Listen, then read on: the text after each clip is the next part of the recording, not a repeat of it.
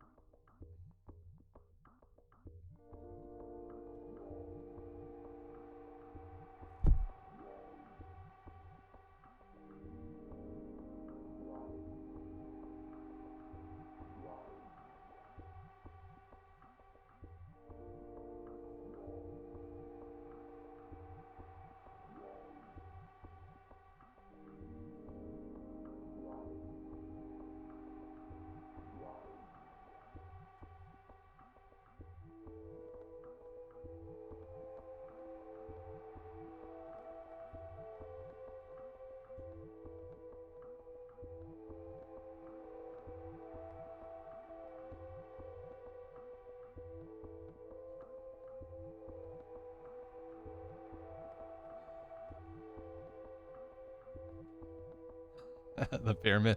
You're taking Dave's place as the pyramid maker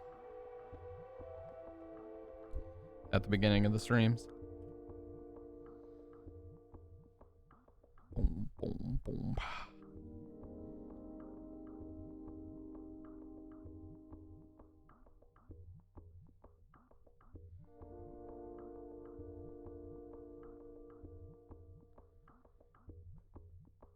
You're double shot coffee spiked?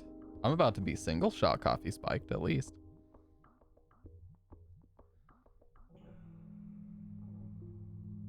At a bare minimum.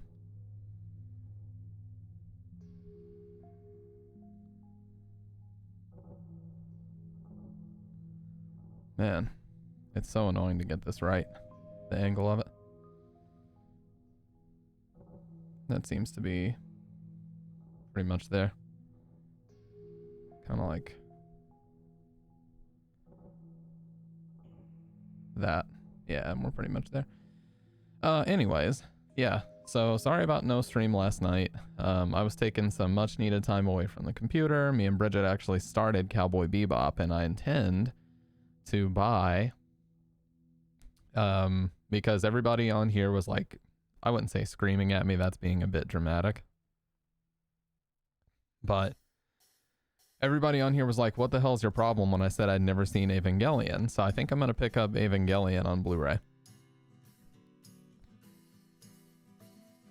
and see what all the hype is about, dude. What all the hype is about. Do not under any circumstances buy Elgato capture cards, no. I do not recommend them. I had nothing but problems with mine for years and years and years, and I do not recommend them. Now, actually, here, let me clarify, Adipie. If you're only using one, it can be okay. But if you're trying to use more than one, that's when you run into major issues. If you're just trying to use one, though, you might be all right. So don't worry too much about what I'm saying if you're only trying to use one, okay? I'm just trying to relay my experiences with it. Okay, yeah, so you should be all right then. If you're just going to use one, fine. But I was trying to use two, and it was a fucking living nightmare to try to get them working. So, yeah. So, let me show you guys what I've got. Let me save this. And this. Okay, so here's what I intend on buying. Gungrave, the complete series, Ghost in the Shell, and Evangelion full series. Let's see, what is Evangelion going for right now? The whole series is $35.99 on Blu-ray. Is that worth it? I feel like that's worth it. But yeah, I've also never seen Gungrave. I've seen Gungrave many times. I love it. I've never seen Ghost in the Shell. That's why I want to buy it. And everybody says that Ghost in the Shell and Akira are like the two. Ava has a couple movies. Yeah, I know that. I've never seen any of them. I just wanted to start with the show and then like work my way over to the other stuff. Yes, it's the OG Ghost in the Shell movie. It's not like a restoration to my knowledge. It is well, it's just the 4K disc and the Blu-ray disc all in like one combo pack. It's a steelbook too. Steelbook looks pretty cool. Let me make sure my shit's not getting leaked. Yeah, here's the steelbook of it that I'm looking at. Isn't that cool? So I do not have a 4K Blu-ray player, but it comes with the Blu-ray based on that steelbook case. Looks pretty sick. IMO. Would like to give it a try. But yeah, just, you know, I've been, for some reason, I've been really into, well, I know why it is. I watched this boomer-ass video from AVGN about why he didn't like Blu-rays and he thought DVDs were better, but it actually ended up getting me really into watching Blu-rays on my PS3 again, because I just thought, like, damn, I haven't done that in a while, so yeah. But yeah, it's 40% off, $13.79 for a Steelbook 4K Blu-ray edition of Ghost in the Shell. Seems like a really good deal. And then Evangelion is $35.99, Gungrave is $31, and I was also going to get this media remote for the Xbox One because I'm tired of having to like take one of my good controllers in there. End of Ava is the main one you should look for. After that, there's a rebootish trilogy with a recently released fourth conclusion one. I'm jealous. Jealous of what?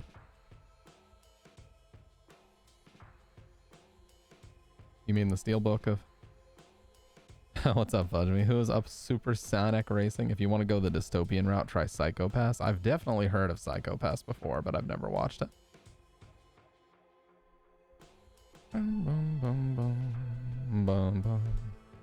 Bum, bum, bum, bum, bum, bum, bum, bum. Amazon doesn't have the Blu-rays for most anime here, let alone Steelbooks. Yeah, we're pretty lucky. Although, one of my favorite anime that I really want to get again is Hellsing Ultimate, and unfortunately, Hellsing Ultimate, while you can buy it on Blu-ray on Amazon just fine, it is Region B, which is only for Europe and... yeah, it's mainly European regions. And that does not play on a PS3, which is my primary Blu-ray player. It also does not play on an Xbox One, so I would probably have to buy a dedicated Blu-ray player if I wanted to go that route, which kind of sucks. No, Hellsing Ultimate is the way for me. I don't consider anything else. Yeah, Hellsing Ultimate OVAs 1 through 10, or I through X if you want to be very cool and say it like they do. I also found this really cool Texas Chainsaw Massacre Steelbook. Check this out, you guys. I want this shit too. Look at that. Look at that shit. Beautiful.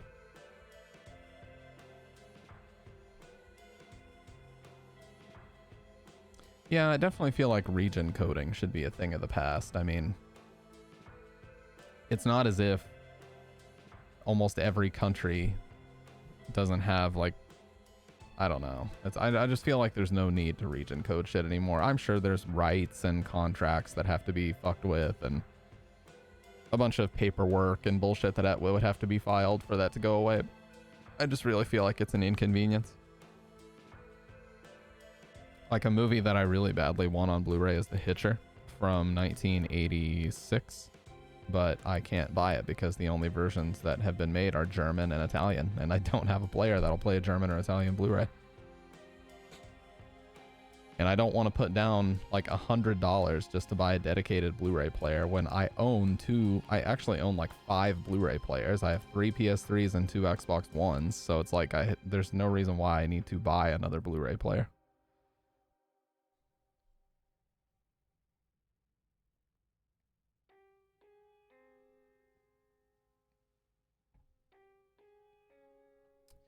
But yeah, for whatever reason, like anime on Blu-ray is super, super discounted right now. I don't know what it is, but like every Attack on Titan season is like 40% off in America.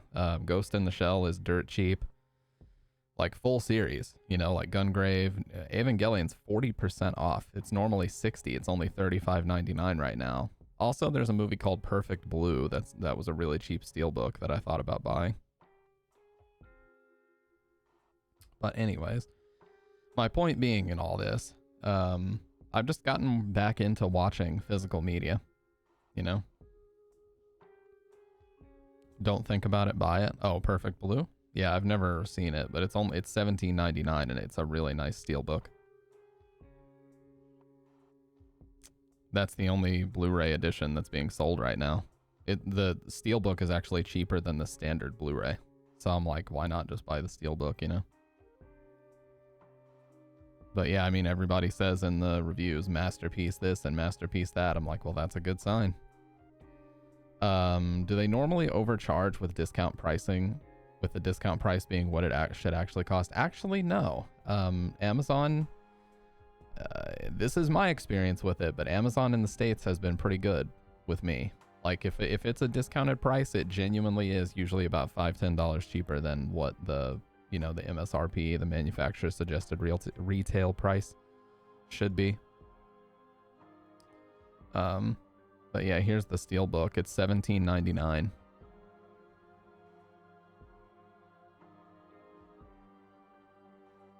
I have not seen Paprika, no. And there's like, of course, Studio Ghibli stuff. There's like Princess Mononoke and Spirited Away. I already own those two movies though. I also own Howl's Moving Castle and yeah. I own Howl's Moving Castle. Paprika limited edition. Well, of course, Paprika shows up right after you say it. $30 for a limited edition, but that's 4K. I don't need the 4K Blu-ray. Like I said, I don't even have a fucking player. Oh, dude, it's $13. $13.15 for the standard Blu-ray of Paprika. Man, you guys are... My wallet's gonna take a serious beating from all this fucking Blu-ray anime I'm gonna be buying. So Ghost in the Shell, Paprika, Perfect Blue, Evangelion. I think that's enough for right now. I think that, and me and Bridget have not even finished the first disc of Cowboy Bebop's Blu-ray box set. So no, I've never heard of that, much less seen it. But I'll show you guys this boomer ass video I'm talking about from AVGN. Hey, appreciate that, sick boy. 33 months. Let's go, dude.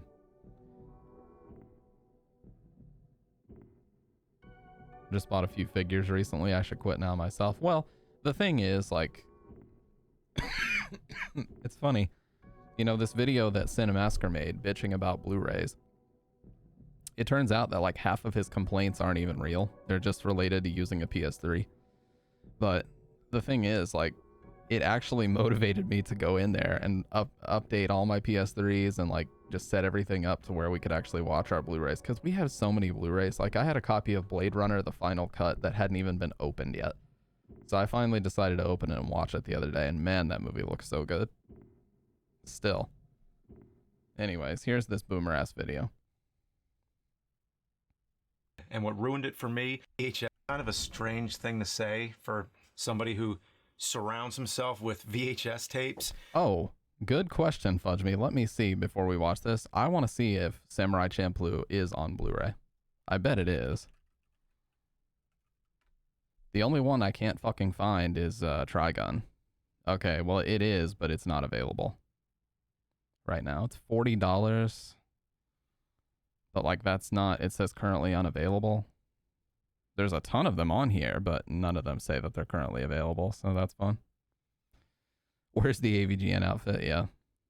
Okay, so there was a Blu-ray released by Viridian Collection in 2011, and that's $102. And then there was a Funimation Blu-ray released on February 5th of 2019, and that one just says new from $44.95. So yeah, I guess this isn't available right now. But of course, I would like that one sometime down the line too. Yeah, Trigun, it just for whatever reason is cursed to forever just be this fucking shitty DVD from 2013 that doesn't even look that good. Apparently the best DVD release of it was from a company called Genian Entertainment, and it came out in 2010. But this fucking Funimation release of Trigun is what I own right here. And honestly, it looks awful. Like the discs are cool. You know, you have your, as you go through the discs, the bullets in the chamber for the Magnum, see, they get lower and lower, and that's cool. You know, it's a little gimmicky thing, but the reality is these episodes look grainy and fuzzy as shit. They don't look good. And Funimation has a history of releasing lackluster DVD quality shows. Like they did Dragon Ball Z, those original like orange bricks, they call them. And they're like the worst quality ever. Yeah, these famous box sets that like everybody owned. They called them the orange bricks. These things. And for a while this was like the only affordable way to get all the seasons.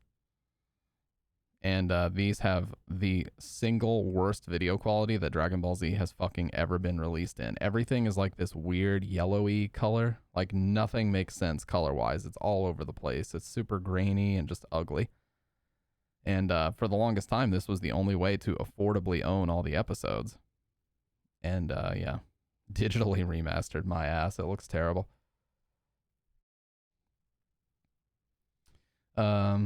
How about the movie's on there? Yes, Trigun Badlands Rumble or whatever is on there. But just the TV series, I don't know if it's a rights issue. I don't know if it's a contract issue. They just will not release Trigun in any Blu-ray format. Period. End of story. So I don't get it. Now that I will say, you know, Blu-ray is not perfect.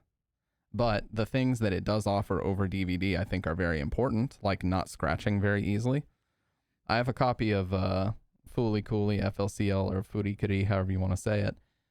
Yes, I was very into Beyblade, but I didn't know that Beyblade was a Japanese show. I thought it was just an American cartoon because I was a dumbass growing up. I thought the same thing about Yu-Gi-Oh! For a while. Anyways, I have a copy of FLCL, I'm going to call it that was sitting on one of those little disc spindles, and it was super, super dirty. I picked it up off the disc spindle, cleaned it with some alcohol, put it in, and didn't have a single problem watching all 2.5 hours of it. So, like, you know, I'm like, wow, this would not work on a DVD. On a DVD, this thing would be scratched to fuck. It'd be skipping. It would be, like, the system would be telling me that the disc couldn't be read. But on Blu-ray, since they're very scratch resistant, I didn't have a problem. So that's a major one. Let me grab some tissues. I gotta blow my nose really quick and then we'll watch this video.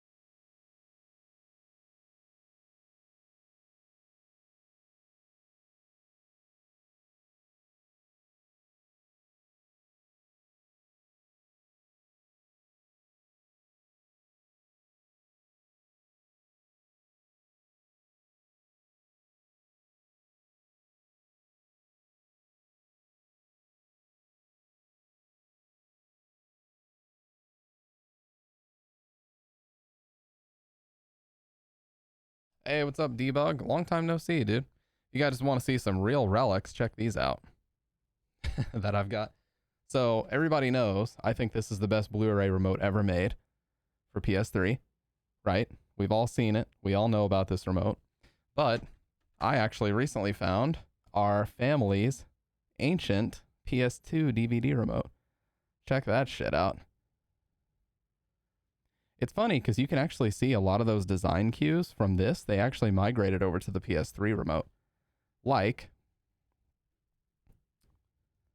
the enter button, having that little circle around it with the buttons. They did the same thing, just oriented it slightly differently. The eject button is still on the top left. Hey, what's up, Gummy?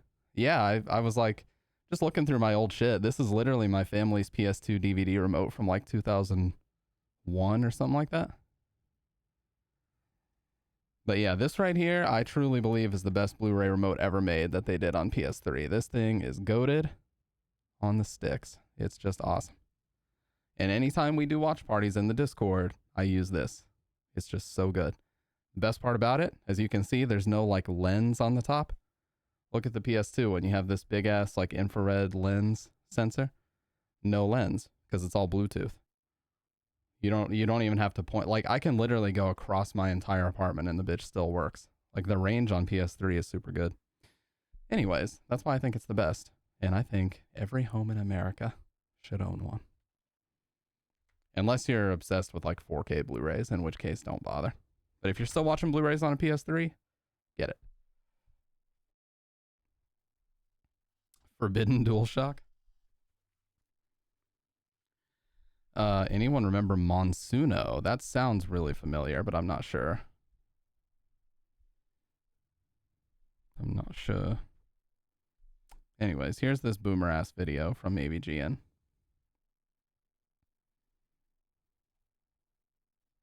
He calls this video top 10 reasons Blu-ray sucks, but then he proceeds to call it top 10 reasons why Blu-ray is, or why DVD. No, I think he says top 10 reasons why Blu-ray is worse than DVD. Just to clarify, I still sometimes buy physical media for collector's purposes and to make videos about as I sit here in my shrine of nostalgic relics. But when it comes to watching stuff, streaming wins for convenience. My complaint with Blu-ray is that it came after DVD and should have been a whole lot better. And aside from better image quality and probably a whole checklist of technical advantages, it offered nothing new to impress me. In fact, a lot of things about it were worse than DVD. Well, actually, yeah, because Kendo, there's a guy on YouTube named Metal Jesus Rocks. He's like a massive game collector on YouTube. I mean, this dude probably has almost $1 million in video game memorabilia and shit. And his collection is insured for like millions of dollars. So if his house flooded or like it got destroyed by a tornado or some shit, yeah, he would be making bank. That's for sure. Because they apparently went through like several years back, him and his wife, and they like itemized everything and value and got a valuation for it all. And they purchased an insurance policy based on the value of the items. I don't think you can insure game collections themselves. I think you insure it as part of the home. Like you insure it as part of the valuation of the items in your home. So it would be like homeowner's insurance or something like that. Yeah, Blu-ray worse than DVD? How is that possible? Well, here's my top 10 reasons Blu-ray is worse than DVD. Number 10, the menus. Remember when DVDs had awesome menus? This goes to show what can get done when somebody thinks, hey, we have this new technology. We can make interactive menus. Let's get creative with it. In Wayne's World, it's like you're browsing a cable TV menu. You could even click on random things that have nothing to do with the movie. Some DVDs, like House of a Thousand Corpses, would have a character from the movie talking to you. You don't quit doing the asshole shuffle and pick one of these goddamn options, I'm gonna come over there and put my boot up your ass. You know, they're cute and all. Yeah, I remember seeing a lot of these, like when we would buy the movies on DVD, being like, whoa, that's so cool. But it's like, you know what? It's cool the first time. It might be cool the second time. But at a certain point, it's like, dude, just take me to the menu and just hit play. Like, I really don't. I don't need to. Oh, yeah, the Shrek menus were legendary. Like, everybody automatically refers to the Shrek menus because they were good. But it's things like this, like where it literally will freeze your ability to select an option because the character talking is playing. And just, you know, like I said, it's cute the first couple times, but it's like, come on, man. I just want to watch the fucking movie at a certain point. I'll always remember the Spinal Tap DVD where the band complains the logo is too small. Hello. Oh, that's great. I recognise it. Stop. No, it's getting too small. Wait, blow it up. Blow it up. Where'd it go? but I haven't seen that many great menus on Blu-ray. Hardly any, in fact. You guys were talking about this the other day, and you're absolutely right. I mean, it's real bad when you're able to compare the same movie and the DVD menu shows 1,000 times more effort. The Blu-ray... This fucking stock menu exists on probably half my Blu-rays. The same little 1, 2, 3 logo, the same play button, the same audio, subtitles and special features, same icons. The only thing they do is they take a shitty photo that's probably usually on the box art and throw it back here. Hello and then there. How you been? What's up, Exeter? We're bitching about Blu-ray menus right now, of all things. This Disney DVD is enhanced with Disney Fast Play. I remember the magic. Remember the magic of Disney. Hey, appreciate whoever gave him that shout out. What's up, Lucan? Dude, whipping shit home from Hollywood Video and seeing the plain menus would make me so sad, yeah.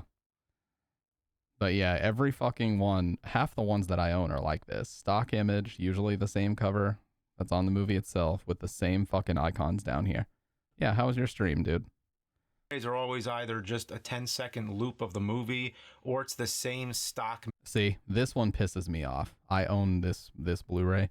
It is literally the cover art, and they just go down here and they add some random color that doesn't even mesh with the rest of it. Same icons, no difference. Menu. Yeah, I can't even tell you how many times I've popped in a Blu-ray and saw that same stock menu that anyone with a computer could make. In fact, if I opened Adobe Encore right now, which is outdated itself, I could use one of those templates and make something better in 10 minutes. What happened to the art of menus? Number 9, bonus features. Remember when DVDs were loaded with extras like documentaries, trailers, TV promos, commentaries, deleted scenes, and bloopers? Sure, Blu-rays had them too, but not as often. It seemed whenever a Blu-ray had a good amount of extras, the price was also extra. Why's it got to be a special anniversary release? With DVDs, it seemed the idea was always to include as much material as possible to help push the new format. But with Blu-rays, it was just the bare basics.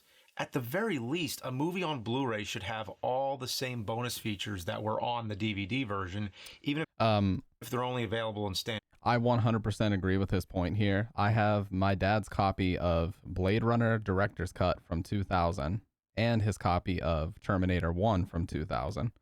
They were a couple of the first DVDs he ever bought, and both of those look like this. It's like bonus feature, just bulleted list going all the way down. And I own the Blu-rays of both of those movies too, and it's like you get a couple audio tracks, maybe a commentary track, and that's it. So yeah, it is pretty annoying because if you actually want to watch all the bonus feature shit, you have to switch out your Blu-ray for the DVD and go down and watch all the shit because it's in standard definition anyway. So anytime I want to watch all the like making ofs for Terminator, I have to switch to the DVD. Imagine a Blu-ray video of the year edition. Yeah. Most one nowadays just have a video with BGM playing and themed fonts. Yeah, blooper reels were fun for sure. Def. That's no reason to leave them off entirely. I'm sure there's copyright reasons and contracts they didn't want to renew and stuff like that. And whenever I bought a Blu-ray, my intention was always to replace the DVD version. But instead, I have to keep 2 versions sitting on my shelf because all the same stuff isn't on there. Number 8, oversized cases. They overcompensated, for sure. With Blu-rays, it's always too little or too much. If you want that special edition with all the bonus features, you better be prepared because it ain't gonna fit on your shelf. What am I supposed to do with this? When I ordered this on Amazon, I had no idea it was going to take up so much space. So much for alphabetical order. I guess this is going somewhere else. Number 7, the disc holders. This is not something I ever thought. Oh my god, my fucking Alien collection is like this. They put them in these sleeves, which force you to fucking grab them like this. And then you pull it out and then you get all the fucking smudges. You gotta wipe them down, then put them in. Like, dude, just put them on. I don't give a fuck about your sleeves. Yeah, Gummy, his point about that is not really accurate anyway. Most special edition Blu-rays that have those bonus features, they just come in a steelbook. The things he's talking about the absolute top of the top, most expensive collector's editions, not special editions. He's talking about the ones that have the art books and they've got the, you know, the figures and the cards and all the little fucking doodads, all the shit. That's what he's complaining about. But it's like, dude, what do you mean when you ordered it, you had no idea? I guarantee you there's a section on Amazon you could have looked at the size of the product. Needed to be discussed. The simple invention that existed since the beginning of compact discs. CDs, DVDs, they all had the same thing. It was a circle that holds the disc. You push it, it releases. Done. What's so hard about that? It was simple, it worked. But then Blu-ray came along and said, hey, let's complicate this. Let's make it a big pain in the ass. So they came up with all kinds of new ways to reinvent the wheel, like sleeves. Well, that's great. Now I have to handle the disc in a way that smudges it with my fingers. And sometimes the discs fall back in the sleeves and get lost. And how about those ones that just hang on to round pegs? Those don't Those piss me off, dude. And what he shows here is exactly what happens on mine. work either. They just fall. Those fucking pegs are terrible. I'll never forget the infamous Back to the Future trilogy set that actually had instructions. You need instructions to tell you how to remove a Blu-ray? And to this day, I still can't figure it out. You have to like bend the discs. It feels like they're about to break. And there's these latches that seem like they're meant to hold it in, but it doesn't hold it in. Anytime I've opened this thing, the discs are loose. Did the person who invented this ever even see a CD? Number 6, reconfiguring buttons. I have a PS3, which I strictly use for watching movies. I have yet to find another Blu-ray player with a better remote control Facts. than the PS3. Speaking The main facts. thing I like about it is that it's Bluetooth, so I don't have to actually point the remote at the player. The PS3 is the only DVD Blu-ray player I know that has a Bluetooth remote. I'm not saying no others exist, I just can't find any. And honestly, it's been a long time since I looked. But anyway, I love this remote. I love that I have no problems using it in the dark because I can always feel that round circle in the middle anytime I need to pause and play. Push the middle for pause and play, push the left for rewind, and the right for fast forward. It's very intuitive and I love it. But then Blu-ray came along and messed it all up. Now, for most Blu-rays, not all of them, but for most of them, the middle circle does nothing. Now, if I want to pause, I have to press the dedicated pause button, and then to play again, I have to press the play button. Not only is it 2 separate buttons now, but the stop button is in between. So when I'm in the dark, feeling around, I have to be extremely careful not to hit the stop button. If I do, it goes back to the PS3 menu, and the entire disc starts over. If I was halfway through watching a movie, I now have to wait through all the trailers and commercials. Yeah, PS3 is only 1080p. I actually do agree. I'm using the exact same remote he's talking about. And he's actually less right than he's less wrong than he realizes because there's more remapping. For a while, it seemed like whatever companies fucking wanted to remap was whatever worked. Like there are some Blu-rays where start is the only button that pauses. This tiny little fucking microscopic start button is the only one that pauses. Some of them, not even the pause button works. And I'm not even making that shit up. Like it just is like they just tried out a whole bunch of different mappings. So you never know what you're going to get, especially on the really early Blu-rays. It's really annoying. So I do agree with him there. But now apparently this issue has been fixed on newer players and everything like universally maps to the same shit. But PS3 was a very popular, very early Blu-ray player. So I think they were just messing around with different mappings and shit back then. all over again and then start hunting for that spot in the movie I left off at. Just because I hit stop. Why did the buttons have to change? Number 5, software updates. To play this BD, which is a great abbreviation for Blu-ray disc, by the way, you must renew the encryption key. What the hell is an encryption key? I need to unlock a movie that I bought? Perform a system software update to renew the encryption key. No thanks. Just forget it. Wow, I don't think physical media is truly physical when you have to connect to the internet. That's a death sentence to physical media right there. Number 4, ownership by Sony. To play this big dick. Yeah, BD is a very shitty abbreviation. On my TV, it auto detects the PS3 as BD/DVD. Like, I get DVD. I thought DVD was kind of stupid at the time, too. But, man, BD is so bad. Encrypt this. How do we get so casual about the idea of one company owning an entire format? Stop and think. Nobody owned VHS. Anybody who made video content of any sort could release it on VHS without paying royalties to any one company. That's why VHS had more content than He's wrong about that. VHS was owned by JVC. So they did have to pay JVC every time a VHS was distributed. any other medium. DVD didn't even catch up. When you think of all the low-budget indie movies that were on VHS, all the 80s workout tapes and instructional videos, there was more stuff on VHS than any other format. But each time a new format comes out, the amount of titles just shrinks and shrinks. Sure, there's new stuff coming out that obviously isn't being released on VHS, but the point here is that nobody exclusively owned VHS, nobody exclusively owned DVD, but now Sony owns Blu-ray. That's why we had the competitor HD DVD, which lost, but it was... Dude, my dad still has the HD DVD add-on for the 360 and like 6 movies. He was convinced. He's like, nope, Blu-ray, this won't catch on. What are these ugly blue-colored cases? Like, people aren't going to go for this. They're just going to go, oh, it's an HD DVD. And he was like convinced that it was going to win. Oh, man. But yeah, I would like to actually show you guys that stuff sometime. the first time in my life being aware that a format war was going on, which was basically just one big pissing contest. Number 3, the name. Maybe it's just me, but Blu-ray is kind of a dumb name. It's not the worst name. It's just, you know, it's weak. I can't believe we're stuck calling it that. I mean, look at it. It's not even blue. And what's next? Red Ray? Purple Ray? And it's still a DVD, a digital video or versatile disc, except it's a high-def DVD. Yeah, I wish HD DVD won so we can call it what it is. Very quick note. It's called Blu-ray because the laser that scans the disc is blue. That's it. Nothing more, nothing less. That's the only reason. Number 2, bookmarking. Sitting down and watching an entire movie from start to finish without having to stop is a luxury. When you got the time, it's great, but when you can't, you just gotta stop and come back to it later.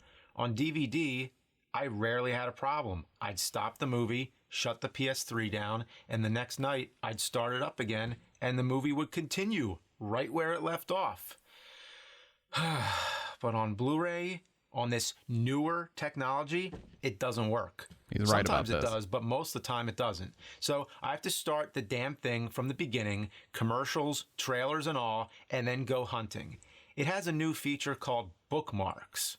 This feature varies depending on what movie it is and what studio released it. So you have these obnoxious colored buttons that in theory you're supposed to hit during the movie to leave a bookmark.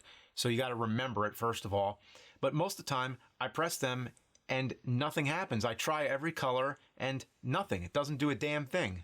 Other times it does work. I'm able to leave a bookmark, but when I come back to the movie, I have no idea how to retrieve. Yeah, I'm not going to lie. Watching this video was the first time I had ever heard of someone genuinely trying to use those. I had no idea why they had the... I figured it was like you could map these buttons to do something. Like maybe you could map red to pause, or I didn't fucking know. I had no idea what these were. I never even thought to use those colored buttons.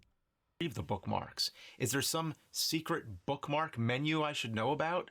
Very rarely have I actually been able to set a bookmark, find it, and resume the movie like normal. And even then, why do I have to do that? Why can't it just work like DVDs? And when it comes to technical things like this, remember, it varies from disc to disc, and I'm not the most technologically up-to-date person, which you can tell.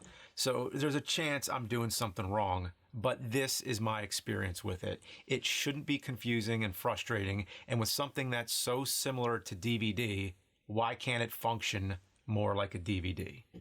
Number 1, commercials and trailers. Agree on this one. Wow. This is nothing new. Every video format has had commercials and trailers in the beginning, but with Blu-ray, it's gotten out of control. I thought it was bad on DVD because on VHS, you could at least fast forward through them. But now with Blu-ray, it's gotten insane. I've seen Blu-rays with more than 20 minutes of bullshit you can't skip through. Oh, and there's that FBI warning, of course, that comes on everything. All I want is for the movie to start. Put the disc in, push play, and go. That's a big win for streaming, because on streaming, you click on it and it just starts. That's it. So to me, Blu-ray is much worse than DVD. Here's the other thing that he didn't even mention. I own a Jaws Blu-ray, and it is the shittiest Blu-ray I've ever owned because as soon as I put it in, the system told me this BD requires an internet connection to even run. And I'm like, what? That's weird. So it turns out that Universal has a service that downloads new trailers, and you cannot watch your movie unless you allow it to connect to the internet and download new trailers. If it is an internet-capable Blu-ray player, you must connect to the internet and download new trailers. Yes, you can skip those trailers, but why the fuck would I want to download this? I just want to watch Jaws. I don't give a fuck about your trailers. It's so stupid, dude. He should have mentioned that. That's one of the biggest bullshit things about Blu-rays. But hey, it's 1080p. So yeah, I'd obviously prefer to watch the movie in high def as opposed to standard def, but to take one step forward, why do we always have to take so many steps back? I'm not even going to bother with 4K Ultra Blu-ray discs, at least not yet. I need to hear some good things about it first. If you think there's a good reason, let me know in the comments, but I'm more about streaming right now. Streaming is so convenient. Sometimes I'll even rent a movie on Amazon that I already own on DVD or Blu-ray just so I don't have to go find it, put it in, and wait through all the commercials, FBI warnings, and trailers. $3 to rent it instead? Sure, that's worth it. Okay, that's the second flex of this video, because you have to be seriously rich to do this with any regularity. Like, you already bought an expensive version of the movie, and just because you don't want to get up off the couch and go put the copy in, you're going to pay more money to watch it? Like, what the hell? That's just a flex right there. I used to be with it, and then they changed what it was. Yeah. I mean, not wrong. That's not to say streaming is perfect. It has a long way to go. I don't want to get into too much, but certain things that could be better. First of all, browsing through Netflix, Hulu, Amazon, Disney Plus for one movie or program, like it could be searchable in an easier way. Like depending on the device, I'd like to see better integration so you can search across all your different streaming services.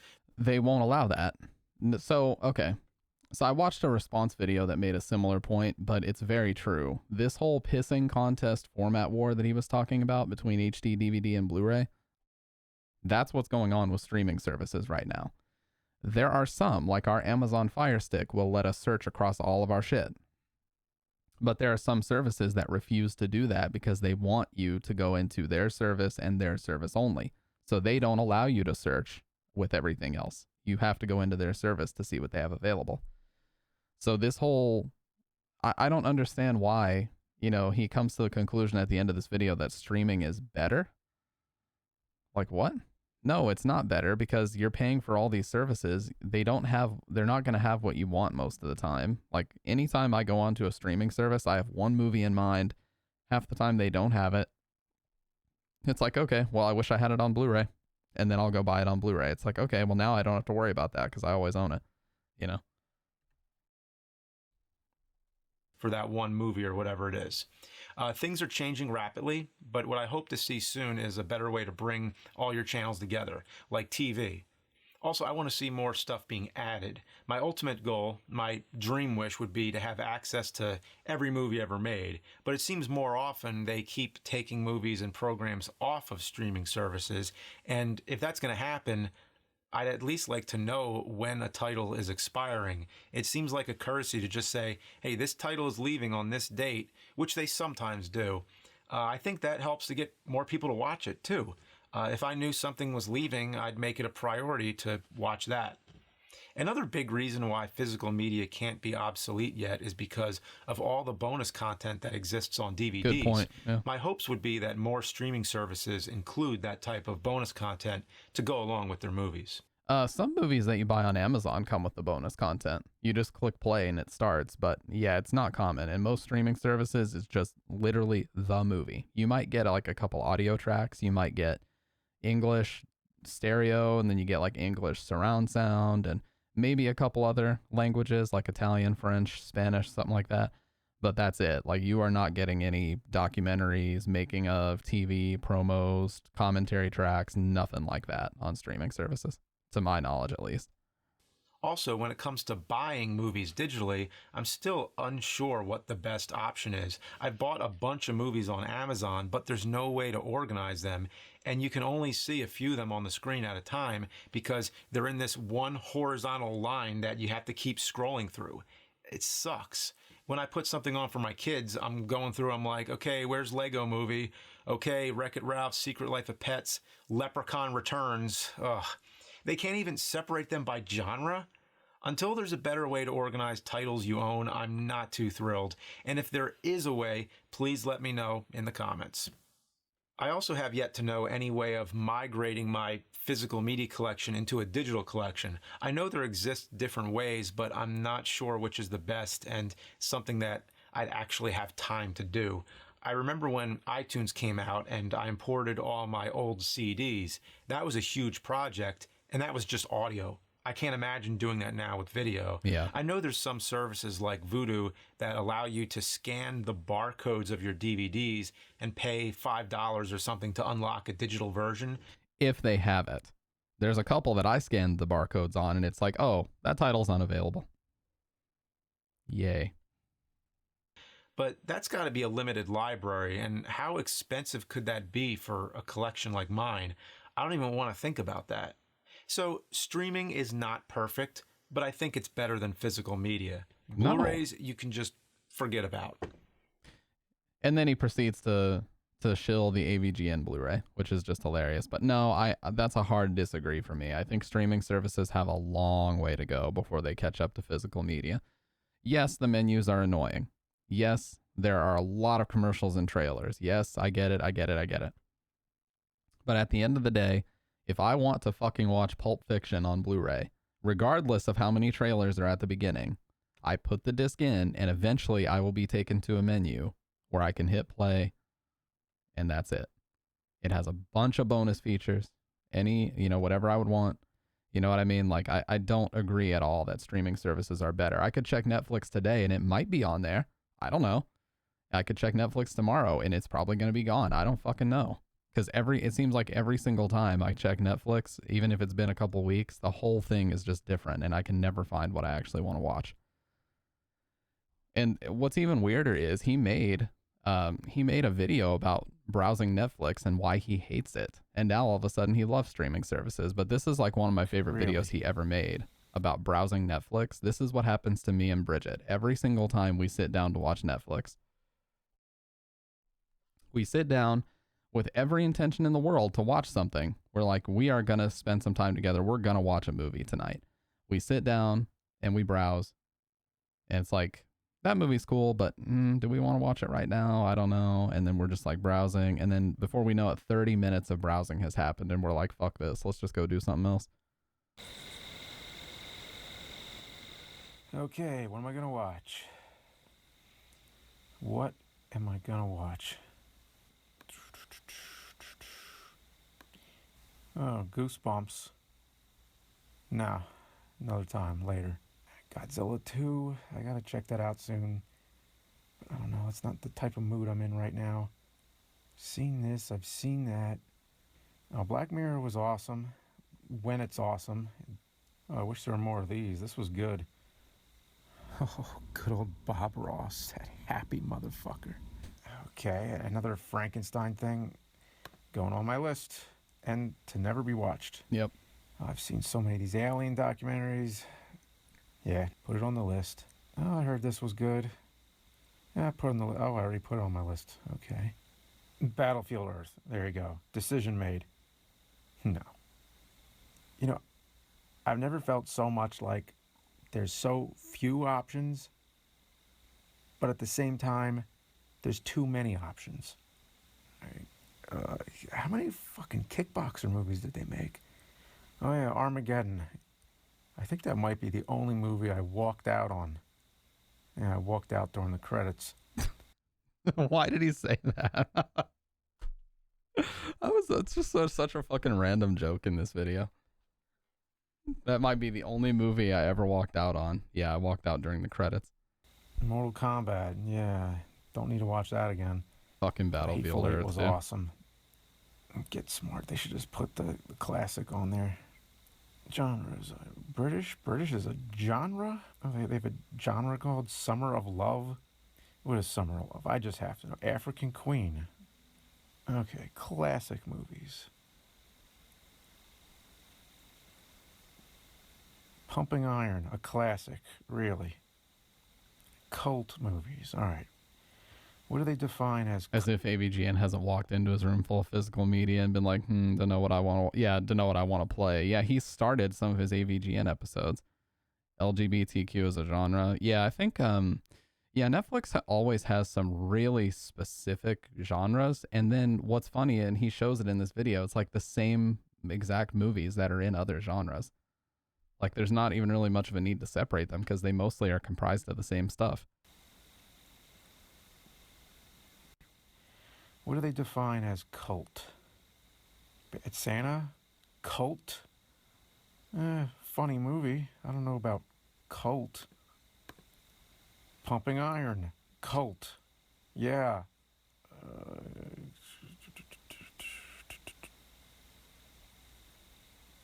Is there a new Garfield show? Are you serious?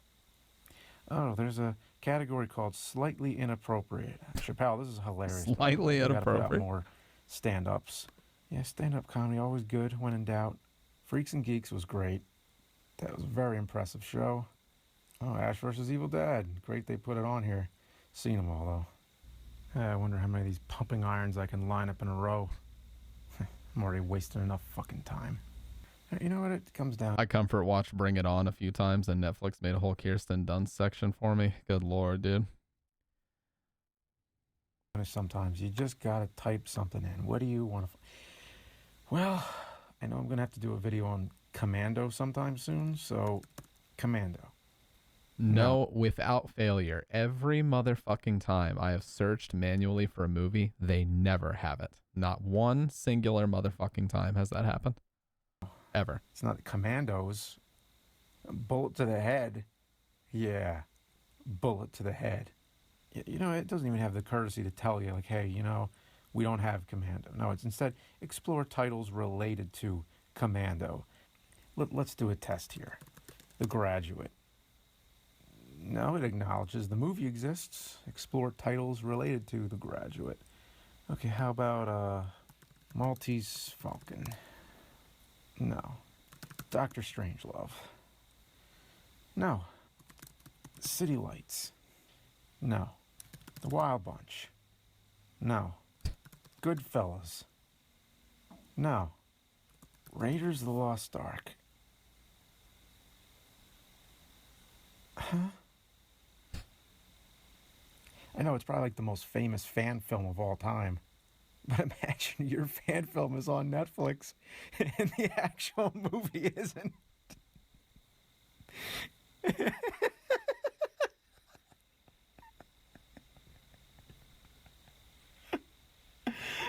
Oh, I gotta go to bed. Armageddon. Yeah, stop showing me Armageddon. Okay. I'm gonna throw Netflix an easy one here. Forrest Gump. You know what? I know it was on there.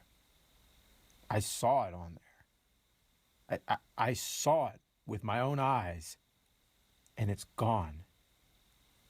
Okay, I love that he just left the speaking of outtakes in this TV video. shows that I've never seen, because I'm not a big TV guy. I haven't seen a lot of these. Lost. I know Lost is on here. I know for a fact. I even have it in my list. I'm sure of it. Okay? Lost. That's gone too. Guess I lost my chance. And you know what? I'm not hopping back and forth between Hulu and Amazon Prime. I'm just, you know, I just want to log into one thing and just, I don't know. I don't see martial arts movies in the genres anywhere. Just, here, okay. Martial arts. What's a good one that I haven't seen? God, look how horrible Kung the Fu CGI is. Yoga? What the fuck? Oh my god, there's Bolt to the... And if I see Pumping Iron one more fucking time. Jurassic Park, I mean, boy, do I love that movie, but is this the time to watch it? I don't know. You know, it's like there exist so many movies in this world, and at a certain point, it's like, how much do you value your time? That's good, Jim and Andy. That was a really good dialogue. Wait, Honey, we Shrunk Ourselves. When did this happen? When did this happen? Hey, the TV show of this was goated though. I used to watch every episode like religiously. 97. That's when it happened. I thought there was only 2 of those movies. I guess I was wrong. I don't fucking know.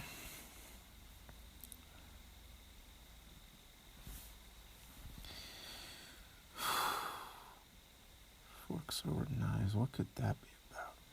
What in the world could that be? Take your pills. Bigfoot, just fucking find them already. Just fucking find them.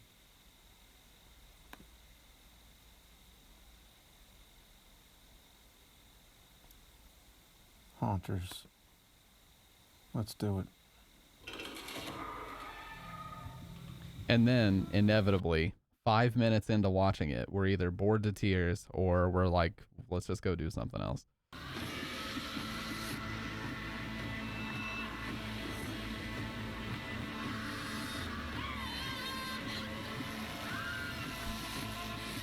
So accurate, dude. That's one of my favorite videos he ever made because it's so off the cuff and it's just 100% accurate for how most people see streaming services.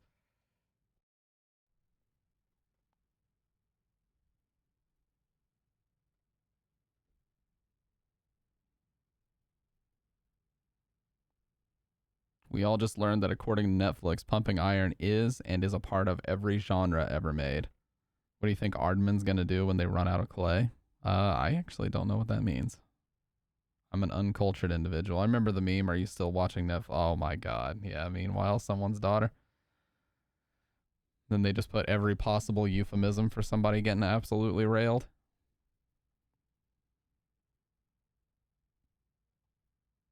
Bigfoot, just fucking find them already. Just fucking find them already. He's the angry middle-aged nerd. True. That's why I just hate streaming services, man. Like when you have a Blu-ray, you've popped that bitch in and you've committed. This is the movie you're watching. You already made the decision. You were in the mood to watch it. You popped it in. Here we go. Whereas if you're not even sure what you want to watch and you open up a streaming service only to proceed to browse for like 30 minutes, I'm just sick of it, dude. It's not even because I have a low attention span or something. I'm just like, man, I'd rather just go stream or something like that. You know what I mean? Honestly, I'm like, I'd rather just go stream. Fuck this. The studio responsible for Wallace and Gromit, Chicken Run. Yeah, man, Chicken Run was a classic movie. I remember they actually showed us that in school a few times. But yeah, I'm not insane. Like I'm not like those people that have like over 1,000 Blu-rays. We probably have like 40 to 50-ish Blu-rays. Bridget has a lot of DVDs, and I mainly had the Blu-rays. But yeah, it's like we just get the ones that we know we're going to be rewatching frequently. Like if we know that we're going to be rewatching a series or a movie all the time, we will buy Blu-rays. But if it's one that like we maybe want to watch it once a year, it's like what it really is the point. I mean, just, you know. And anime is another one because a lot of times it's not really worth owning anime because Crunchyroll, I've yet to find, if you have premium Crunchyroll, you have to search really hard to find anime that is not on there. Like it has all the anime that I would ever want to watch. So, you know, $12 a month and that gets me covered on anime. So I don't necessarily need to purchase it, but I do like to own it physically because, you know, if Crunchyroll ever goes up, I doubt it will, but if it ever were to go up as a service, like I want to have a physical copy to go back on. And you know, heck, maybe I'm visiting family and they don't have a good internet connection or something. I want to bring my discs with me and I don't know. I'm trying to beef up my collection. Well, Gummy, now's a good time because Amazon, I was just showing earlier, if you literally just search Blu-ray Steelbook on Amazon, you will find a ton of really, really good deals right now. Like there's a lot of great deals. For like special editions too, you know, like I saw Texas Chainsaw Massacre special edition for like $13. There's a lot of good stuff on there for a great price. yeah, I got lost searching a little bit earlier. Like I was spending so much time like going through, and there was like I was telling Kendo and everybody, I found like some anime movies like Ghost in the Shell and Paprika and Perfect Blue, and I was like adding those to my save for later and all that shit. So yeah, I definitely get lost in exactly, Fudge Me it is, yes. I wish there were more photos of the Steelbook. I own the 40th anniversary edition, which actually the 50th anniversary edition is this year, so I wonder if they're going to release another one. But yeah, like I've got Attack on Titan season 1. Attack on Titan is incredibly expensive to own on Blu-ray. Every season is like $45. Like holy shit, dude. And there's like what, 6 total seasons? That is I'm gonna wait until they put a huge box set together if I ever actually wanted to own that physically, but my god, that is too expensive. Plus, you guys might think I'm weird, but there's something so satisfying about opening up the physical case and popping the disc in. I don't know what it is about it. It's probably the same reason why game collectors dislike emulators. Like you just double click on like an ISO or whatever and start playing a game. There's something so satisfying about pulling the fucking PS2 game off your shelf, popping it open, putting the disc in like God intended, and starting to play the game. It's so much more satisfying to do it on original hardware, you know? Agree? Yeah, 100%. Like streaming services, they're convenient, but it's not, there's nothing satisfying about it. Whereas if I own a show on Blu-ray, like the Cowboy Bebop Blu-rays, all the discs have like grooves that feel like records. They actually have the texture and everything. It's just cool, you know, to open that up and put a disc in and you see like the record spinning, and it's just cool. I like it. I like to use my actual, you know, fucking PS3 Blu-ray player remote instead of just navigating around, you know? You've been Pavloved, you get so much dopamine from the bell ringing. I don't salivate, but yeah, it's just fun. You know, it's just fun to take the shit that you've paid for and get it off the shelf and put it in your player. I don't know what it is. Yes, I know that those like disc trays aren't going to last forever, and we will probably have to buy a dedicated Blu-ray player at some point, but there's just nothing that matches that as far as streaming.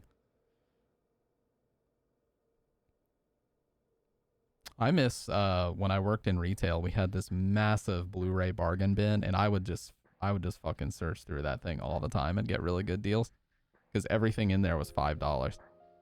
And we would get like Inception and fucking Terminator 1 and 2 were in there, Blade Runner was in there, Fifth Element, like all kinds of cool movies were just in that bargain bin.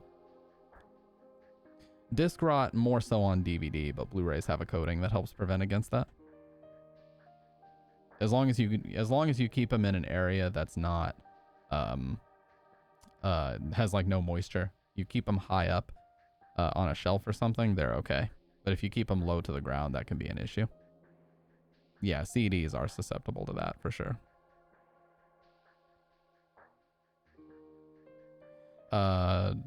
Dororo Blu-ray. This is the series for the game you want to play, Blood Will Tell.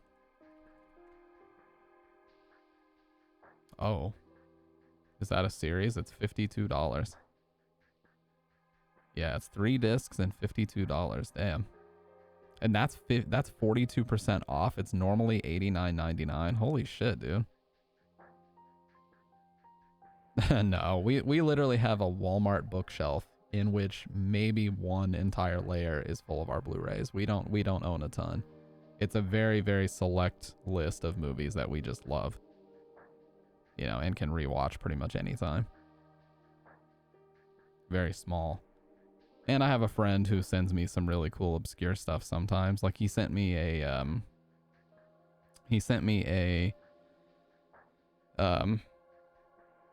copy of a really obscure horror movie from like Poland called Angst, and he sent me this early Stanley Kubrick movie called The Killing and a few other really cool things. So like, you know, I have that stuff and that's cool, but yeah, it's just not really, I'm not somebody that has a massive collection of stuff. Just like you guys have seen my PS3 game collection. It's not that huge. It's just what I want.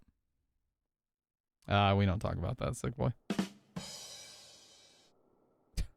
we don't talk about that. Yes, he did also send me a Perfect Child of Satan, but we're not going to talk about that either. That thing has stayed in a drawer out of sight for a while.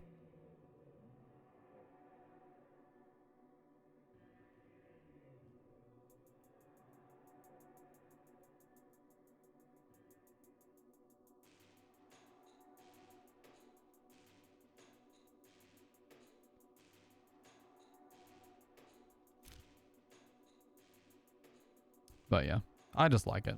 That's me personally. And I think that, you know, another cool feature that people don't realize about Sony TVs, if you own a Sony TV, your TV remote can control your PS3 and PS4 and probably PS5. If you point your TV remote at the screen and move it around, it can actually control your system, which is awesome. So you technically don't even need a controller or anything.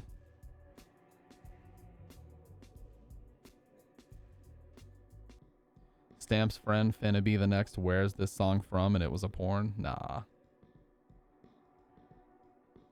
he ain't like that. But he is somebody that likes to collect like the rare European Blu-rays and stuff like that, and he has a dedicated player for that type of thing. But I'll be honest, you guys, I agree with what he said in that video, which was like, you know, sitting down and actually having the time to watch a movie from start to finish is a fucking luxury these days, and I 100% agree with that. Because half the time it has to be like one specific day at one specific time frame of the week that we even have to sit there and allocate 2 hours to just sit and watch a movie and do nothing else. Otherwise, there's almost always something else that we could be doing that's like either more productive or higher priority, you know? Like for me, it's streaming.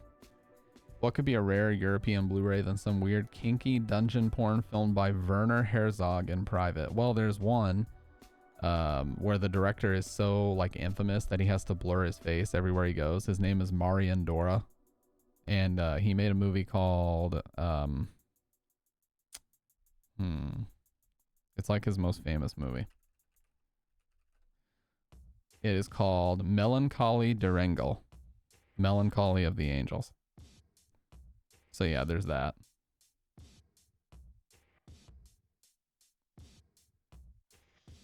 But yeah, there is no, like, to my knowledge, there's no photo of this guy because he's made the craziest fucking movies and he has to blur his face everywhere.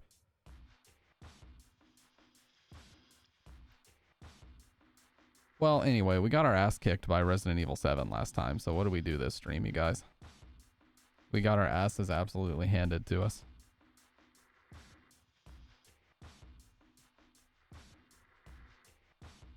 Crow Country, I still have the Steam page for this pulled up. There's apparently a content roadmap already. Bug fixes, digital release of the soundtrack soon, hard mode, trading cards. Once unlocked, the Crow Quest reward will be a permanent setting in the menu, additional languages. Oh, they literally patched it like 3 days ago. That's cool.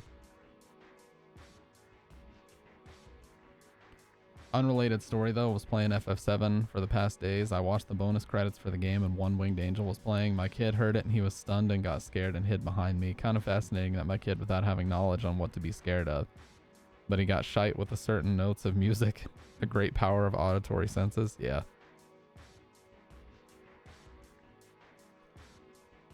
Well, it's the same thing as Lucifer Valentine. Like, Lucifer Valentine used to brag about having his actresses sign waivers and like doing insane shit to them while they were filming movies under the guise of, oh, it's just a movie. Meanwhile, he was doing things like cutting them and pouring entire fists of vodka down their throat for movie making artistic purposes, just so they would throw up and just crazy shit like that. And he even has a fucking disclaimer on his movies that there was a safe word on set. If you need a fucking disclaimer to let everyone know that there was a safe word on set, I think that's a little too far. Like, holy shit, dude. Why do you even need such a thing? Would be my question. Yeah, that's a massive yikes. Hang on, you guys. Uncle Stamp has to get out the credit card because for whatever reason my PayPal never fucking works on here. I'm gonna pick up Crow Country. And if I don't like it, I'll refund it, teehee. Nah, I probably wouldn't because I want to support indie developers anyway.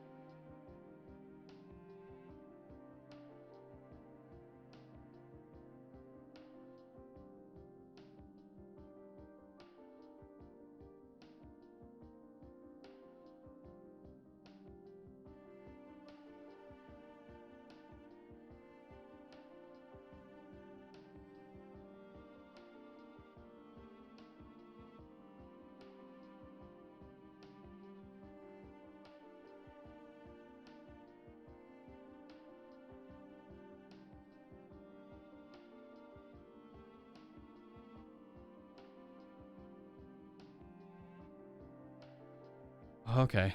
Sorry, guys. For some reason, my Steam, I don't know if it's my Steam specifically, but literally if I don't like manually enter my credit card every time, it won't let me buy shit.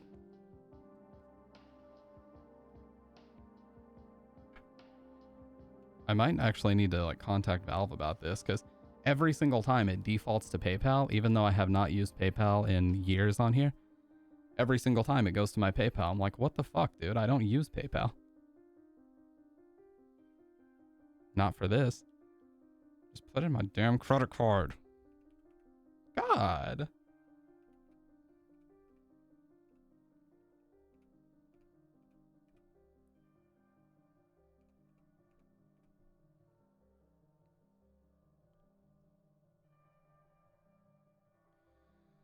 Oh, man. I love having to enter all this bullshit in every single time. From scratch, of course, because why would it be convenient? They don't like do convenience on Steam. Well, they do, but not in this instance, they don't.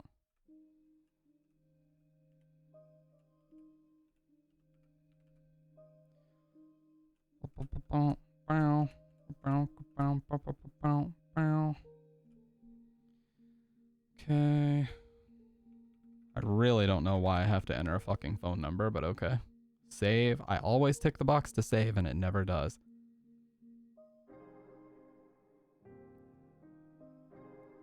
All right. I should. Okay. I own Crow Country now. Sick. Support small developers. Righto. Hopefully this game has good mouse and keyboard controls.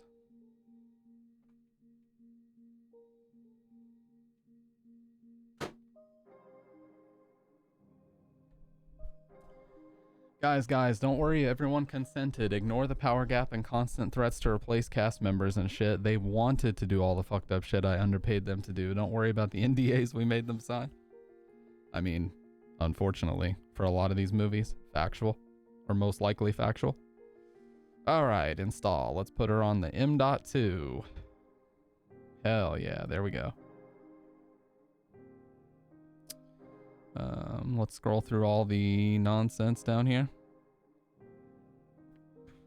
Where's it at? Okay. Whoa, it's already done. Holy shit, that was fast. Alright, well. Nightmare Fuel, Crow Country, first play. It's getting glowing reviews. I mean, it is, though. Let's play this bitch. But not the main character. She's a very nice lady. She's not a bitch. Grab a controller and kick back. This game needs a controller for best experience. So grab an Xbox controller, a DualSense controller, or really any kind of controller-looking device that can connect to your PC. I really would rather not. TBH. That's kind of annoying. Look at this shit. I want to use mouse and keyboard, dude.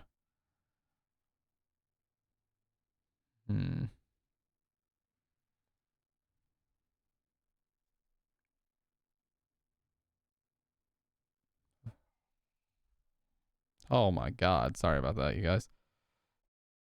Holy shit, that was loud. Really wish that didn't happen every single fucking time.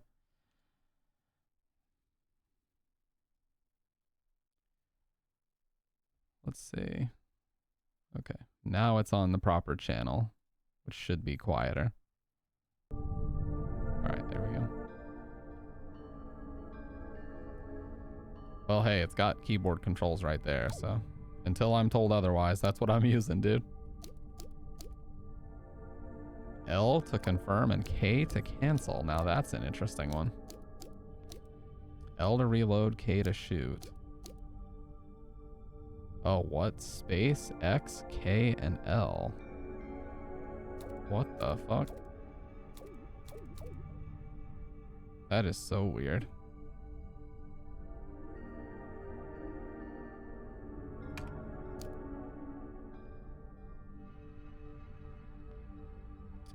Hmm.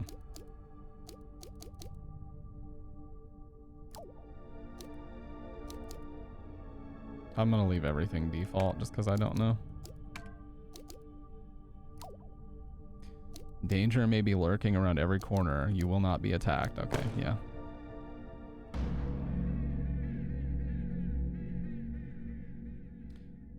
I appreciate, you know, modes that don't attack you, but nah. Modern times. Oh, never mind. Oh, well. Can you believe if you were born in 1990, you'd be 34? Holy shit.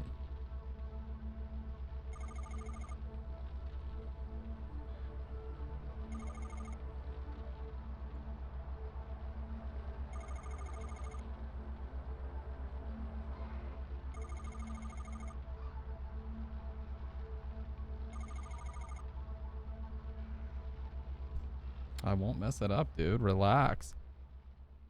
Hey, fuck you. I'm sorry.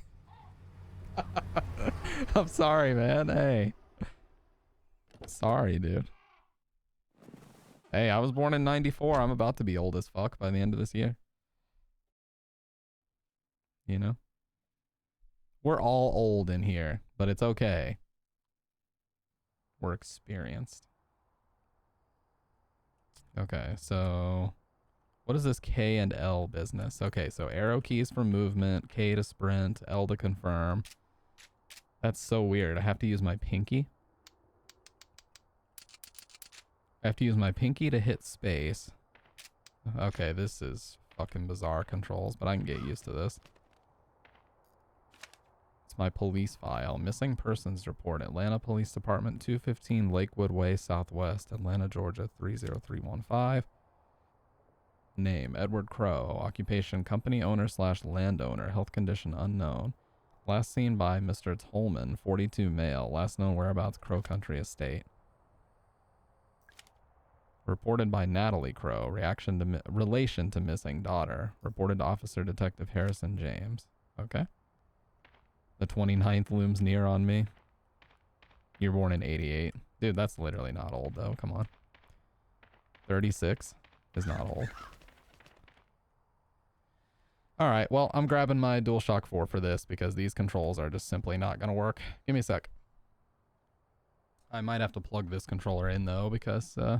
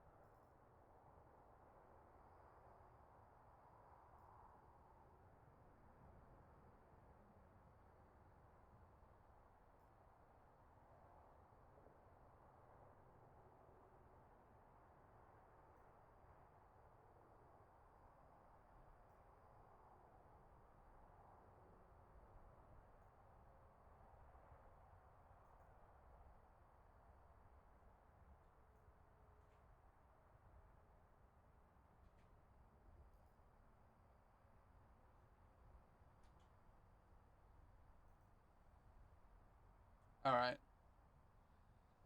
I grabbed an X-Bone controller. What's up, Burn? Hey, long time no see, man. You're not even 36. Dude, I never said you were old. You're not old at all. I went ahead and grabbed an Xbox receiver and an X-Bone controller.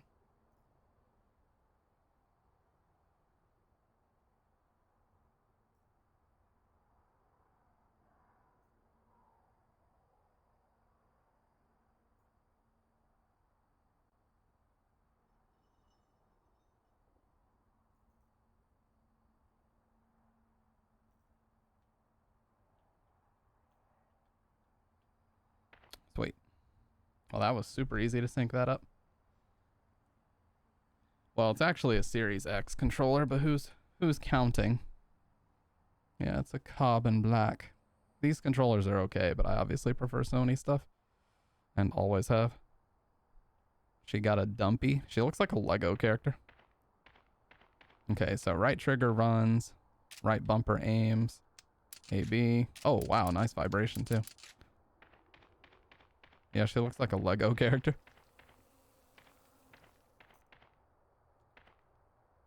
Alright, well these controls are much easier to deal with.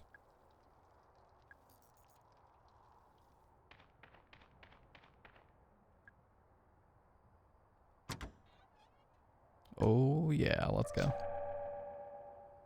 Love those sounds too.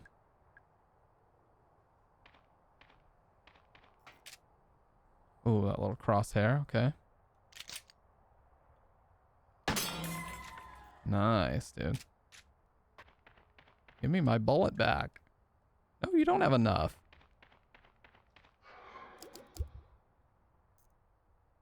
Open the boot? What? It's locked. There's a silver keyhole.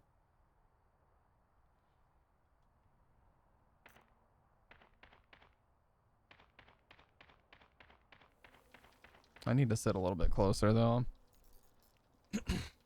I feel like I'm a mile away from the screen when I sit like this. Gonna make my camera ever so slightly larger too.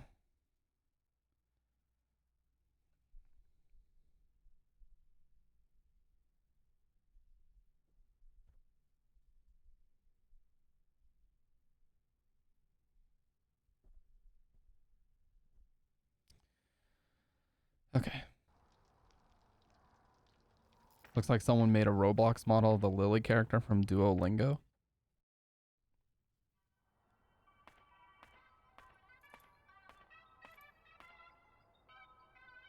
What's that? It's a pocket light. Looks like somebody dropped it.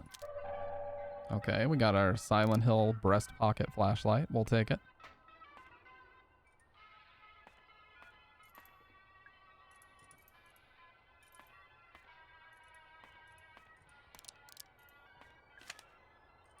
You can hold B or RT to run. The advantage of using RT is that it frees you up to use R to rotate the camera.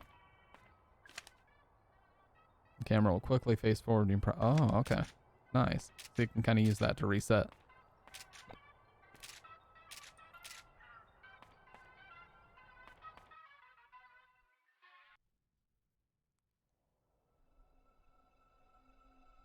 Just a guy that likes cars from Illinois. I really like the sound so far. Very cool game. There are some crows, dude. Some kind of dead animal? I can't make out any features.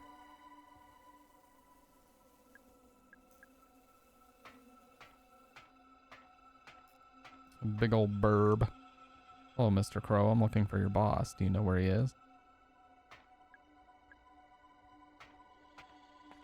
I know the S is silent, dude. Don't have any change on me. Wait for it. A med kit came out. Okay. Remember, kids, if you don't have any change for the vending machine, kick the shit out of it until you get something free.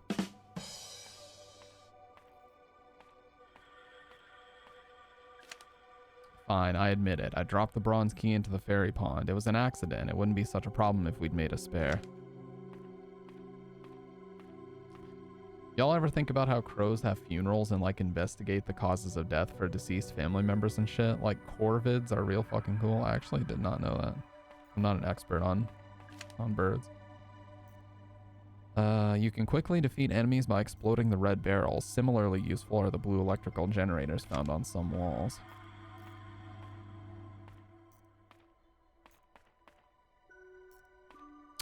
She kind of reminds me of like a mix between a Final Fantasy VII character and like you guys said, like a Roblox character.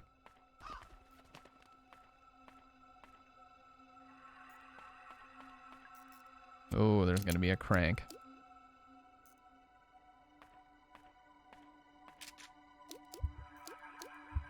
ID card.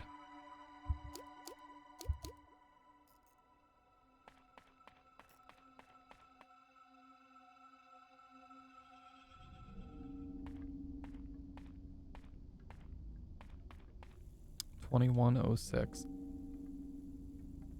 I think it's written in blood. Is it a code for something? Oh, there's that blue generator they were talking about. And the barrel. Oh, bear trap? Nope.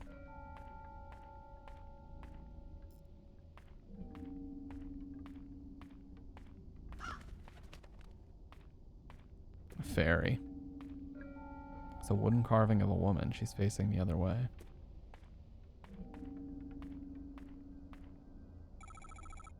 Sir, what happened here? What? Who? My name is Mara Forrest. I'm here to help. They attacked me. All I wanted was proof. What's your name? Arthur Mole. I just needed a clearer photo. A photo of what? Who attacked? Oh, these little text sounds remind me of Phoenix Wright a little bit. I like that. Those things, I don't know. Those people, they saw me and... Alright, stay calm. You're bleeding quite badly. I should help him. What did you say your name was? Mara. Come on, I think we should take a look at your leg.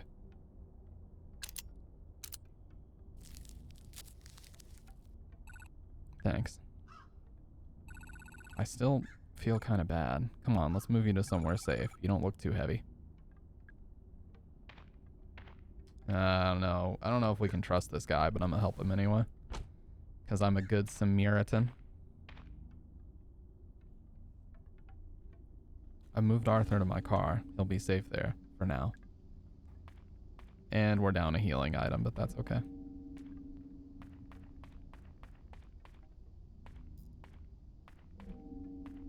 It's a Polaroid camera. I think it's broken.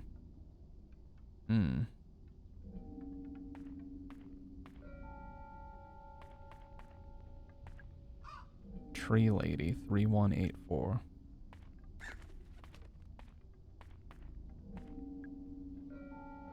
It's an old cigarette machine. I'm not allowed to smoke.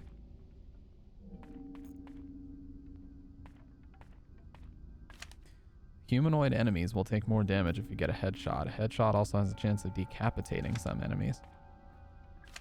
When shooting, your bullets will do more damage if you're closer to the enemy, so attempting to shoot enemies from far away will use up your ammo supplies more quickly. Oh, there's our health. Cool. So we already got our med kit back. A laser sight for a handgun. Who left this lying around?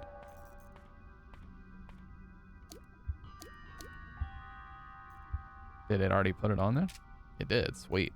Look at that. RE4 shit. Guys, my nose is fucking killing me. Let me blow my nose again really quick. You think I would have learned?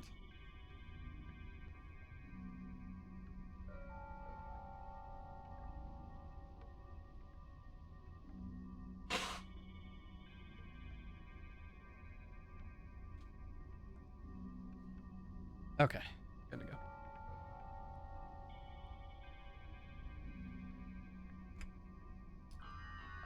I think so, yes.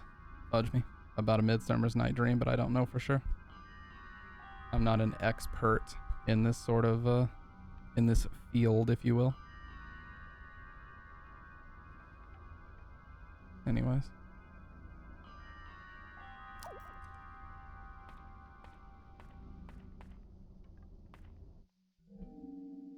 Giving me a lot of tips about enemies, so... Cosmic Future, coming summer 1990.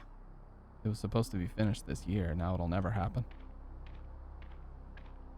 Here at Crow Country, we can't wait to share our optimistic vision of the future with you. Douglas Pike, Park Operations. Dude, this sucks because there's no place for me to put this where you guys can read all the memos. But anyway, if you're looking for the machine chain, one of the swan boat people took it to fix a broken swan. I told them not to take it and they took it anyway. You can't reason with swan boat people. I mean, that's just pure facts he's speaking. Wonder what kind of wondrous things await us in the future. Edward Crow, park owner.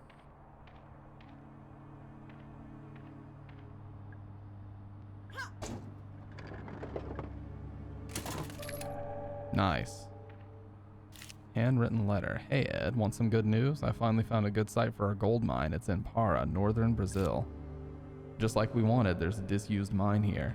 The locals gave up on it years ago. It's still in decent shape, so it shouldn't be too much work to get it looking the part. Marv. Looks like it was done with wire cutters. I think this is how Arthur got in. Seems like he cut himself on the fence. Oh, so he didn't get attacked by enemies. So, well, we fucked up helping him, probably. He's gonna double cross us, dude.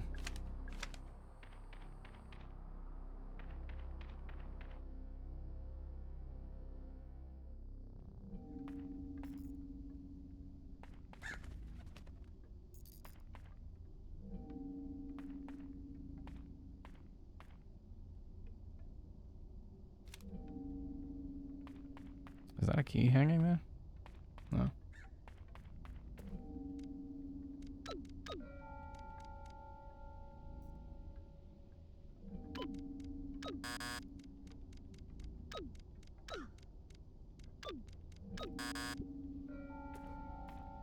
Oh, we saw something that straight up told us this.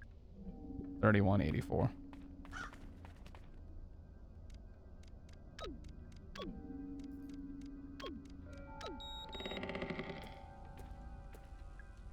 I think I remember you have to talk to her. There was some kind of phrase you had to say.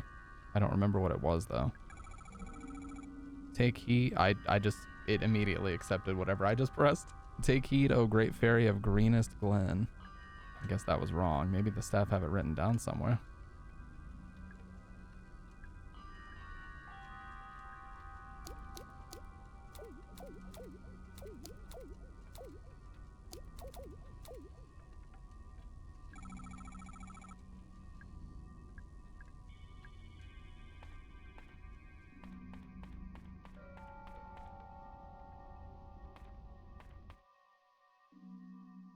I don't think I even went in here yet. Oh, okay.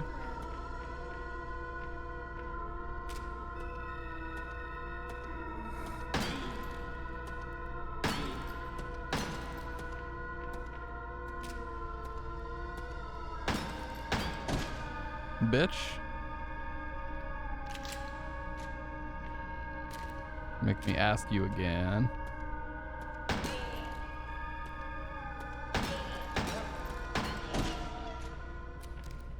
Stomp on it? I don't think you can.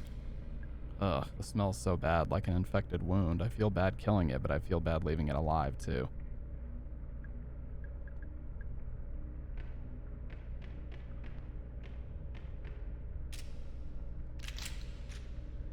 Reminds me a little bit of Signalis. There's a note taped to the lid. Shipped to Marvin Trimble, 1806, Acara River Par, Brazil. South America. Contents: sample of geological interest. It's full of rocks. Each one is embedded with pieces of shiny metal. Is this crate full of gold ore?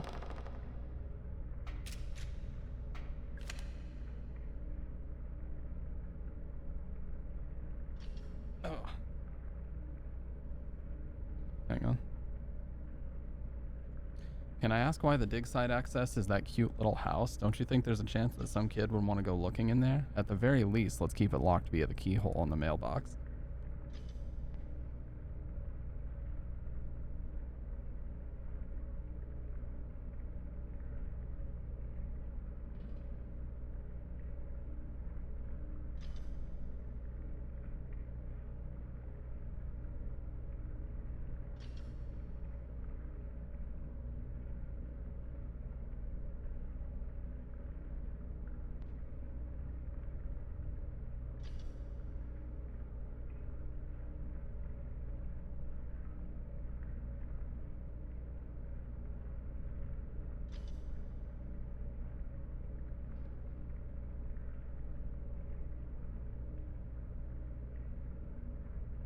Main character with the straight bob, the flat bangs, and underlights kind of vibe. Like, I wouldn't have thought that cut would fit the Tifa Lockhart vibes, but she's working on it. It's a staff memo.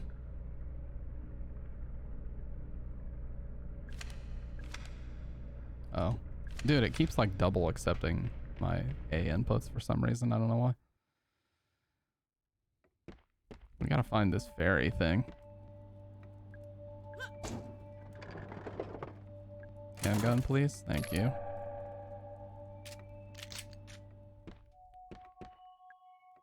Mining your own business. Economics of the mining industry. Joseph J. Carden.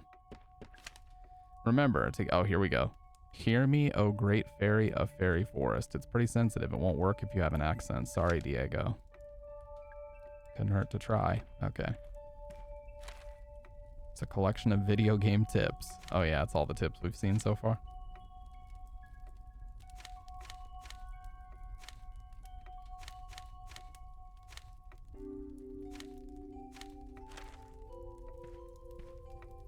It's a letter. State Court, 185 Central Ave, Atlanta, Georgia, 30303, United States. Legal summons. Dear Mr. Crow, I'm writing to you in relation to the incident which occurred within your theme park in July of 1988. As you know, a 15-year-old girl by the name of Elaine Marshall was injured. The incident occurred within your premises and within working hours. As such, the Marshall family is holding you personally responsible. Your presence is required in court. We expect to hear from you immediately. Sincerely, G. Williams, State Court. I love this music so much, dude. Sick Boy. Let me tell you guys a little something about Sick Boy. He don't miss. I don't think there's ever been a single suggestion he threw my way that I didn't either absolutely love or just at the very least have a great stream playing. He was the first person to recommend Fears to Fathom. He recommended this really cool like I Spy type game with a really nice like paranormal horror tinge to it, which was awesome. He recommended Buckshot Roulette. This dude just don't miss. Period, end of story. And sorry, just a sec, you guys.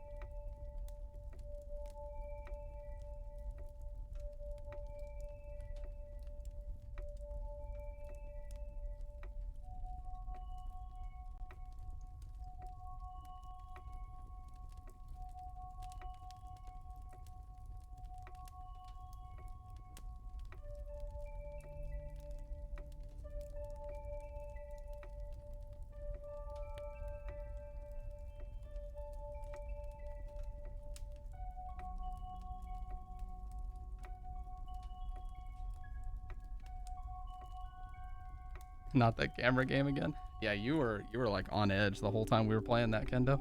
Some people that were in there on that stream were like, I can't watch this anymore because I'm so tense, you know, during this. And I'm like, I get it, dude. It's a very tense game. It's a fireplace. The fire's crackling softly. Staring into the flames, I feel something. It's a curious mixture of hope and dread. Maybe everything will be okay. And maybe it won't. Oh, okay, sweet. So this is how you save. Poopy shitey game. Now that's a new one. I don't think I've ever heard someone refer to a game as poopy shitey. Kendo rewriting the book on game reviews. A ring-bound book. It's a collection of staff memos.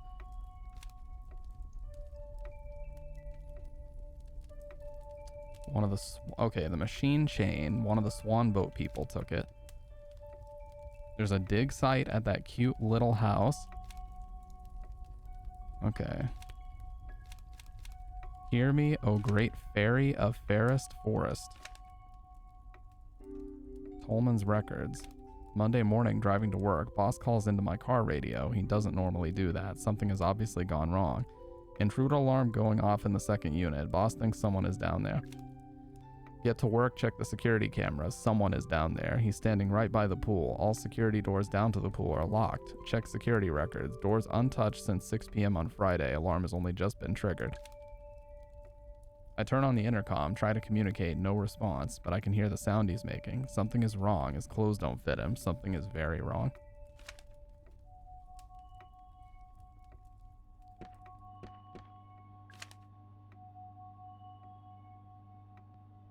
Okay.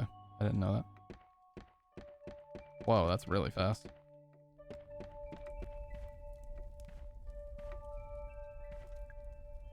Antidote.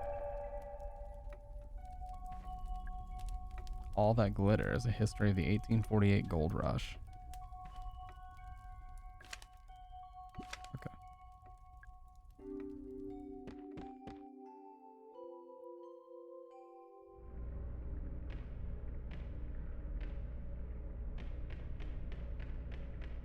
right, we gotta say, hear me, oh great fairy of fairest forest. There's probably gonna be a lot of enemies out here. Yep, I was gonna say, because there's barrels and like generators and shit.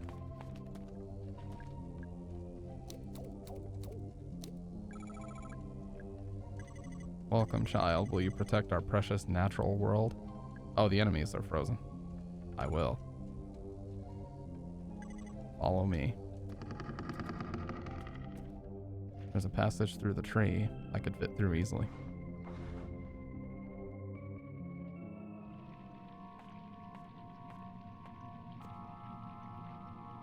This looks like something I can interact with.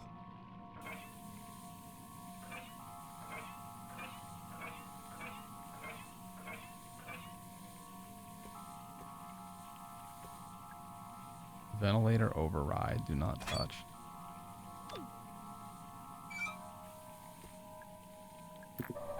Okay, we have 2 antidotes now.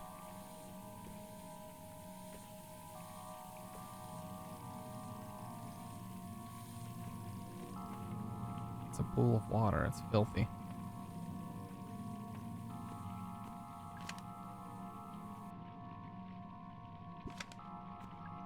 Those who seek the truth stare into the pure reflective water of our fairy pond.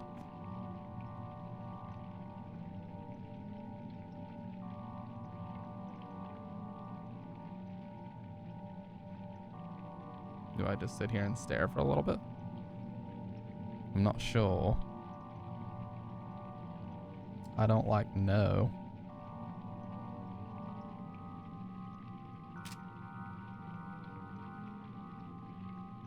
I like the way she holds the gun with one arm. It's sick.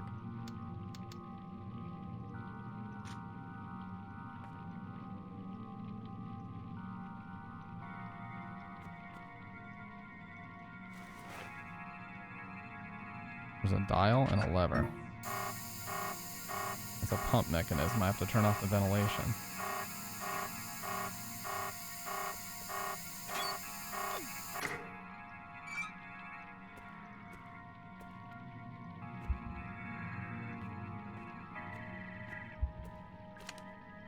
So the guy who fixed the water filter did it by running it through the air ventilation system. If you run the filter pump with the incorrect pressure, too high or too low, it'll trigger the ventilator. Be careful.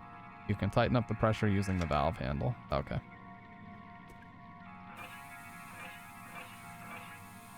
Funny enough, I was actually kind of close. Oh, yeah, you have to... Okay, I see.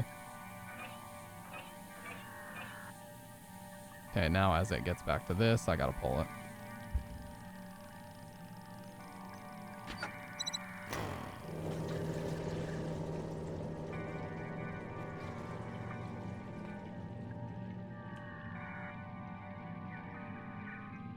It's a reflecting pool.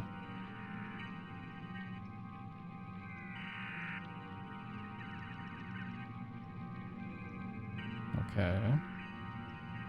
Oh, I see something in the... Okay.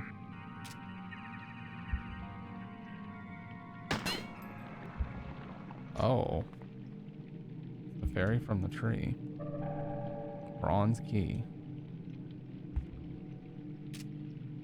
Oh, did we take damage or something? Because why is the heart beating? Oh, I'm poisoned. What the fuck?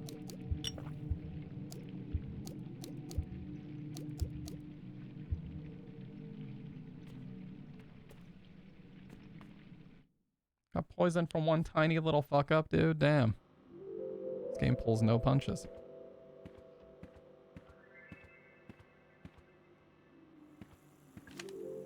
Who took the Ocean Kingdom restaurant trident? That thing is expensive, and without it, we can't do the Happy Birthday Sea Monster song. Someone said they saw it in the Witchwood. I'd go check, but that place gives me the creeps, honestly. Can't slide this. Nice. Okay, now I'm going to use that because, well, I need to. This is I like this game a lot so far. It's really fun. Is it shotgun shells? Let's go. So there will be a shotgun. It's a model of a crow with robot parts. The very last time I went to the theater with Ophelia, we saw an action movie about a cybernetic man from the future. I didn't really get it, but she loved it. She wouldn't stop talking about it. I got to work designing this cyborg crow since I thought she'd like it. I was going to propose it to Edward as a new themed area of the park. After I lost Ophelia, I shelved the project. I think the eye is made from a laser sight. Magnum laser. Oh shit, there's a Magnum? Oh my goodness, dude. We're about to... It's a wall. I can hear something behind it.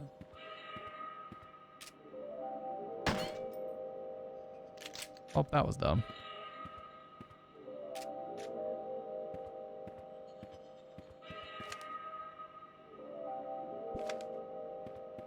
The handgun looks like a handmade PVC gun, yeah. Kinda.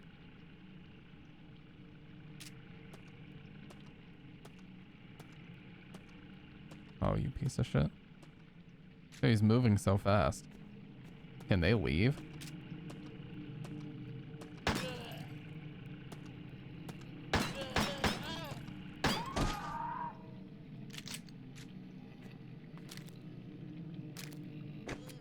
Oh, you just run over him to stomp him, okay. I've got it. Yeah, and there were a bunch of enemies out here, but there was a... Can I walk him into this? Can I trick him?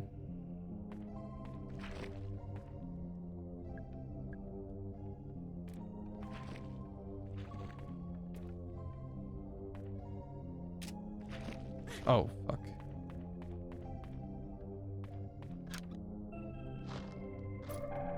Nice.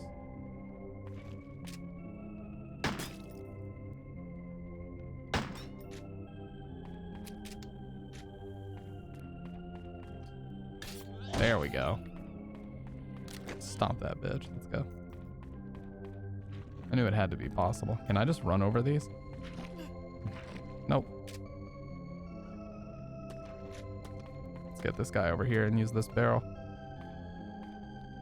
Right this way, sir.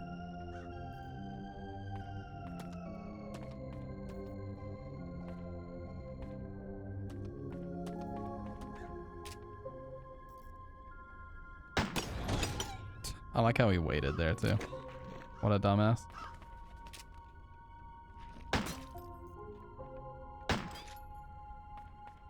Easy. Always search in the trash, everyone. So if you haven't learned by now, always kick vending machines if you don't have the money to put in them, and always dig through the trash for some precious items.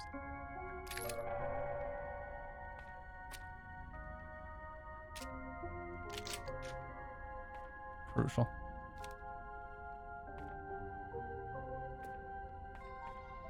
It's a giant mushroom. He doesn't look very happy. Is this a door? I can't see a way to open it.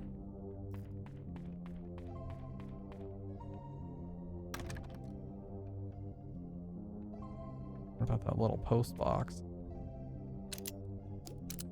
Okay. Good thing I'm not any taller.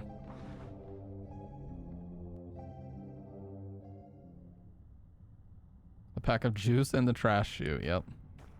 Tie a fucking a few strands of hair to a bent needle. If you can't find the crank handle, it's because I borrowed it. I used it to hide that big egg-shaped ruby inside the haunted manor. Afterwards, I locked the crank handle in a safe in the southeast utility corridor. Larger enemies have more health than smaller enemies. Ooh, I could have never figured that out. I'm sorry, that was a smart-ass thing to say. I didn't need to say it.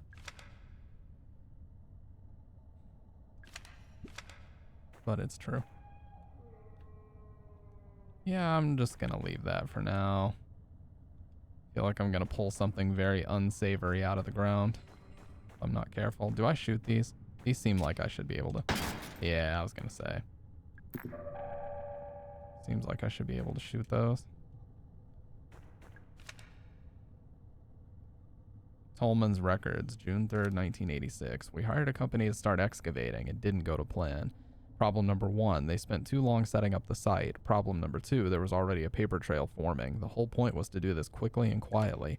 And then the deal breaker. They started asking questions about the roots. They wanted to know the full size and shape of the thing they were excavating. They wanted to know what it was made of. They wanted to know how long it had been there. No deal, obviously. They had to go. Flexing, they've got a brain. Alright, well, wouldn't it be cool if there was a shotgun on this? One can hope. Oh, mechanism is incomplete. Oh yeah, it looks like we need another gear to attach to the top or something. Or maybe the crank.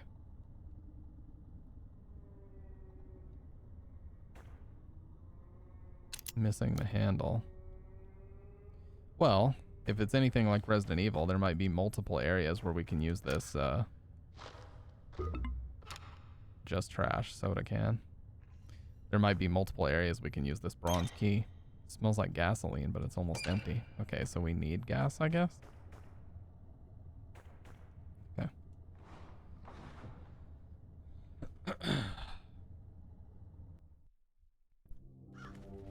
I like this a lot so far, man. It's pretty cool. Spooky Lucy Lucifer. Now that is a name I haven't seen in a hot minute. How have you been? Eat here and get gas. How have you been? And what's up, Doc? Can you believe we're still out here, Spooky? After all this time.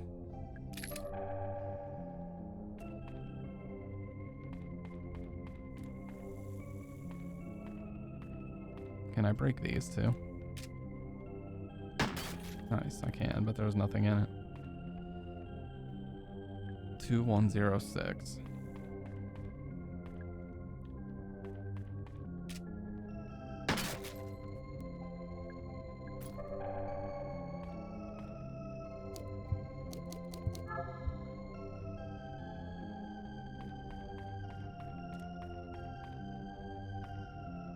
Oh, I don't think I've been in here yet. I've definitely not been in here. Strange mechanical swan. Do I need to put something in its mouth?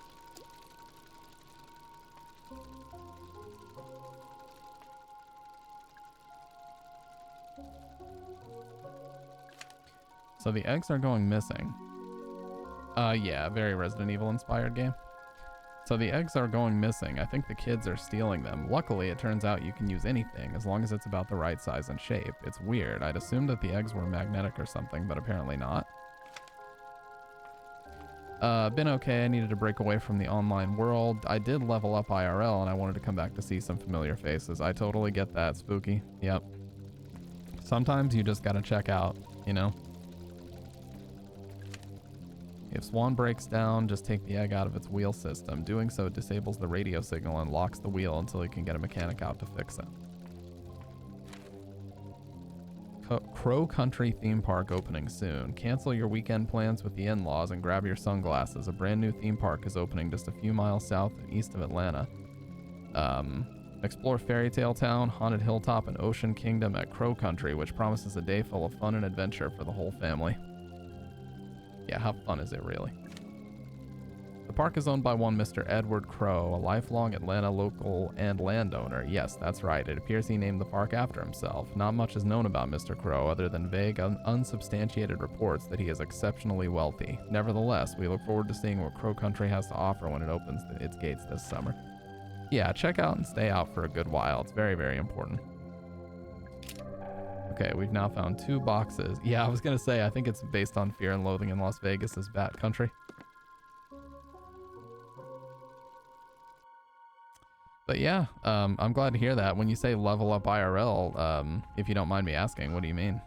Did you like get a new job or you just got a lot of new stuff going on in life?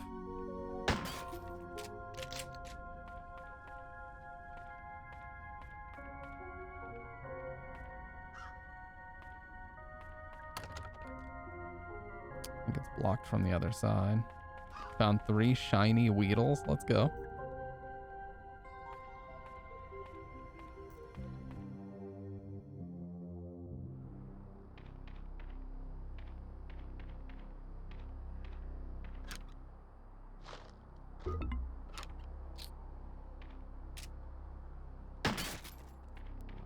Man, There's like nothing ever in here.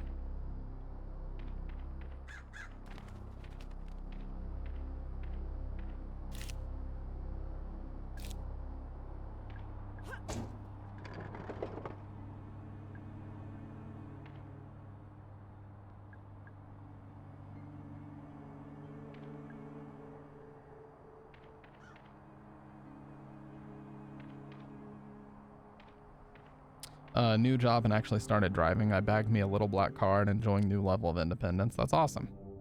Yeah, that's super fucking awesome. Driving is one of those things that you don't realize how crucial it is in life until you start doing it. Like, it gives you so much independence with everything.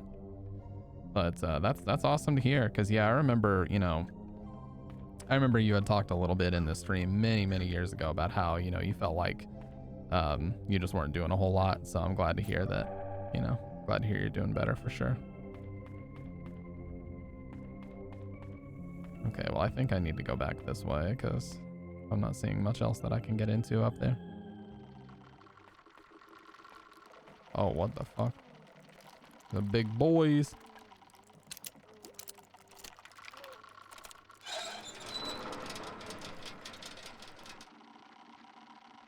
I appreciate that the enemies freeze whenever I go to different places. Haunted Hilltop. Needed to pull myself out of that toxic sludge pit. Absolutely. Yeah. Oh, another human. What are you doing? Trying to get through this door. Oh, right. Is it locked? Obviously. Is there another way around? It's possible. Right, I'll go have a look.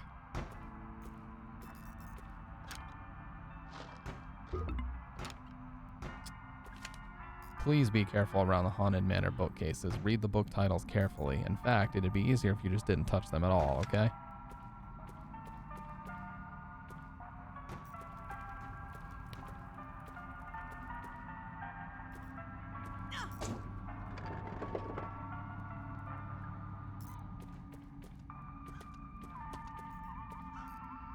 Right this way, sir.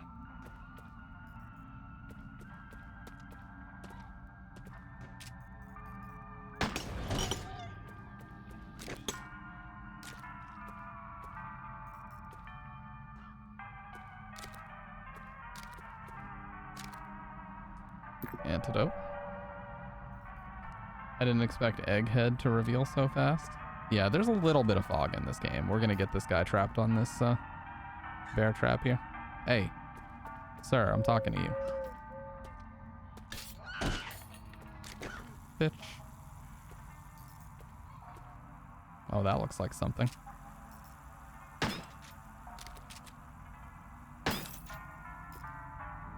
It's a grenade, okay.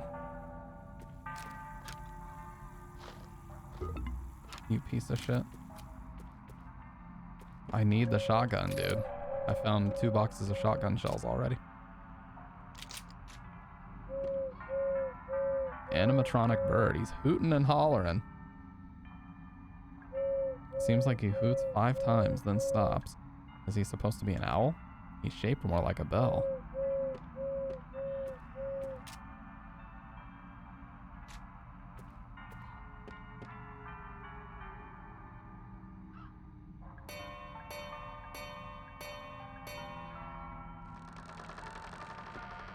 Look at that, dude. Looks like a rooster, TBH. Yeah, he looked like one of those weird rubber chicken things.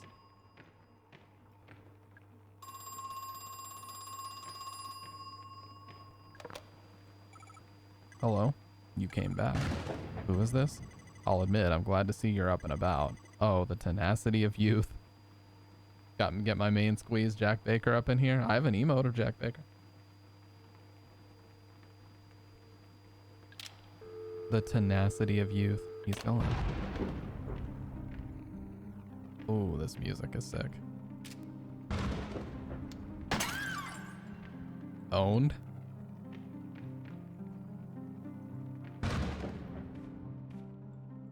It's an old globe. It looks pretty fragile. So many places I never visited.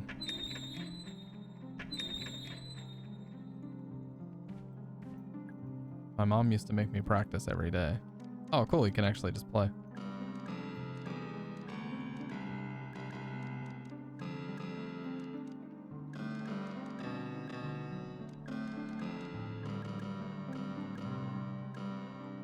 Well, we're obviously going to need to play a specific combination. It said to pay attention to the book titles, remember? A swift... Okay, so let's look at the first letters. It said not to touch them, but I'm not going to listen to that bullshit.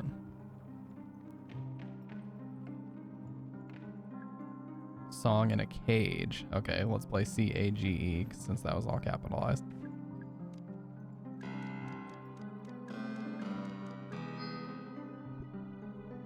Okay, that's one. Now let's look at the book titles. So A. Well, after this. You have 10 credits. Would you like to hear your fortune? The crank handle is locked in a safe. Okay, no shit, dude. Swift and sudden end. It's not moving.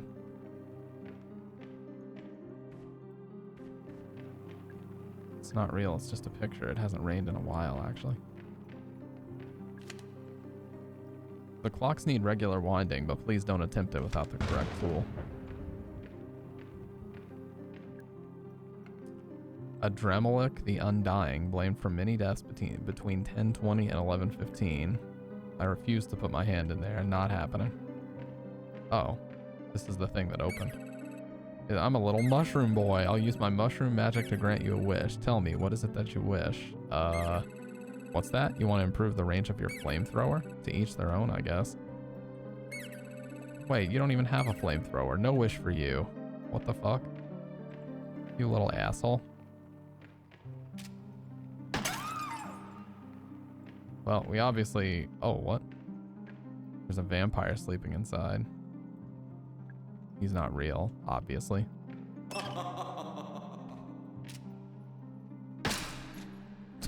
Got him. What? That's what you get for trying to scare me. Owned.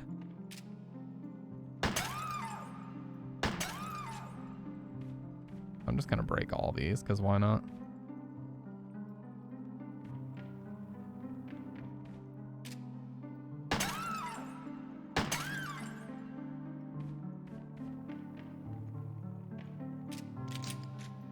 Yeah, it's really fun so far, Sick Boy. I was saying you don't miss on your suggestions, dude.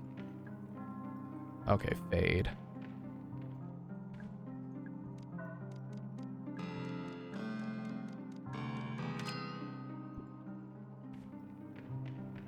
More shotgun. I've had 3 boxes of shotgun shells and no shotgun. Where the fuck is this thing, dude?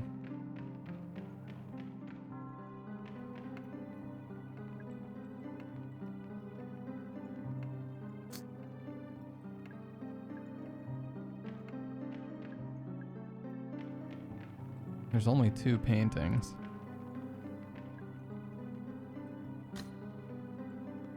The Flames of Hell. A swift and sudden end. Doesn't move. Oh, here, is it this? Dead, okay.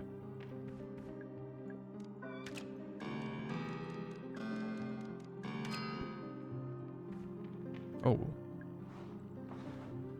Broken? Yeah, watch it be fucking broken. Pissing me off.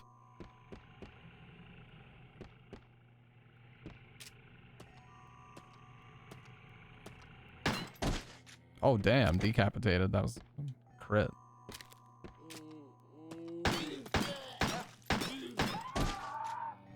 Stop that bitch.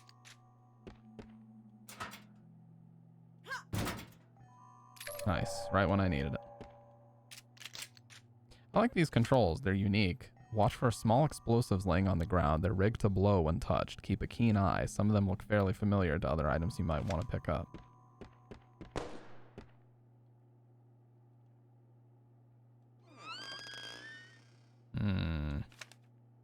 State Court. Legal summons final warning. Dear Mr. Crow, we sent you a letter 14 days ago and we have not heard back. This is a serious matter that demands your immediate attention. You should know that Elaine Marshall's family have appointed a lawyer. The case against you is being prepared as I write this letter.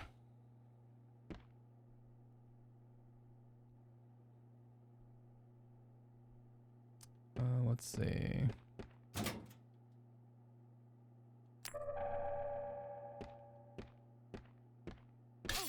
You piece of shit.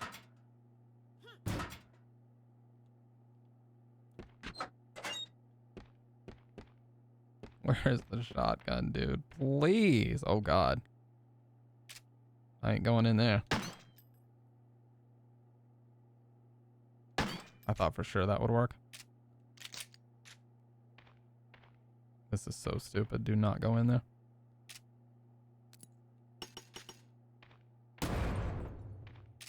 Damn it, dude.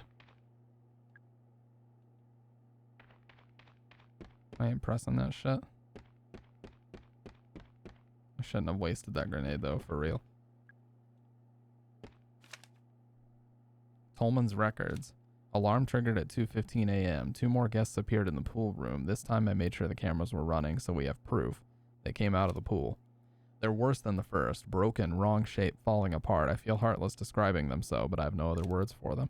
Boss said we wouldn't be able to move them like we did with the first guest. He spent 23 minutes trying to talk to them, then he shot them both.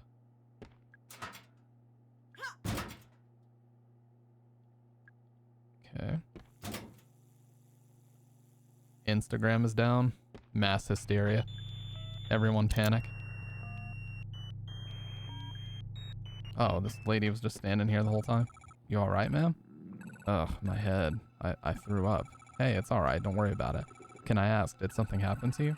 It only grazed me. I thought I'd be fine. I don't even know what it was. My head is pounding. My stomach is... Ah, right. You were attacked. I feel dizzy. I have something that might make you feel better, at least for a little while.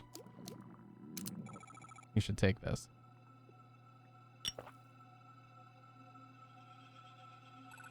Thanks. I think that actually helped. Oh, I'm so rude. What's your name? I'm Mara. Thanks, Mara. I'm Natalie. Natalie Crow. Oh, as in, what are you doing here, Mara? I'm actually looking for your father, for Edward Crow. What on earth do you want with father?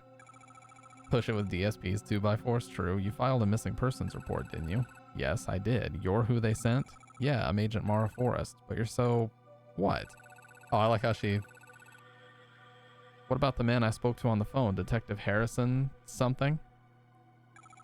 Detective Harrison James. He couldn't make it. Problem with his car. So they sent you instead? Yep. This is your father's office? He's not in there. I've been out here for hours and I haven't heard a sound. Be that as it may, I'd still like to take a look inside. Do you know how to get in? That's going to be difficult. You'll need the key. It's a big fancy gold one. Gold key, got it. And now you'll have to turn off the electrified door handle. How do I do that? No idea. It wasn't electrified the last time I was here. Father must have only recently had it installed. Why? What's he hiding in there? Sorry, Mara, I'm still not feeling great. Right, of course, I'll leave you alone, sorry.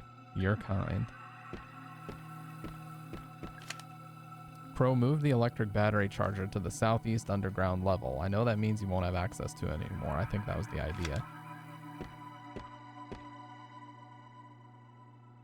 Yeah, Cheryl Crow, Russell Crowe, the Crow. Brandon Lee, dude. There's never anything in these. I'm gonna stop breaking them. Smells strongly of bleach, and yet there's still a dark stain on the floor. I wonder what they were trying to clean up. Raiden. What the heck are you up to? Oh, Colonel, I was just checking out the Sonic Happy Hour menu. Raiden. This is an unnecessary route to take in your mission. Remember the training simulation programs, Raiden. Do your mission. I know, Colonel, but they burgers at half price. I just can't let that go. Raiden, did you say half price? Make sure to pick me one up. And one for the president too. I knew I could count on you, Colonel. Thank why. I got it just stopped. It just gave up.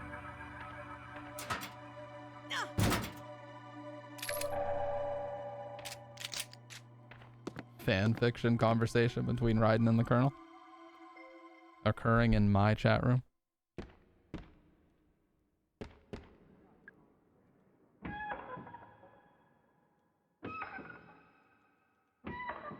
Is that an animatronic?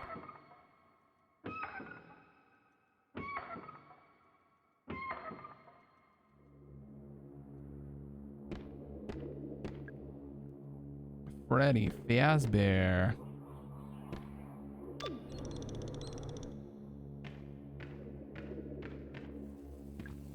Oh god, it's... Well, it's dead. I suppose that's all there is to say.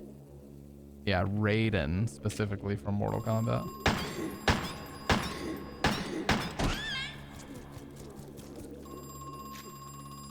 How quick these little bastards move.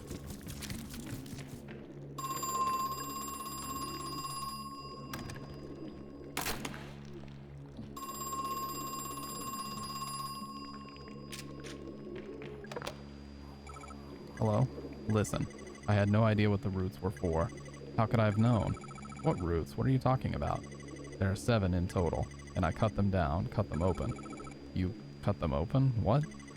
All but one. We left one intact for posterity, we thought. What a farce. He's gone.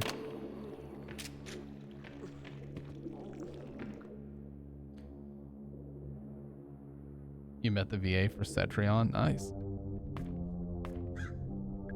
Ah, we're back here now. So now we can... Okay, cool. So now we can get back through there. We still have the bronze key, so we haven't used it for everything.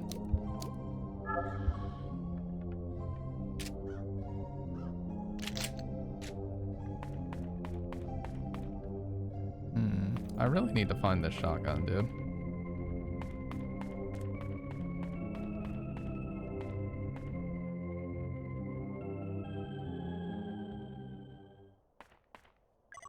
Excuse me, miss. You really shouldn't be wandering around here. Why not? It's not safe. Would you like me to escort you out? Are you a police officer? Police Detective Harrison James. I was supposed to be here 3 hours ago, but some kid broke into my car this morning. Little punk slashed my tires, too. They look okay to me. No, they slashed my car tires. I had to borrow the bike because I couldn't use my car. Oh, right. Duh. I didn't catch your name. Oh, right. Sorry. I'm Mara. Aha, so that's your car out front, the 85 Fiesta? Yeah, how did you know? I met your boyfriend. He said he was waiting for you. Oh my god. He's not my... Never mind, it doesn't matter. You're blushing. No, I'm not. Shut up. Actually, Mara, maybe you can help me. I was supposed to meet up with a woman, a Miss Natalie Crow. You haven't seen her around, have you? As far as I know, she's early 20s, blonde hair. Yeah, I saw her. She was in the staff hallway outside Edward Crow's office. Oh, great. Thanks a lot. I need to go find Miss Crow, but I'm going to ask you to go back to your car, okay? It's not safe here. You need to go home. Sure, I was just on my way out, more or less. Glad to hear it. You'll be safe now, okay? Have you seen a little girl? I really didn't think he was going to show up.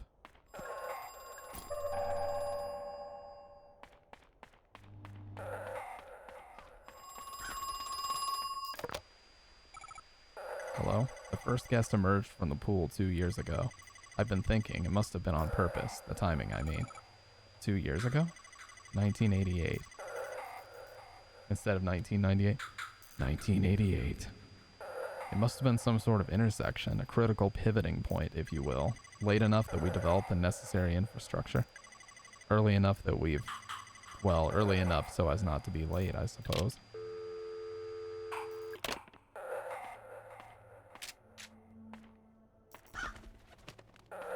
Yeah, how did he not know who I was already? That's kind of weird.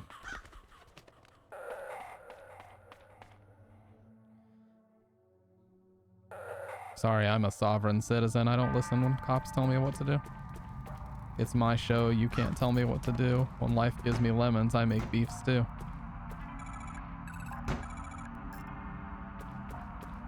See what I did there?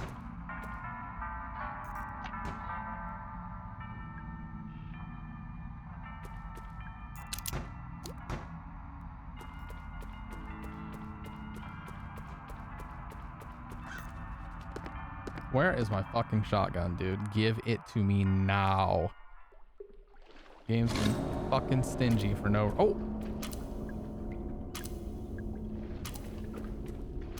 Oh, God.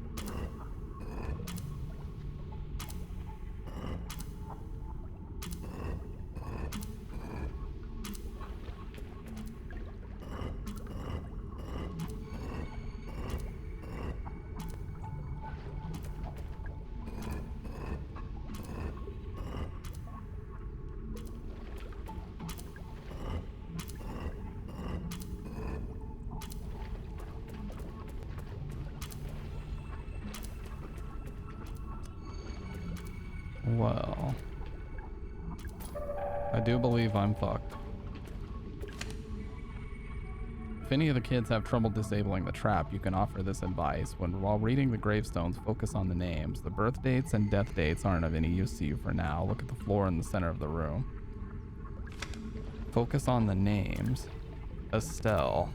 Okay, east for Estelle. Oh, and I see. Okay, yeah. So east. South.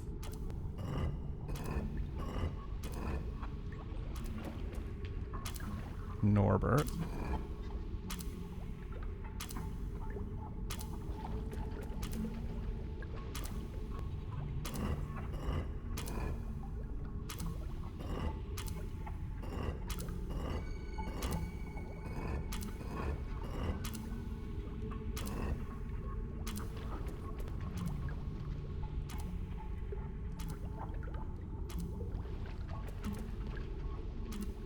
Oh, maybe.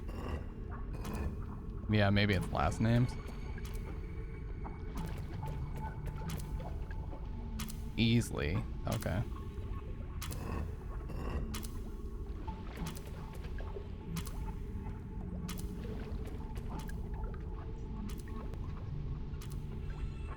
Okay, why is that not working? Oh, southwest for... Yeah, okay. Like that. And then this one northeast.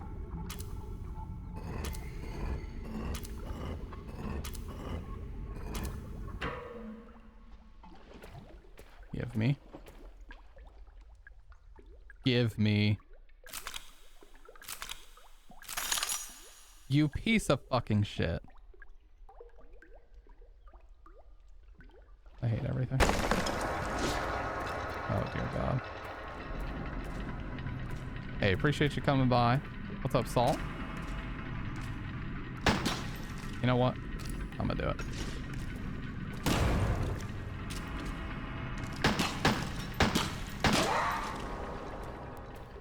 Why would they tease me with the shotgun, dude? So fucking cruel.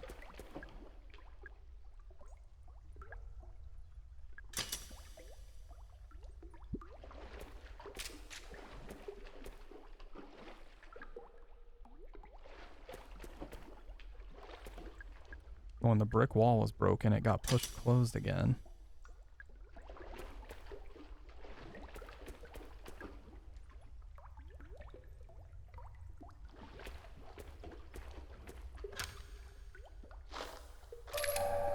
Nice. How you doing tonight, Salt?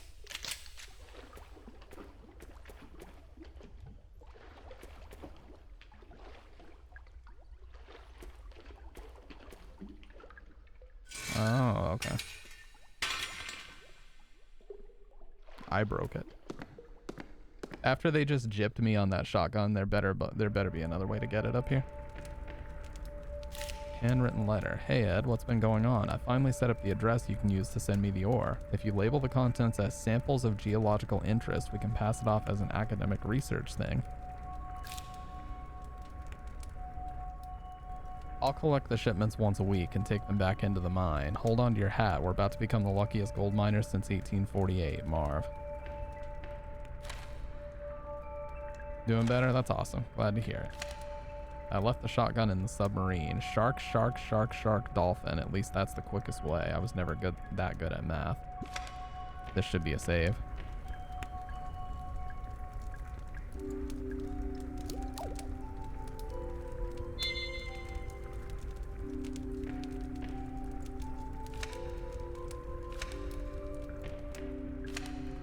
Four sharks and then dolphin. I know I'm gonna have to remember that soon.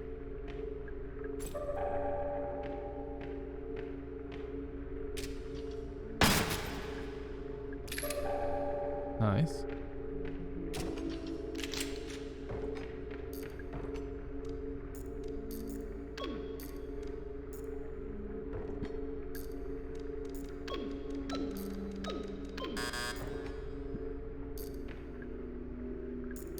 The year Selena died. Didn't I see that name somewhere else just a minute ago?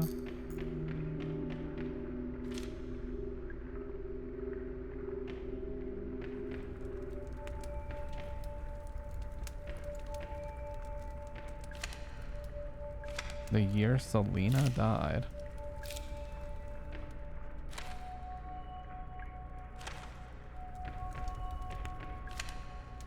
Field trips. Gather the kids in a group outside the haunted manor. Choose an older kid. Get them to ring the doorbell. Nothing will happen. Laughter ensues. Then choose a younger kid and have them try. Quietly tell them the secret so they can get the door to open. Impressed gasps ensue. The secret is to ring the bell a specific number of times.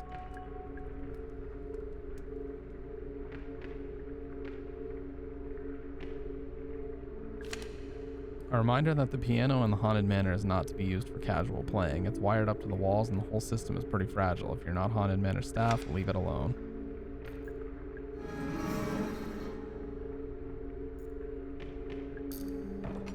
Tom B. Stone, the year Selena died.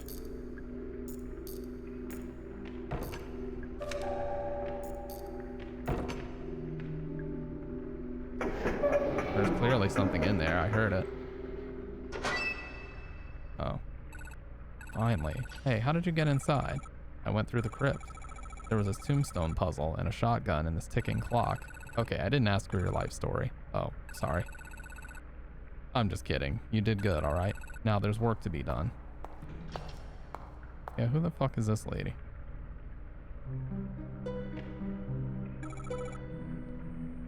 What are you doing? Yeah, I think this is the best spot. The best spot? For what? I assume he uses that elevator, so he'll see it for sure. Are you talking about Edward Crowe? Yeah. Hey, would you help me out with something? Sure, what do you need to do? I need to clear off these tables and then lay out some documents. It won't take a minute.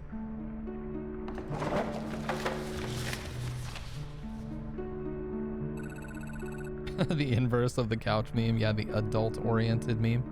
That'll do it. Thanks for the help. That takes care of that. Hopefully he'll see it. While I'm here, I'm gonna take a look in the cell. Did you go in? I didn't know. I see. Probably for the best. Well, catch you later. Stay out of trouble, alright?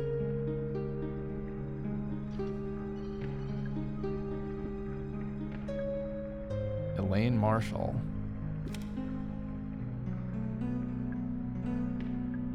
Julie Barron. Incident at local theme park. Parents Luke and Patricia Marshall decided to take their daughter Elaine to a local theme park for her 15th birthday.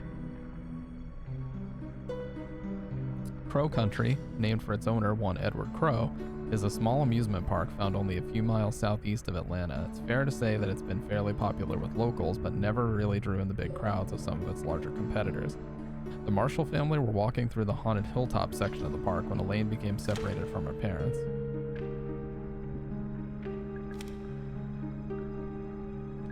Okay, so here's what happened. Wound across the stomach and chest, not healing due to a bacterial infection. Attempts to identify the nature of the bacteria are still ongoing. Suspected cause of injury, attacked by a wild animal. Unsubstantiated claim by the patient she was attacked by a person. Treatment, ongoing treatment of bacterial infection, currently no improvement shown. Notes, patient also complains of ongoing headaches and queasiness. Further treatment pending legal agreement between Marshall family and a third-party financier. Julie Barron, locally feared lawsuit attorney.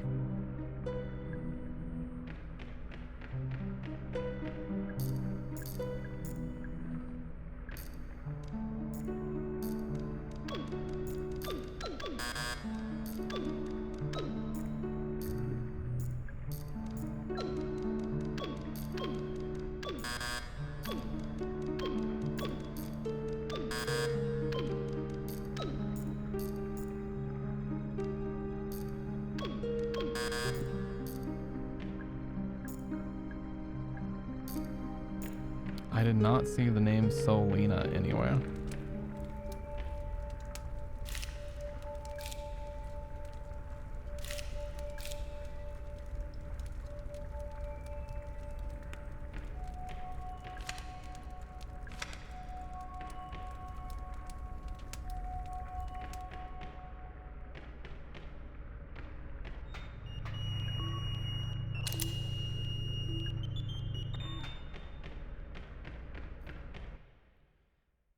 Thumb is twitching on its own. I searched Google. One cause could be excessive caffeine. Oh, for sure.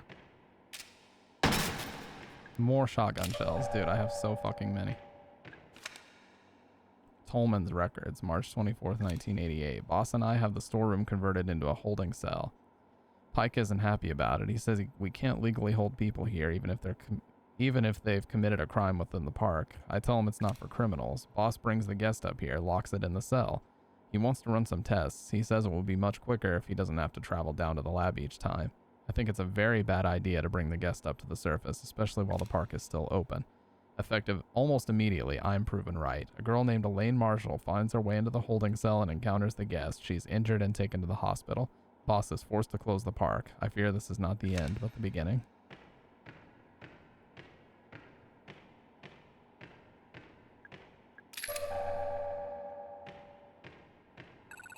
Well, here we are. The incident that closed down Crow Country. It happened right here. Did you notice? It's been deep cleaned. Of course, that in itself is a form of evidence. You mean the fact they had this room cleaned is proof that something happened? Something they want to cover up? Right. No smoke without fire, as they say. No bleach without blood. Oh, that's good. I'm going to start saying that. It's okay. You don't need to stay. I'm sure you have places to be. Right. You're looking for Edward Crow, aren't you? Do you know where he is? I want to get into his office. It's in the northeast corner of the park, I think. Northeast? Sounds like you'll need to pass through the Haunted Manor. Right. Thanks, Julie. It can be unlocked with a switch under that floor panel.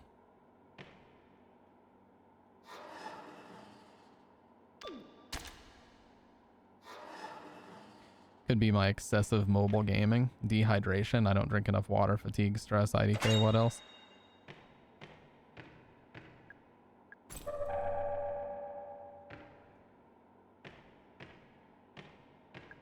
Smells strongly of bleach.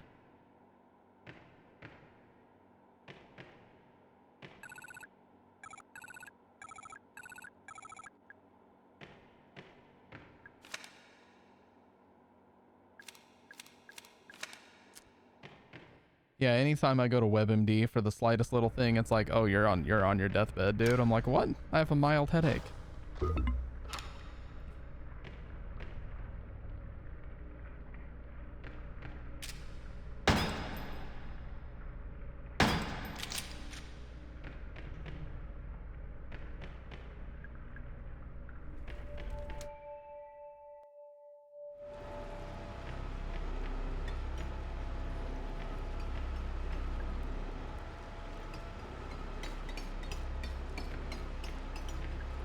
Oh, gas, okay.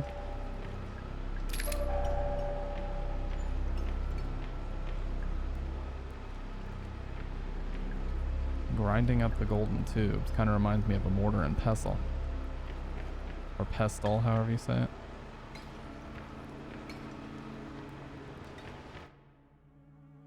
Yeah, it's always the absolute worst case scenario that it could even possibly be.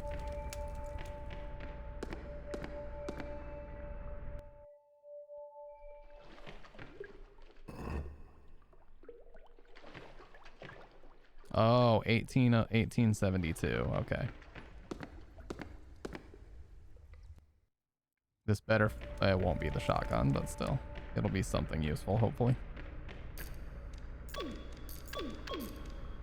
Fuck you.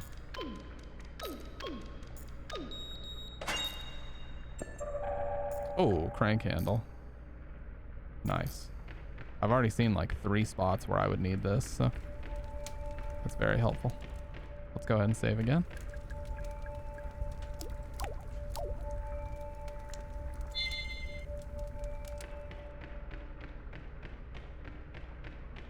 Gotta say, I'm really enjoying this game so far. I've like completely lost sense of time, which is always a great sign with a game like this. Oh, what the?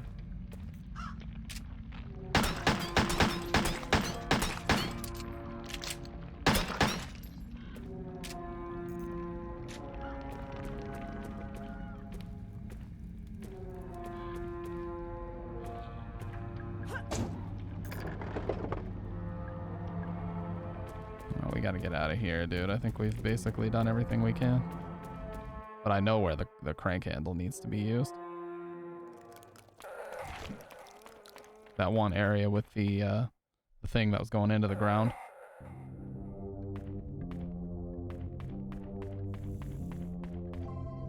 And I also think there's just a spot on the wall somewhere up here where we could insert a crank, but the main thing I'm looking for is that little like doghouse thing. Yeah, this. You know those moments when a person who claims to be a part of one group of people insults another group of people for doing the same thing as theirs? I mean, wouldn't you just call that like staggering amounts of hypocrisy?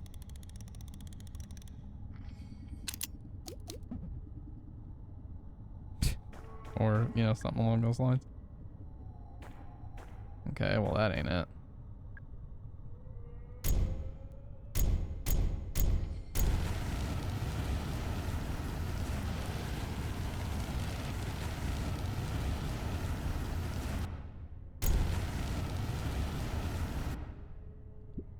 Oh, yeah, I guess.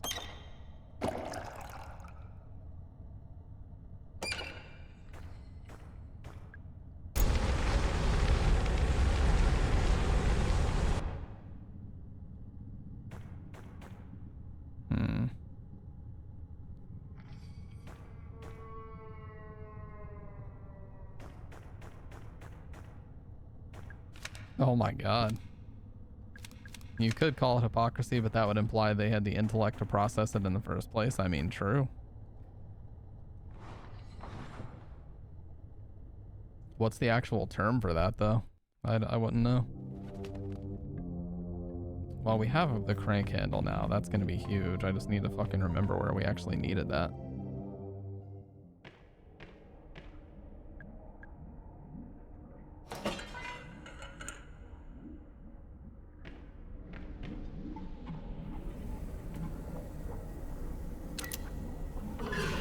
I invited Morcella to dinner. Alas, I find myself dining alone.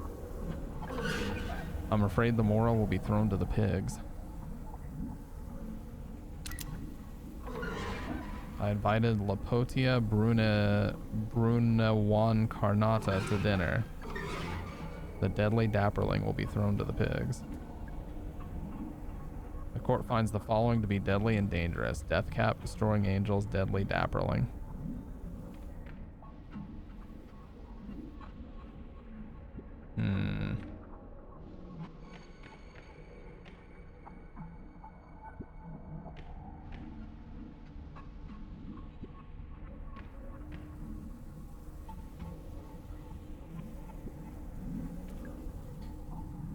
The court finds the following innocent and harmless. Blusher, Morel, Shiitake.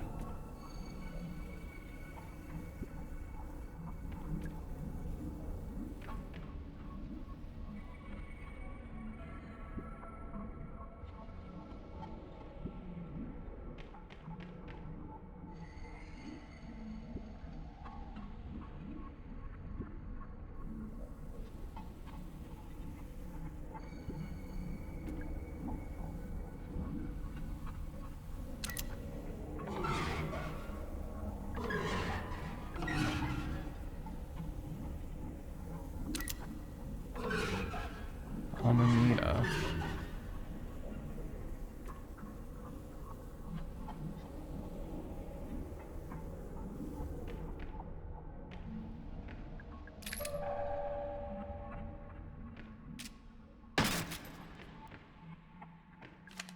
Warning, I shouldn't have to say this, but for your safety and my sanity, please do not eat any of the mushrooms.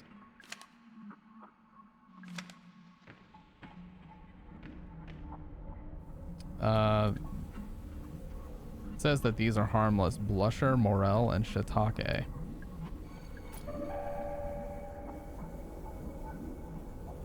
Mrs. Morcella. The illustrious Miss Lapiota Brunewan Carnata. The esteemed Lady Amanita Rubescens. Amanita Bisporagera. Saint Lentinula Idodes, and Amanita Phalloides. There's two Amanitas, right? Yeah.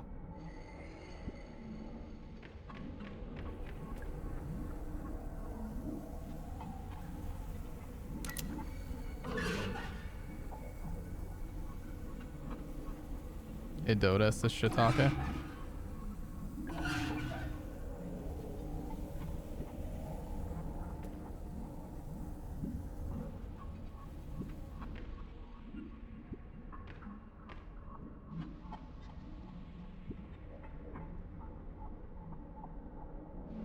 Just because they're related mushrooms doesn't make them the same.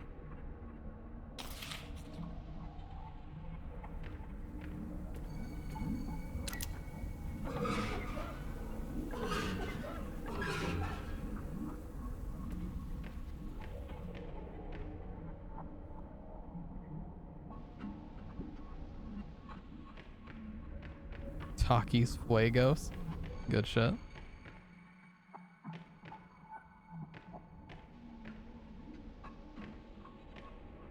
I don't really know what we're supposed to do here, so I'm just gonna leave this for now.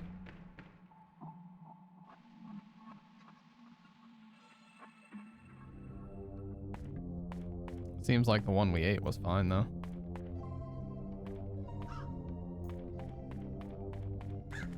Gotta find that spot where I needed the crank handle. Because I know there was one that I saw.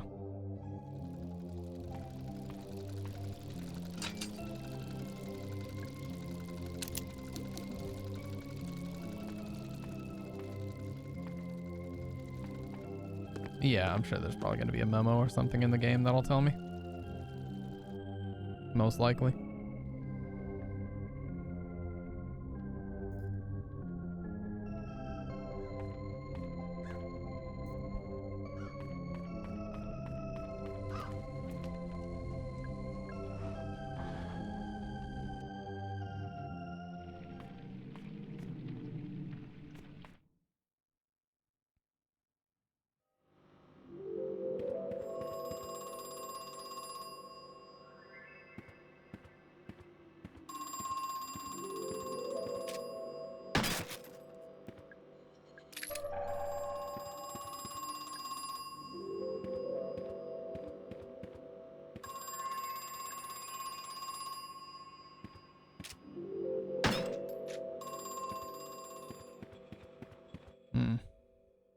Now I just gotta find that spot where I can actually use the crank handle. And then we'll actually be in some kind of shape here.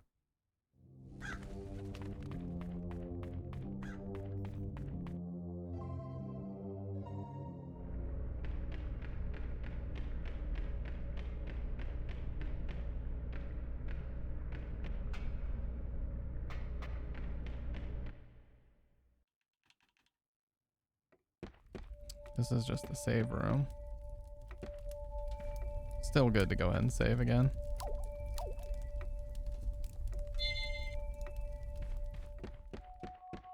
Yeah, apparently they're already working on a harder mode for this game, which is cool.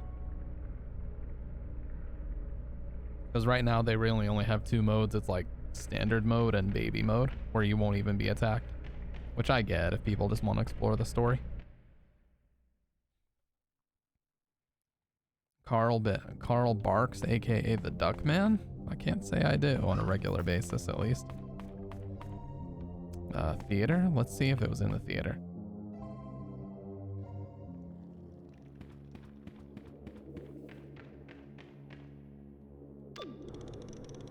More shotgun shells. Dude, we are so loaded with shotgun shells, but we need to find a submarine.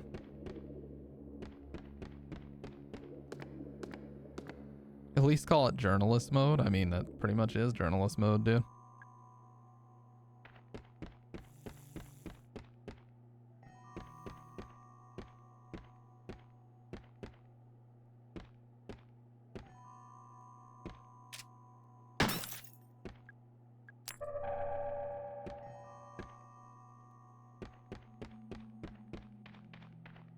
This seems like a death trap.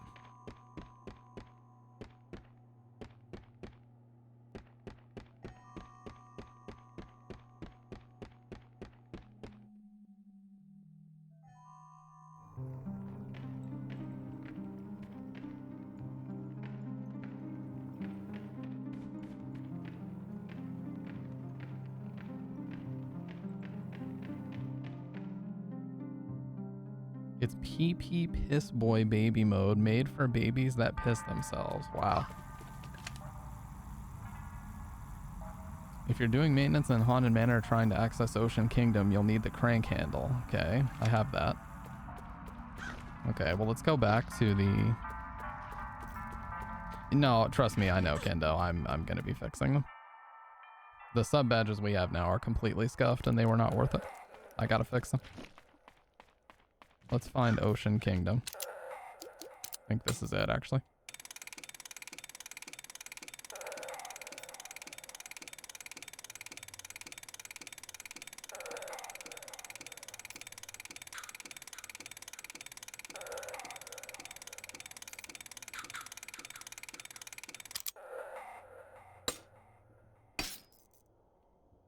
What the fuck? Nice. Okay, so the shotgun will be here. We've already been told. Look at this. We have 10 shotgun shells.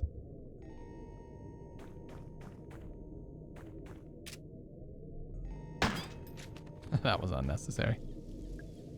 Nemo's adventure is accessed by a 15-foot vertical ladder. Do not attempt to use the ladder if someone is already on it. Nemo's adventure is not suitable for young children, pregnant women, the elderly, or those with back problems or heart conditions. Definitely no one will be impaled. I mean, I can rip on game journalists all I want, but I wouldn't be able to write nothing articles like they seem to find the ability. Yeah, their ability to string together worthless bullshit is truly incredible.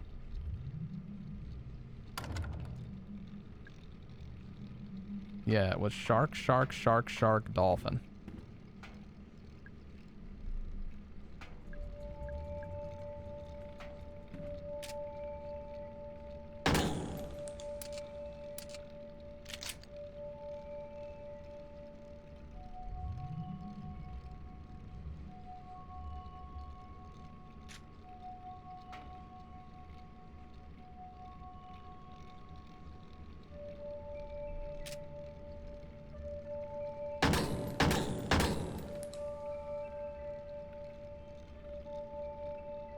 Now we gotta hit the dolphin.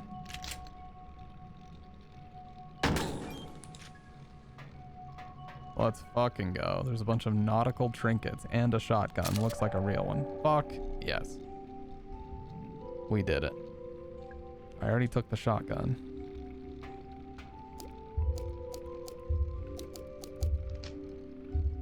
Ooh, look at that. Oh, she still holds it with one hand. That's sick. A double barrel, baby.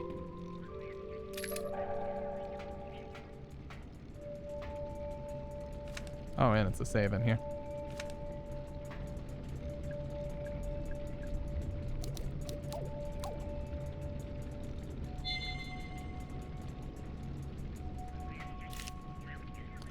Hey Ed, how's things? I got your shipment. The system's all up and running, and the important part, I've lined up a major buyer for the gold. I had to put on a bit of a show when they visited for the site, but I think I got away with it. I had a thought about the rocks you're using for the ore. Do you think anyone over on my end would be able to tell it's not Brazilian? Like, they'd know it was from Georgia? Maybe I'm overthinking it, Marv. Bottlenose dolphins weigh an average of 660 pounds. They can reach a length of 4 meters or 13 feet. They can live for more than 40 years. And finally, they can jump at a height of 20 feet up in the air.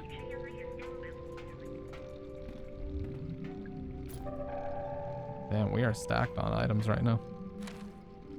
Collection, yeah. We don't need that. Look at that. No laser sight on the shotgun, but that's okay.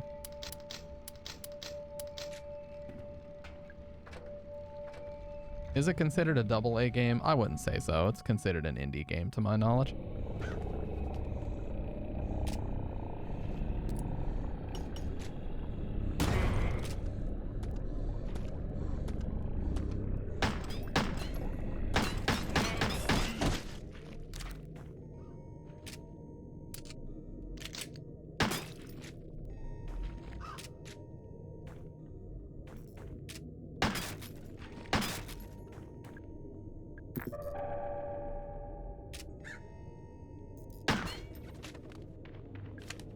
I noticed the acid bottle in the mermaid cage was pretty much empty. You could refill it from the acid tank, but I heard Crow moved it down to the underground level, and no, I don't know what he's using it for. I didn't ask. Nothing. Trash.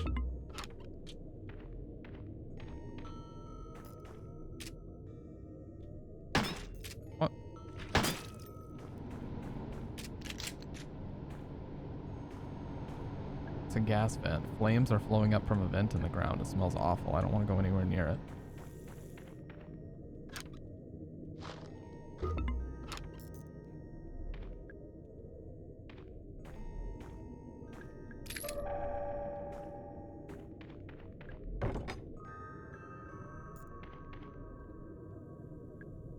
Golden keyhole. Okay. We ain't getting in there. But we can go into sunken treasure.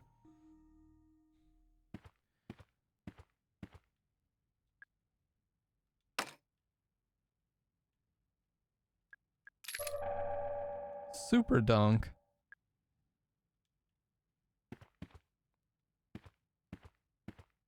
Hey, another person.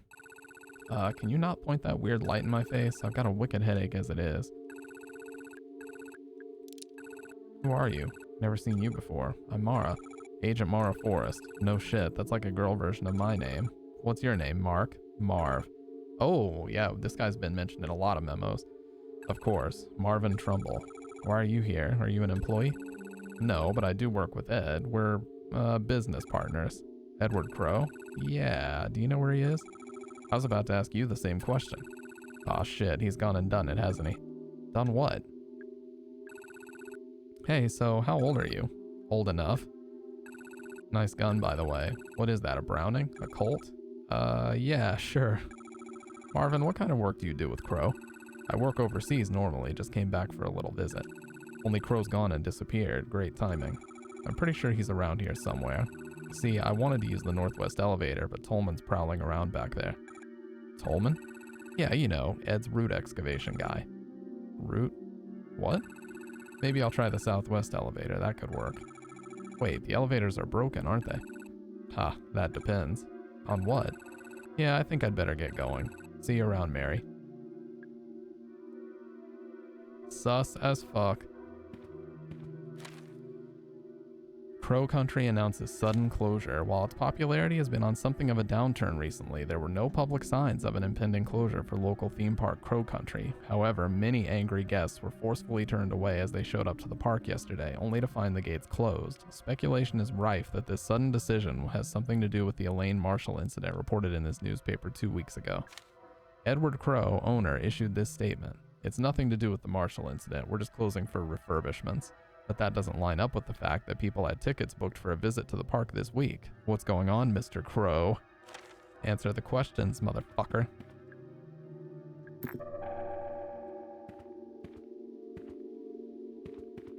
Zap girl.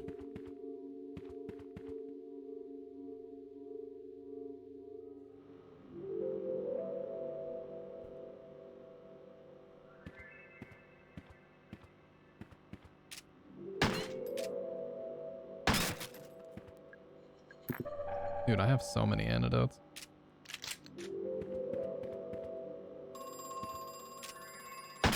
Oh, I think we're going to be on the other side of that one. Yeah, we've been on the other side of this. Hello? The worst part is I never really wanted the gold. I didn't really care. It was my father who wanted it. He made the decision to buy the land.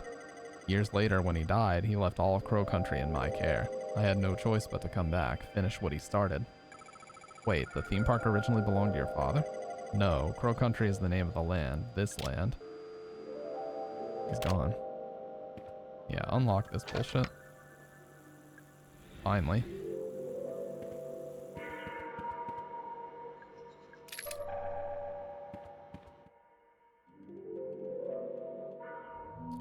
Did you guys see how much profit Disney's been losing lately? It's actually kind of crazy. They've lost like billions of dollars the past couple of years. Tolman's Records, March 30th, 88. Boss has begun experiments with the pool. He attaches a key to a long chain and slowly lowers it in. He waits 25 seconds and pulls it back out again. It's changed. Too long in some places, too short in others. It's the wrong shape.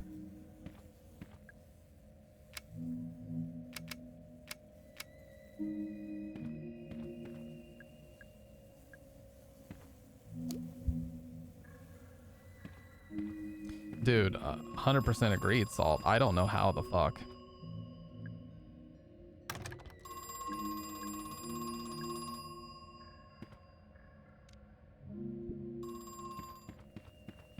I don't know how the fuck these companies are making as many profits.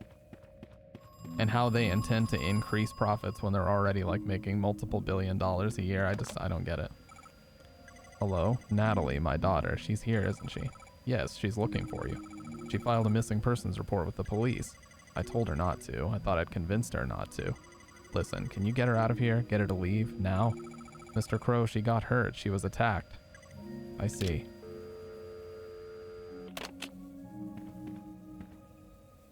Fruit are friends. Good to know.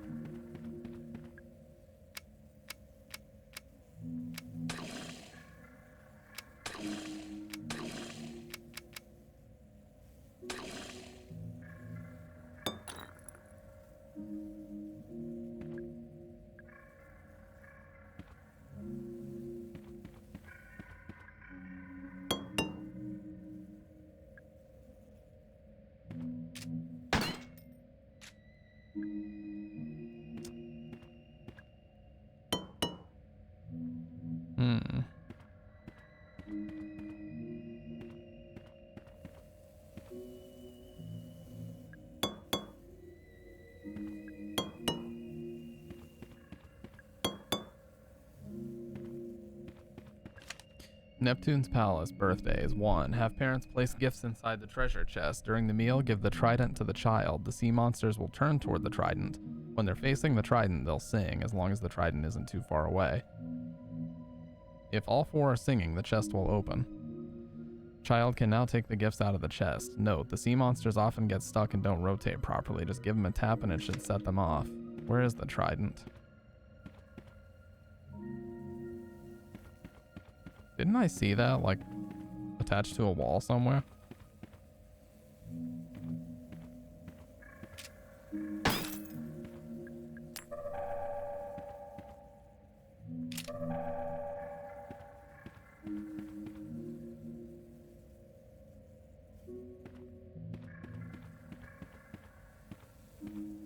And what's the deal with these drinks?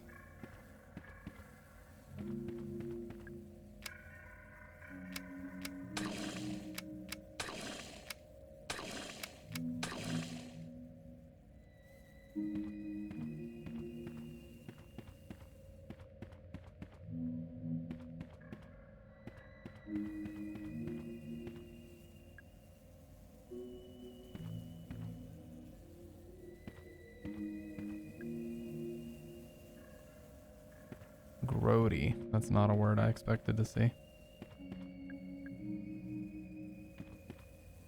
Spent his life being paid less than minimum wage and having to dip into his own savings because Disney didn't want him to know of his success. Dude, I know it sounds stupid, but I was actually, of all things, I was listening to a Kiss audiobook from Paul Stanley. That happens so fucking often, dude. They, can we get the code for the front door changed, please? It's far too easy to guess. Is it the factory default or something? This is a security concern. Okay, well, let's try 1, 2, 3, 4 then. Oh, wow, really? But yeah, hey, no problem, Doc. Appreciate you hanging out as always. So what they said, oh, okay, so it just opens this. What they said is that their manager, a guy named Bill Aucoin, had started to market them as, like, you know, more merchandise than people. Like, they were on lunch boxes and they had action figures and different things, and they were making like billions of fucking dollars, like absolutely billions. But of course they weren't telling them about it. They weren't telling them about it because they wanted to keep all the profits for themselves. And so they gave all the members like $1 million, and they said, hey, you guys are millionaires now. But they didn't realize that there was like $950 million that the studio was just absorbing and stealing from them. So yeah, they made $1 million, but they didn't understand that there was like an ocean of money underneath that money that was just being hoarded.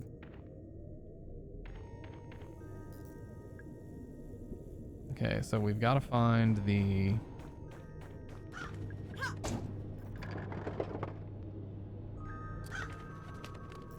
We've got to find the... trident, which might be in storage, but I have no doorknob for it.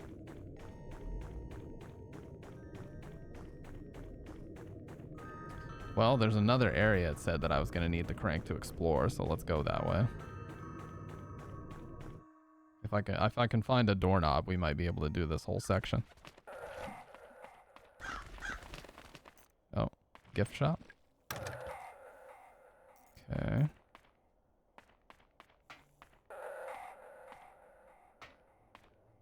Yeah, here's where our car is, right? We haven't talked to this guy yet.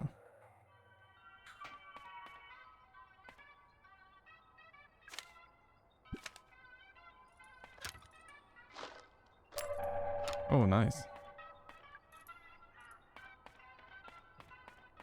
Let's see what this dude's doing around our car, if he's even still here. Yeah, he's in the car. How are you doing? I'm okay. You can be honest. Your leg hurts pretty bad, right? Yeah, it's throbbing. It feels weird. And you have a headache? And feel kind of queasy? How did you know? The thing that hurt you, it hurt me too. Not the exact same one, but still. Do I need to go to the hospital? Mara? Just sit tight, alright? You'll be safe in the car. Are you done? Can we leave? No, sorry. Why? What are you doing? I have to find Edward Crow. The owner? Mara, the park shut down ages ago. He won't be here. He's here. I have to talk to him. Why? There's something I have to tell him.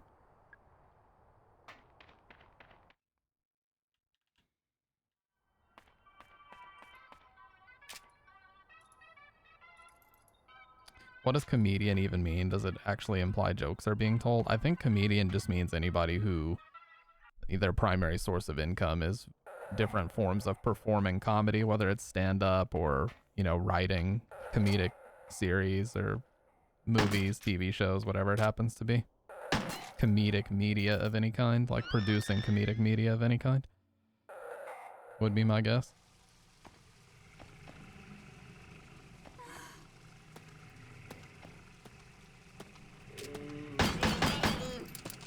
Fuck you.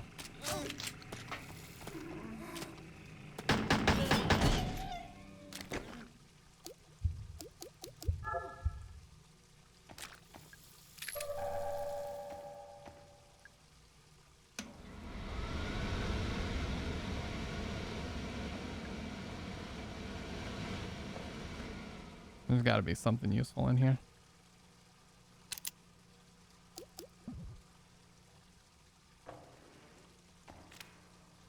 Strange sighting at abandoned theme park. Aspiring paranormal photographer Arthur Mole sent in a Polaroid he took while exploring the abandoned amusement park Crow Country. Could this thing possibly be real, or is it just another hoax? Here at Beyond Magazine, we're not convinced. Try a little harder next time, Arthur. It's covered in blood. It smells so bad.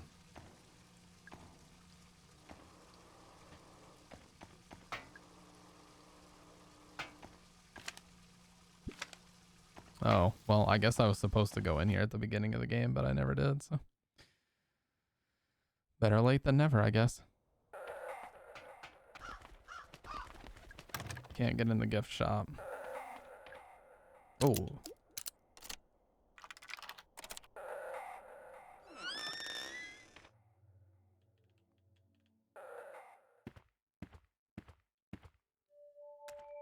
This is cool.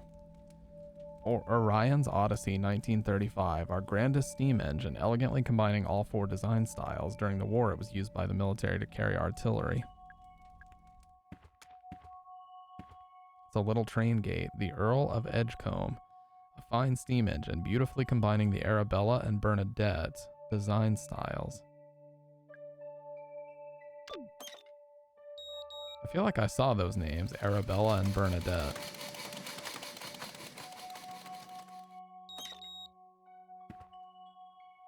The Duke of Farnham, a handsome steam engine, stylishly combining the Arabella and Delilah design styles.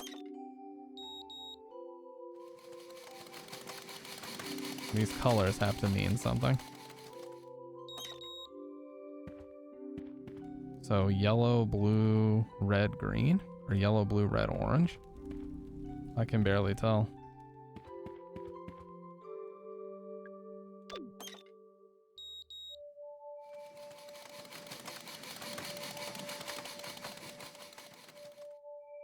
Hey, no problem, Kendo.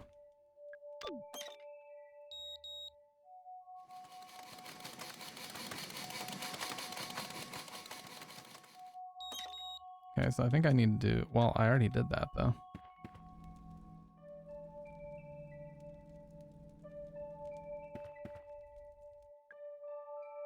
Edward Crow, the Trailblazer, the Mole.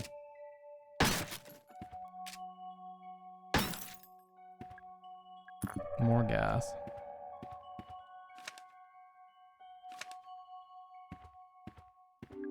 Douglas Pike, the Builder. Natalie Crow, Autumn's Child.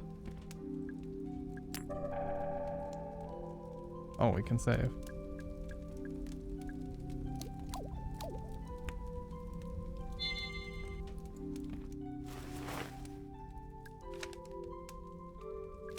The intruder is contained in the lab. Boss is calling him the guest. I told him that was in poor taste, but it stuck. Offered guest food and water. He took no notice of either. I can't begin to describe what's wrong with him.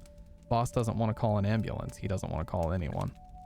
I suggested we shut down all root excavation just until we work out what's happened. Boss says we can't shut down just yet, so the machines are back on. I have a bad feeling. I think we're about to make things worse. A computer. There's a slot for a disc. Jam the crank handle into the... Computer systems in both the railway room and the dungeon now need the security disc to access. Yes, I know, it's inconvenient, but these are the new regulations. Okay. I have to stay up for at least another hour. These are non-negotiable terms.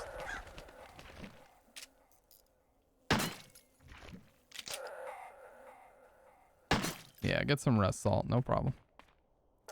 So that was one spot to use the crank. Thought there was supposed to be another one.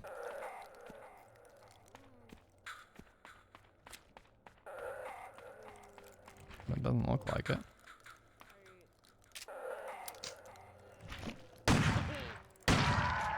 Bitch. Damn, that thing is a beast. And we have 4 grenades as well, so. 2106. I still never have gotten a chance to use that. More gas.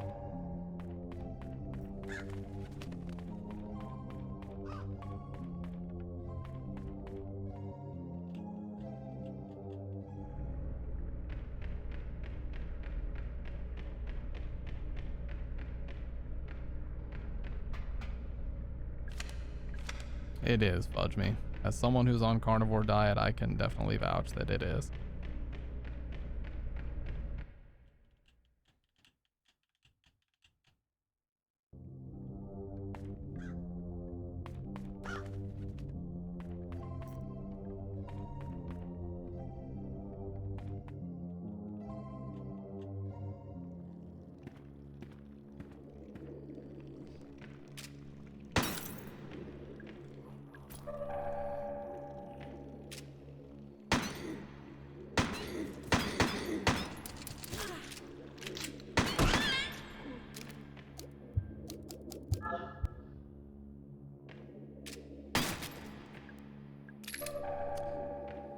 Most of mine are going to be beef. I'm not really a fan of like pork. Chicken breast is high up there, but my number one is probably flat iron steak. Hello, thank you for helping me before. I'd never have found that bronze key without you.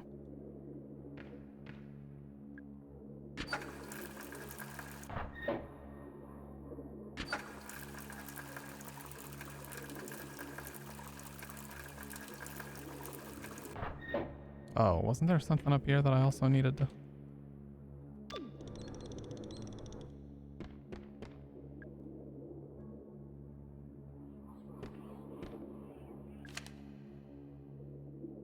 Please varnish the Ocean Kingdom storage room door, or else just replace the door entirely. It's made from really old wood and it's starting to crumble. It's not exactly fire safe.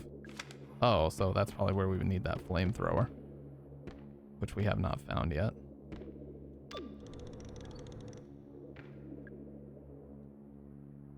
Oh, so we'd have to set this on fire. Okay, yeah, we need the flamethrower to do this part.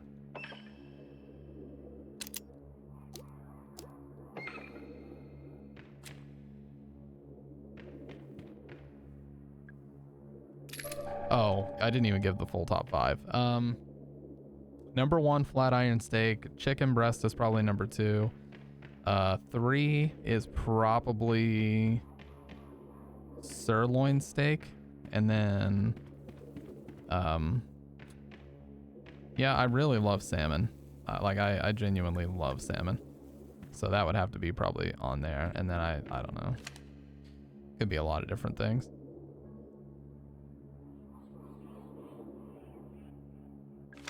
These kind of batteries aren't waterproof.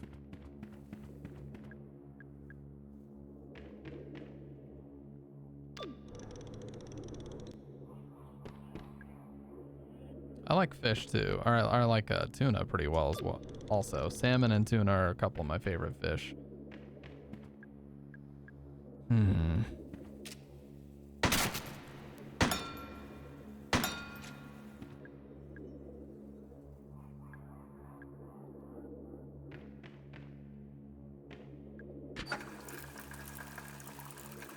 Someone has hidden a key inside your head.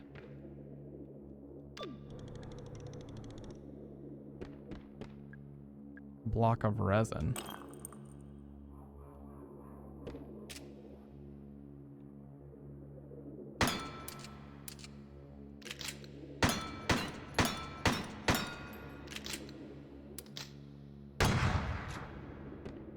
Damn.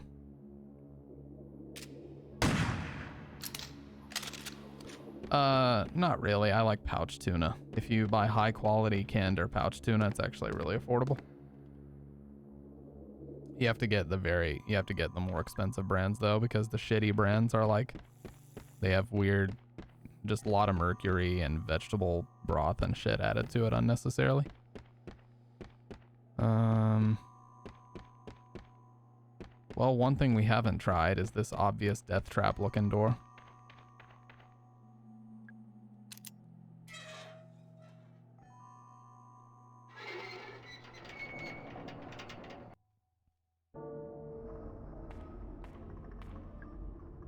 A winch for the torture rack.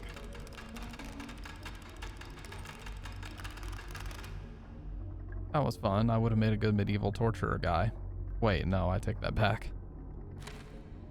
The Atlanta Globe. South American gold mine linked to local landowner. Reports have emerged detailing the activities of a recently revived Brazilian gold mine.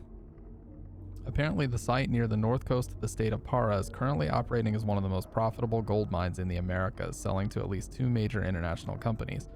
But why, you ask, are we reporting this in the Atlanta Globe? Well, it's recently surfaced that the gold mine in question is actually owned by local landowner and businessman Edward Crow. Most readers probably know him as the eponymous owner of the Crow Country theme park here in Atlanta, and indeed, it seems there has been some effort to cover up Mr. Crow's connection to this profitable gold mine. While eyebrows are certainly being raised at this revelation, at least we finally discovered the source of Crow's vast wealth.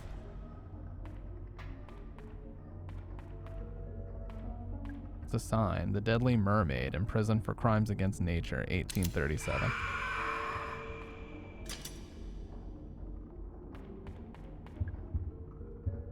A bloody sheet. Still need the disc. Big Bad Wolf, imprisoned for crimes against nature, 1810. We had a complaint from the parent about the depiction of alcohol in the mermaid cage. Of all the things to complain about, I told her it's not an alcohol bottle, it's a bottle of highly corrosive acid. That actually seemed to placate her. Oh, well, we need that. If we're gonna... Maybe, if that's supposed to fix the resin.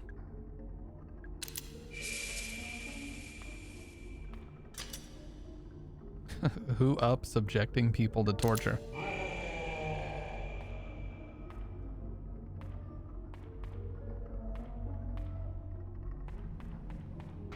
Where the fuck even is this?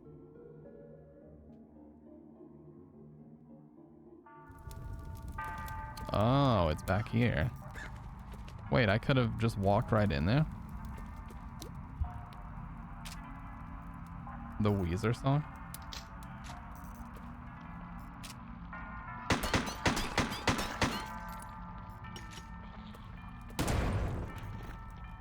Nice.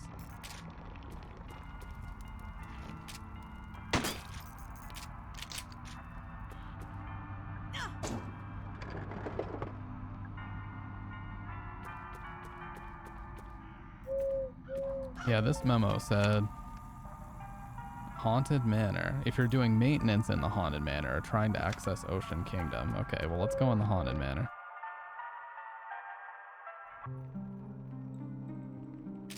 It said we would need the crank handle to do maintenance inside here.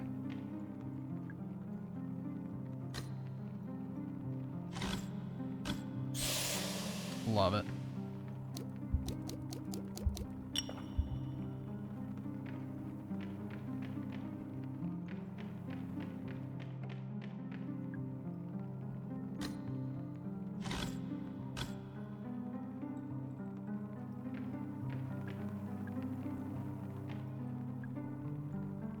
Nope. Do not pull swift and sudden end.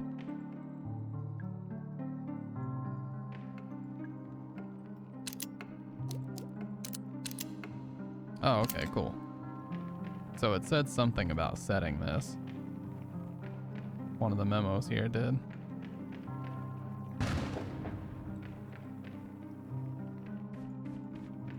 If there's one that we can't change, 345, 125.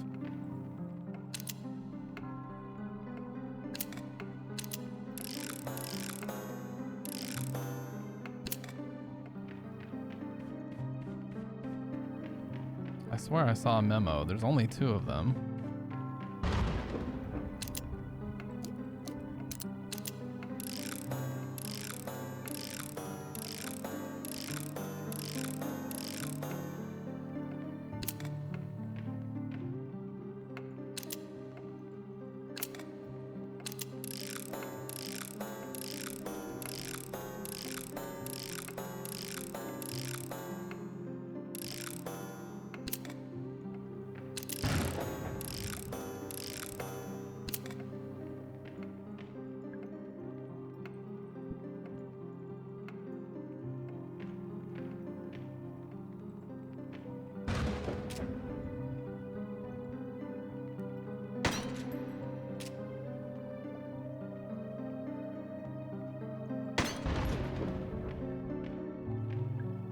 Ten, 20, and 11, 15.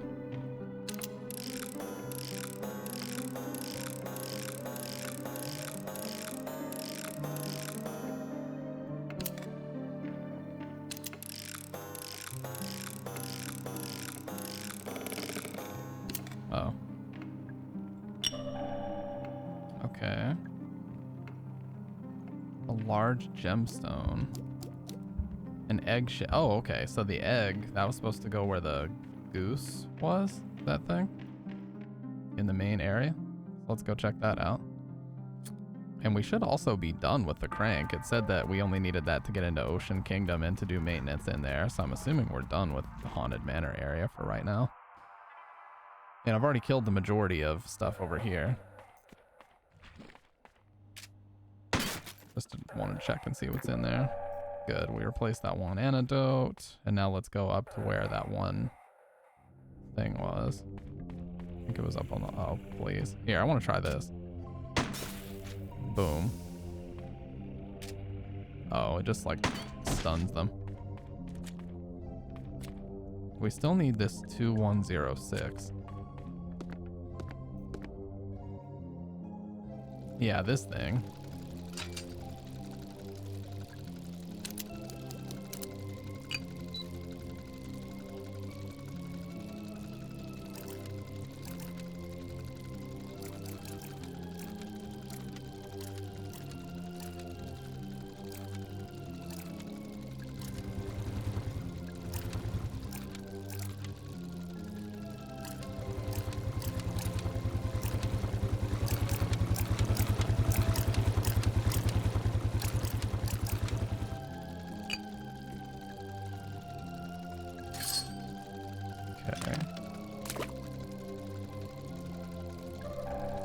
We now have a chain.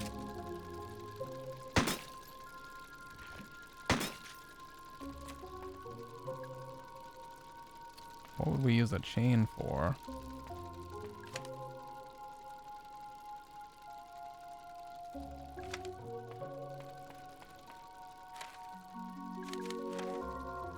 I feel like I know where we need the chain. I just can't remember. Maybe the chain can help me open that one door that doesn't have a knob. Oh my god. Who up chain and they swans? Not me. Watch. Bitch.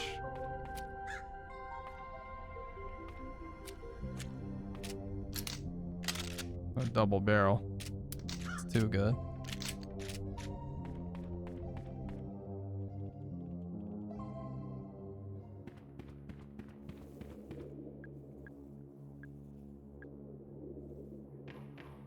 I think we need a flamethrower for this or something.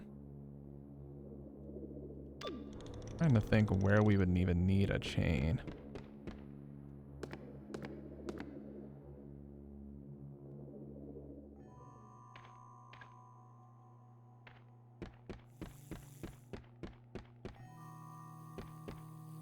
I know that won't work. I would just get electrocuted. Yeah, did I ever go in here? No, I didn't even go in here. Oh shit, he's dead. I guess he shot himself. Should I call the police? There's a handgun lying next to him. I better not touch him.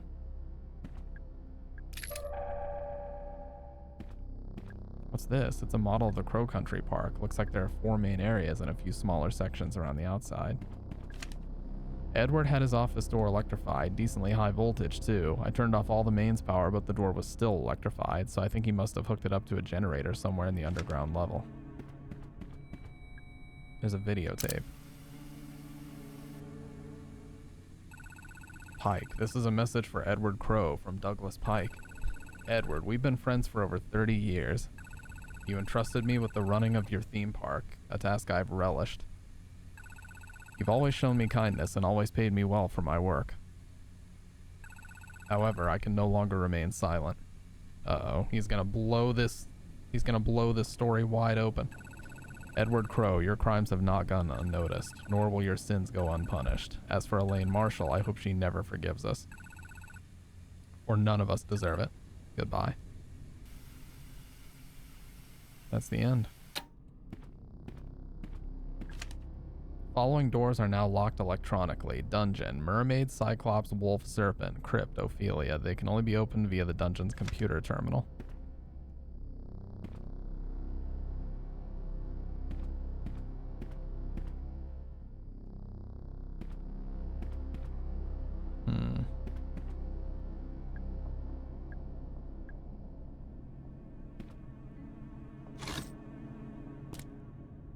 Edward has pulled all the funding for Cosmic Future, and we've halted construction. He said it was just a temporary delay, but I can tell when he's lying.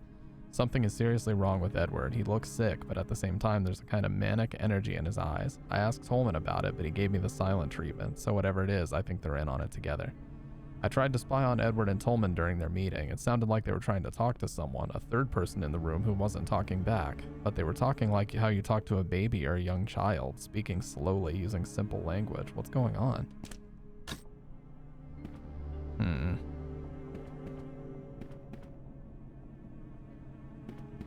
It's an ounce of weed. I can't smoke that here. Oh no. The truth comes out, dude. Yeah, I'm really confused about where to use this fucking chain. Oh my god. I'm really confused as to where to use this chain, I'll be honest.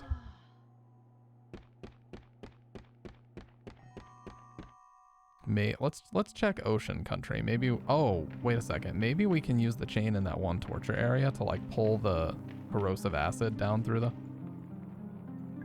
Let's see. That may be possible. Let's try that. We'd have to lasso it.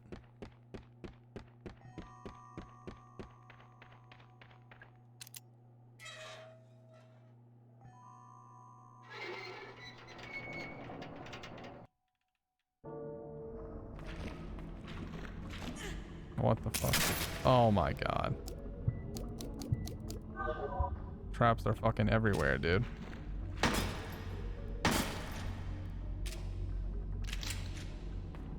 No, they have to be opened with the computer, it said. So this wouldn't work. We gotta find out where to get that fucking, that card though, because there were 2 different places that I could have used the ID card. The dungeon, Witchwood, Haunted Manor, and the crypt.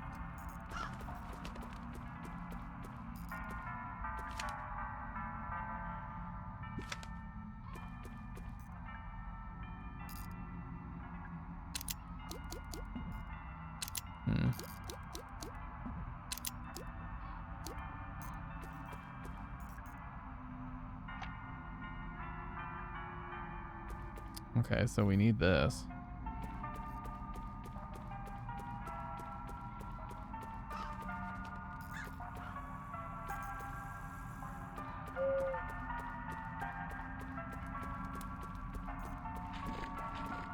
Let's go back to the ocean area.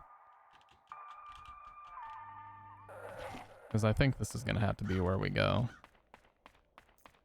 Oh, yeah, also. Let's recoup our large first aid or large med kit that we found. We still never figured out what piece. Oh, you know what? I bet I know where the chain goes. I think it's the missing piece of that one. I think we have to connect the chain to that one thing and then add gas. Yeah, let's see. It's gonna be up the stairs. It should be right here. No, it's in the. Yeah. I think the chain attaches to this mechanism here.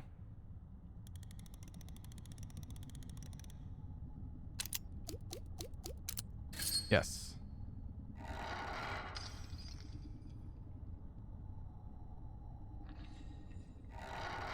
Something is holding on to the chain. Oh, you know what? Let's throw a grenade down there. You piece of shit.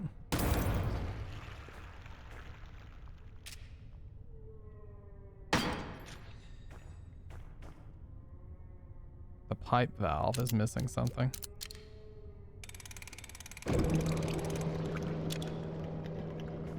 That'll get whatever it is out of the way.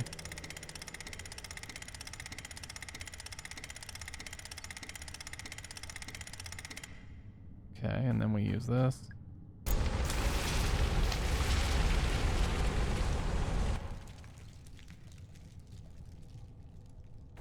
Oh, there's them. There's that mask that we need. Okay. Are we done with the crank now? Nope. All right, sweet. Yeah, what we had to do is dump whatever that liquid that was down there to get that thing out of our way. So now we got this. And we can go back to the haunted area and use that. We were just looking at this mask thing too, so this will open up another area here. Right here. Woeful mask.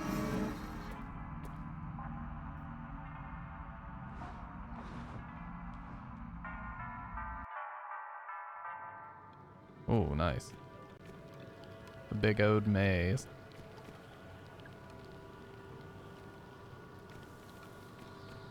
Okay, that's, I fucking knew it, dude. Why? Why did I do that? Still in caution, by the way.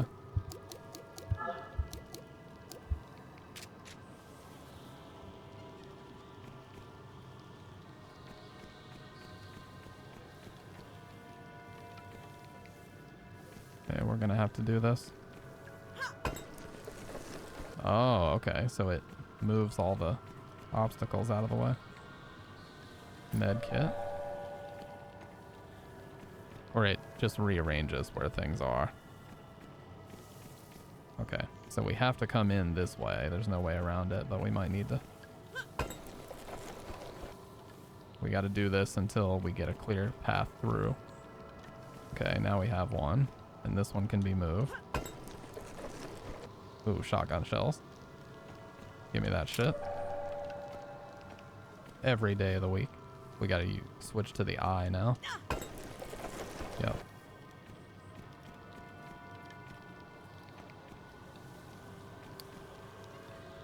Oh, but now we don't have access to one that... Oh yeah, we can just do this now that we're on the other side.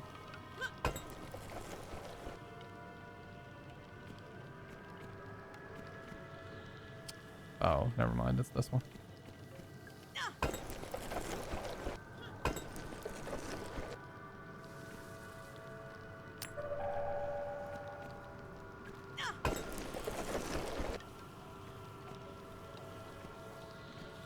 Oh, I bet if we did the eye. No, because I couldn't get through that. Yeah, I'm just stuck in this tiny little... I mean, it's so short, she could technically just fucking walk right over it, which is the weird thing.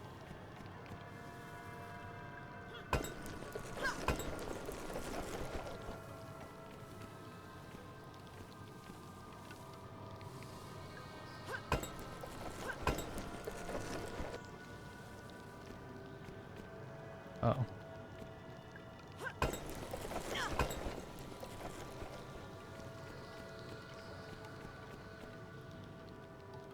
Oh, I think I just reset it to the very beginning. It was swirl on the other side of the eye. Yeah.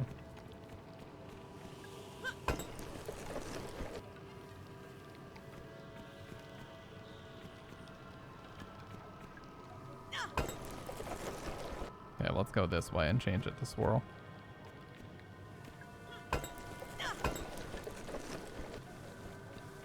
Oh, okay, I see.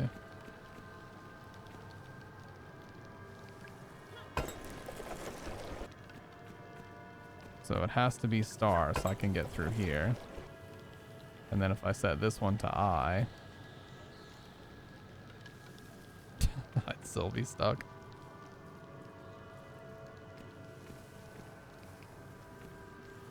Yeah, I have to get all three of these correct. So I'm not blind, dude.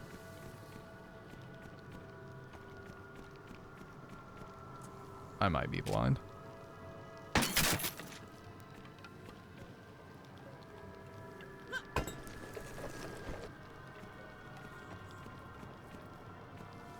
Oh. Yeah, let's go. Full of murky water. It smells really bad. It's weirdly warm. I feel something at the bottom. There's the trident, bitch. Let's go.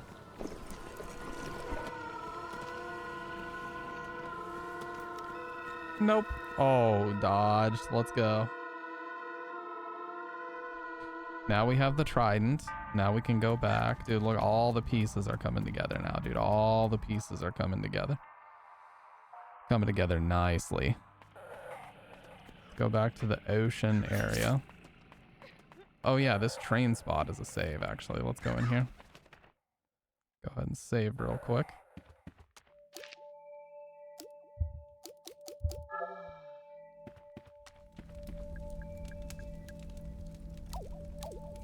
Now, if we can get this thing with the trident, we can figure this part out. We might get access to the computer chip or the computer card or whatever, and that would really open things up for us.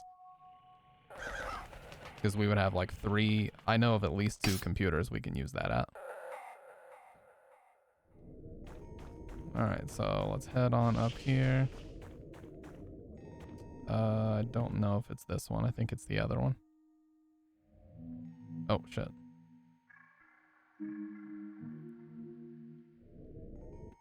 I like these artificial loading times. Yeah, this is the one. So we have to put the trident in the middle.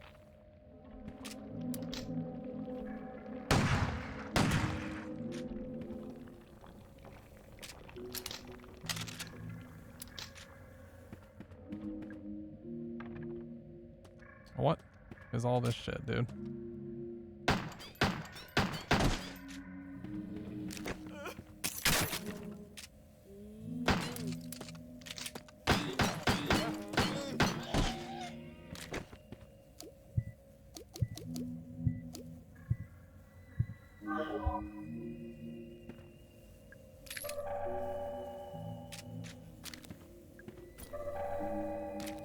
Oh, good thing I left all this in here.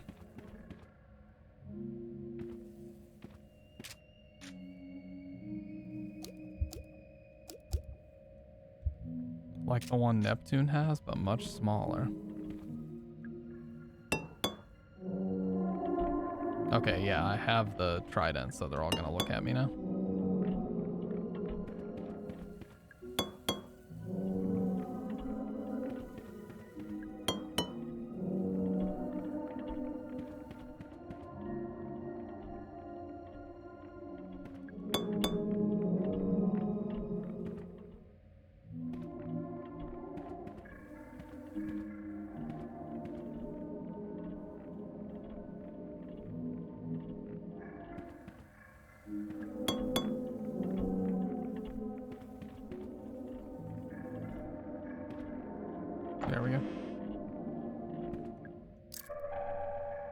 silver key. Okay.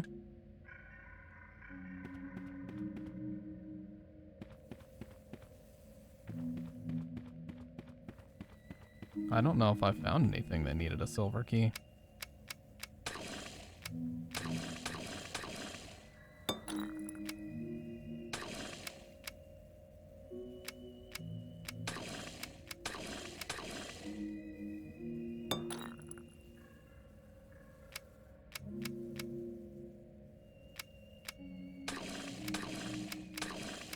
There's got to be something to do with this, unless you really are just doing it. Krusty Krab cross Five Nights, yeah. FNAF. God damn it, dude. I hate these things so much. Wait, I haven't been over here yet.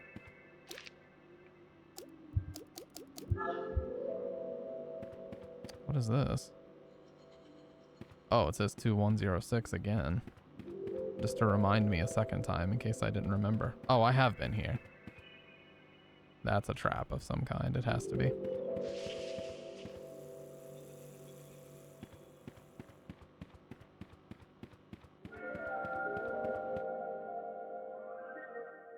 What did I even need the silver key for? I genuinely don't remember. Oh, well, there's a silver keyhole.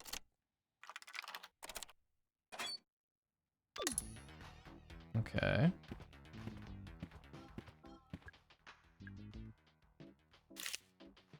What on earth?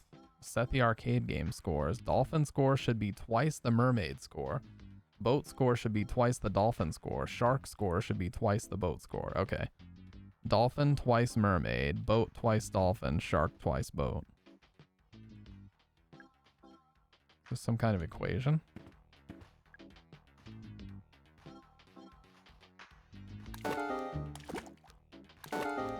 Uh-oh.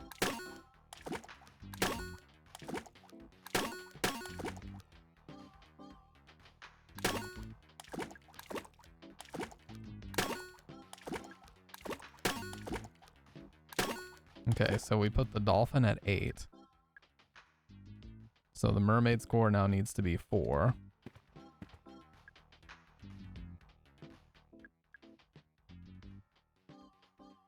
Mermaid score would need to be 4. The boat score needs to be 16. And the shark score needs to be 32. Okay.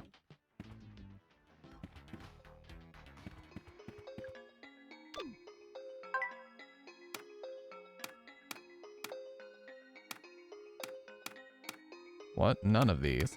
I thought it was an asteroid. Oh.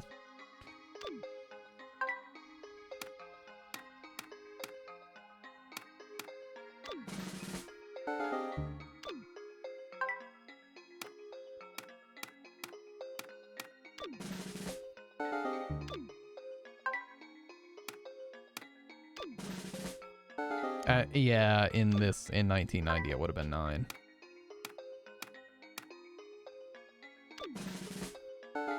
Oh my god.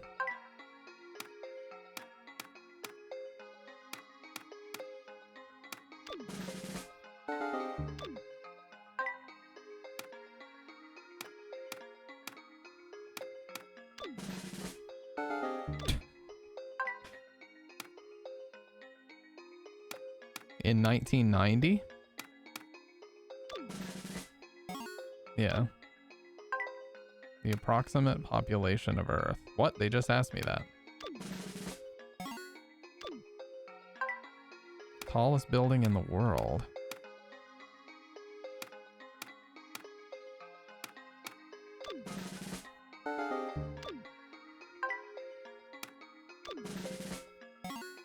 Okay.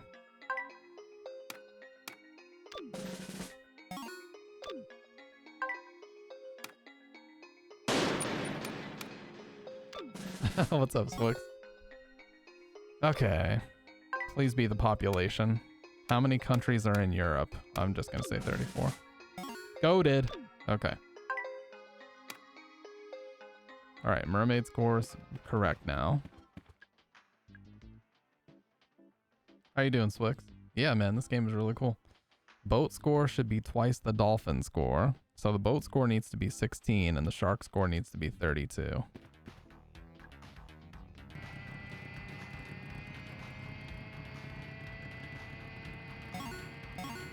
It's like GTA SpongeBob, dude.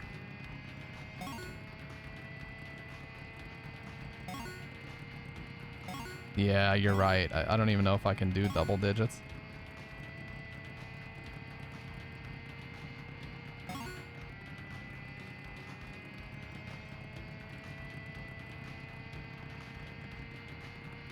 No, I can. Okay.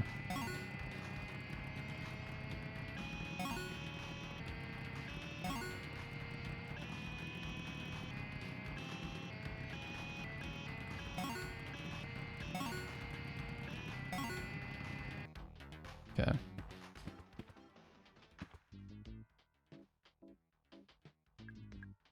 All right, shark score has to be 32.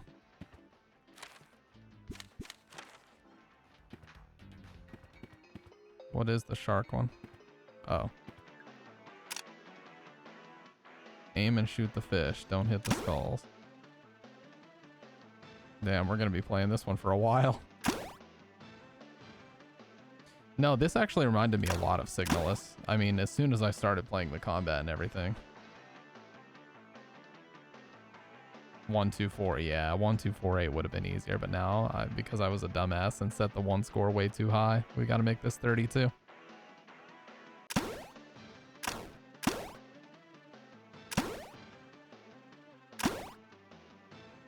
A melody from Yume Nikki? That's awesome.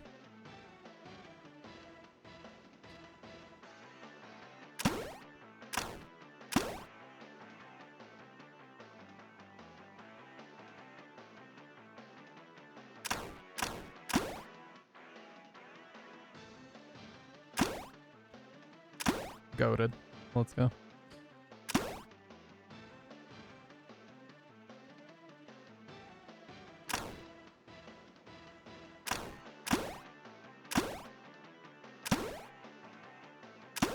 Nice. They gave me a little break from the skulls. Goated, mayhaps with the sauce. Mayhaps, in fact. I like how they put another score in the top right in case you can't see that bullshit.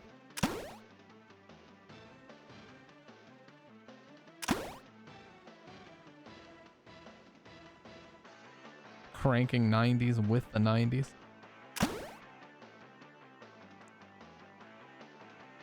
Fortinite 90s, you know how we do. Dude, I should have fucking done that. I should have just fucking done single digits. Why didn't I listen? God.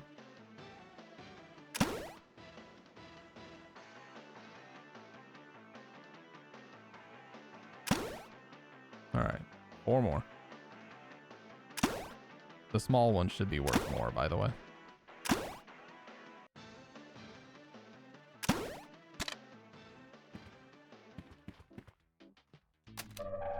There's the fucking data disk, dude. Let's go.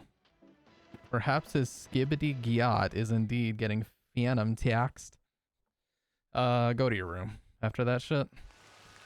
Hey, it's raining now.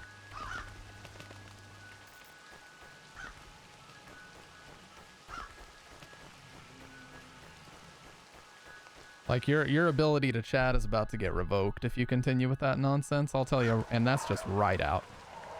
Just kidding. Fuck you. It's in here, I think that we needed that.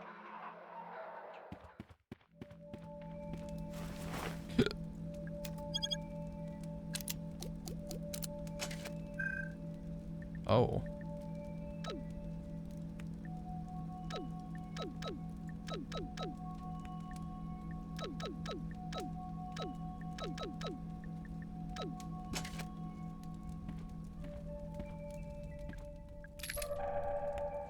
Did we say this kind of cringe shit back in the day? Well, we just said epic fail and win and Zors. We put stupid shit like Zors at the end of every sentence. So arguably, yes, we said even cringier stuff.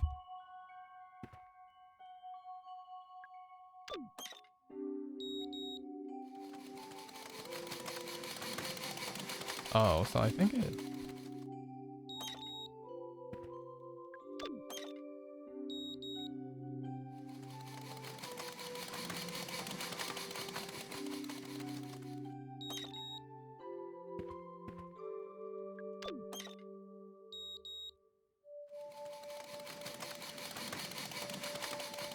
Okay.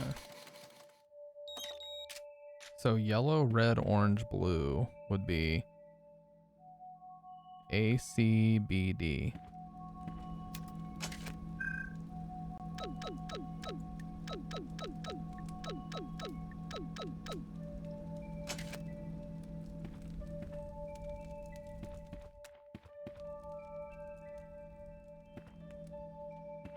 But like, what does that do? The Abe Simpson quote again? No, you do not, dude. I think the engine should be yellow.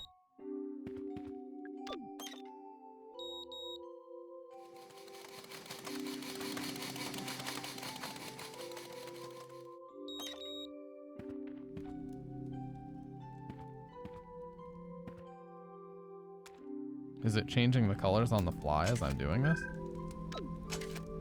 No.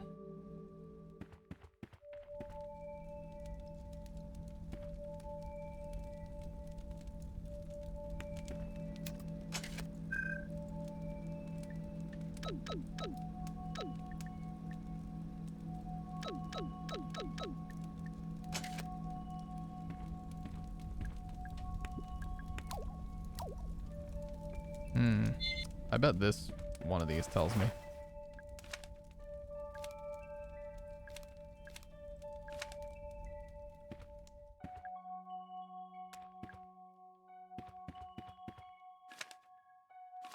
Staff memos, the tips.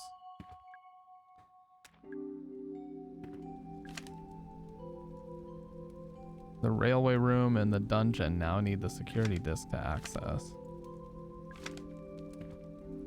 From 1990 to 180, an angle is obtuse. This angle's kind of fat. It's got a big caboose. Damn bars. Save that for the mixtape, dude. Picked this game up after I finished Little Goody Two Shoes and Disco Elysium. Dude, everybody constantly tells me about Disco Elysium.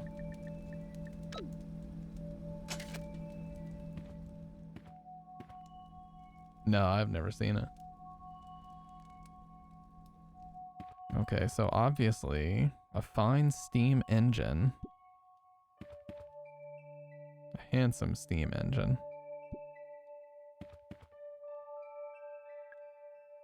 Oh, AB. AD. I bet it's ABAD.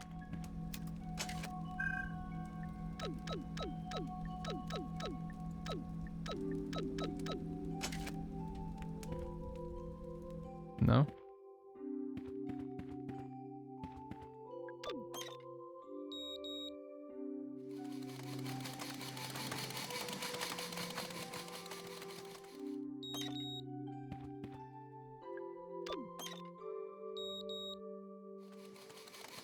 Obviously the colors matter here.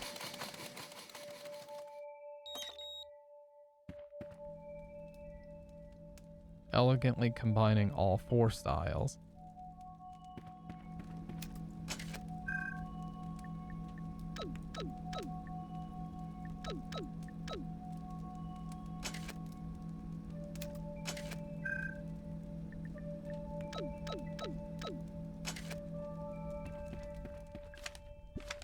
Okay, so if this combines the Arabella and Bernadette, let's see what these are. So Arabella is yellow, Bernadette is orange or red?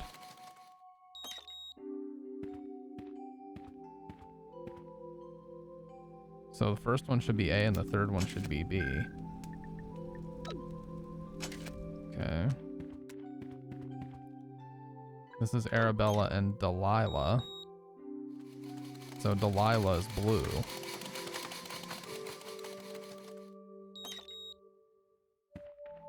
Blue would be the second one.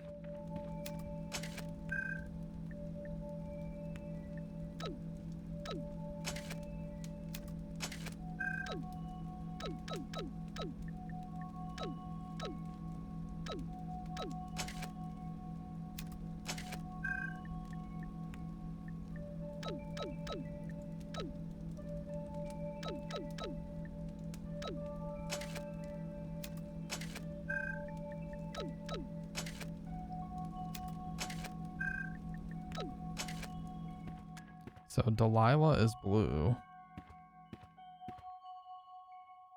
D would be the second one. It should start with AD, I believe. But what would the second car be?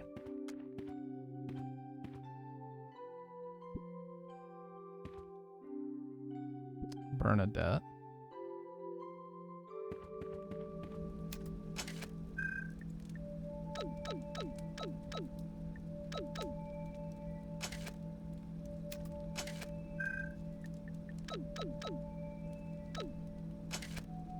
Dude, why am I have to be way overthinking this. There's been nothing in this game that's this complicated just yet.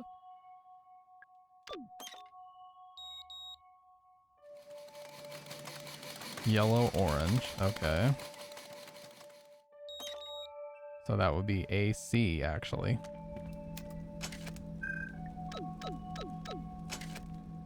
And then the second.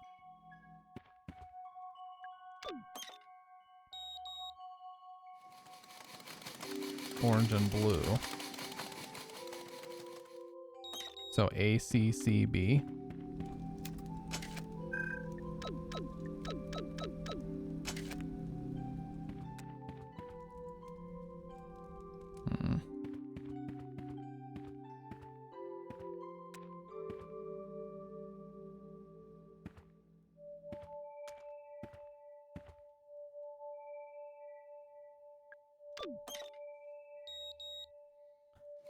Let me see. Yellow, orange.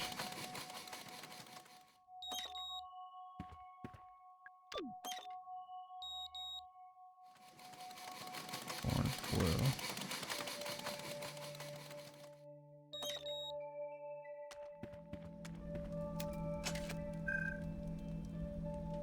ACDC. ACBC? No.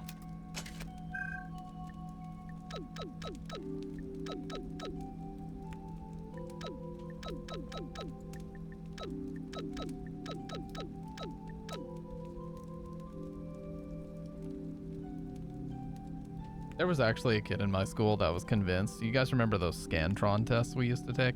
He was convinced that if you just guess Abba Cadabba, that you could get a high score because like some bullshit about the algorithm and how it generated answers. I was like, dude, you're so full of shit. Oh, we probably have to do it in order. So this one was first. AD, AB, I think might be it.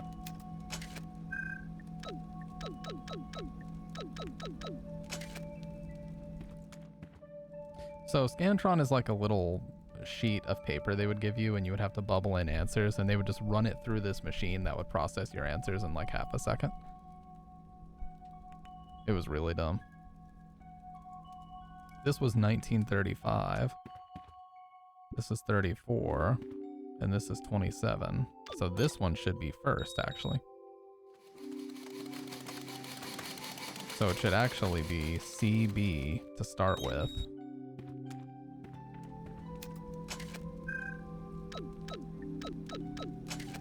And then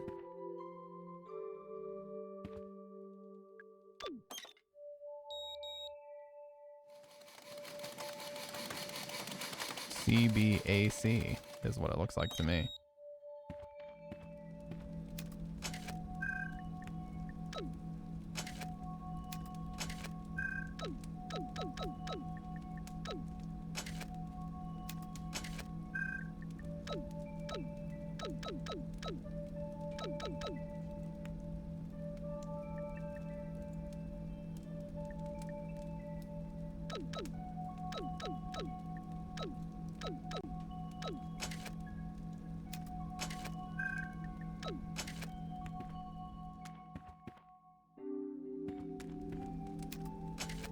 BCAC.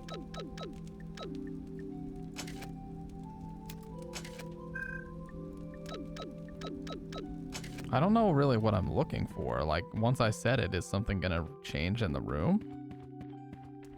Probably.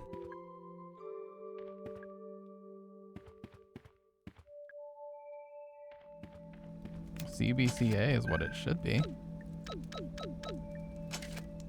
Did anything... Nothing changes in the room when I do that, though.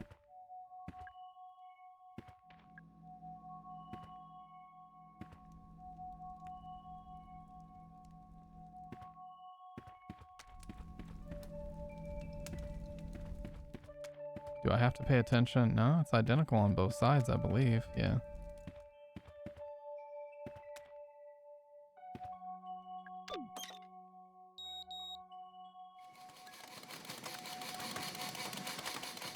Orange, blue. Wait, they look slightly different though, don't they? Yeah, I was gonna say they look slightly different. That top one was just a square. And that one...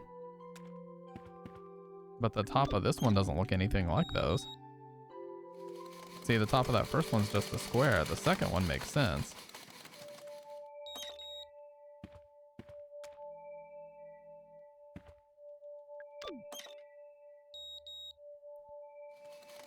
Those make sense. So BAC.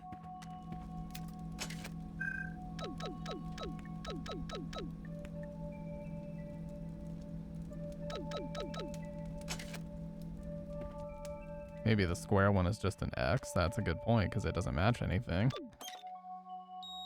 And it is orange, so...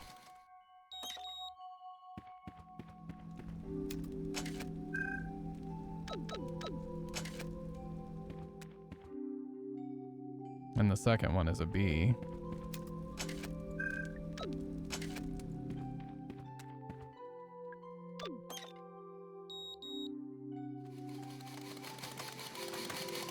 That's an H and a double. Okay, so that's AC.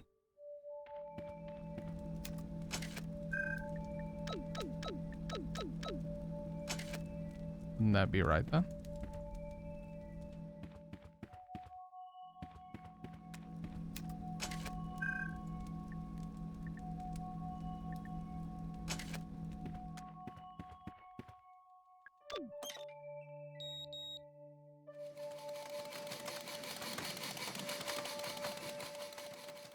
Should be B, XB,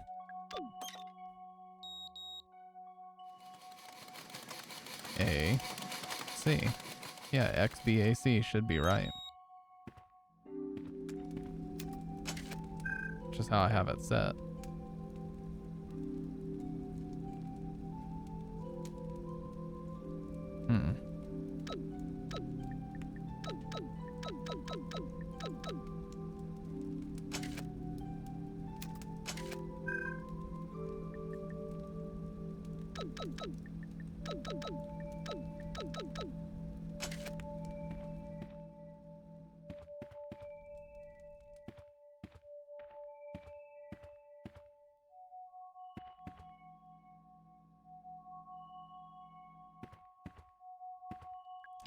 Unless my color blindness is fucking with me.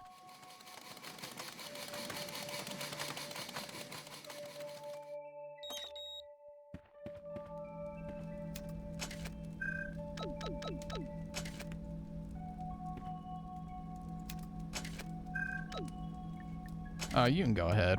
I can tell we're like right on the cusp of it anyway. We obviously know that it has something to do with the top of the...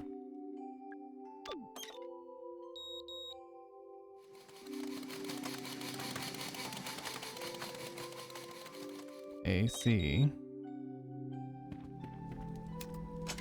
What if we did this?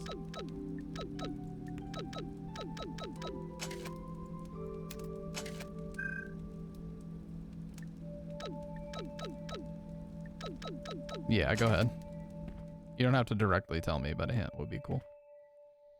I know we're right on the cusp of figuring it out.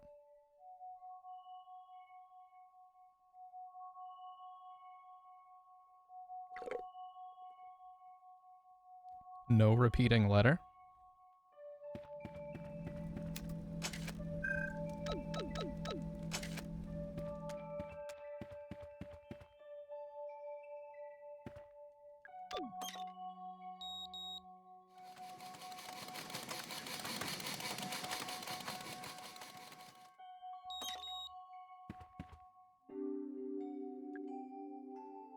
Oh, Steam.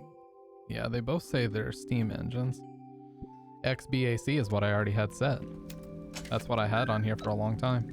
XBAC. There's no repeating letters in that.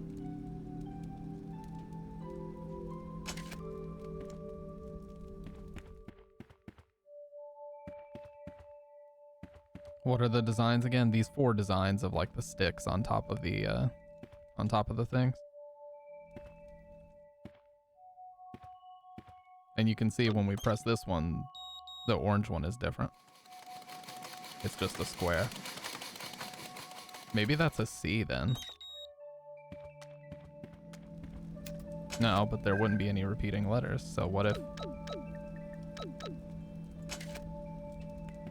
C backs?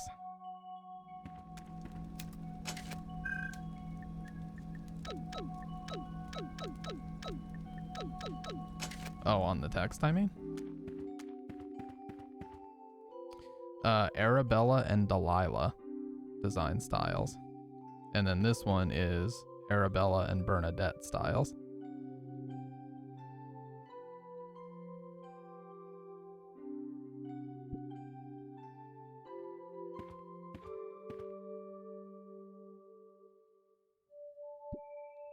Maybe this one needs to be a D instead, but I think I already tried that.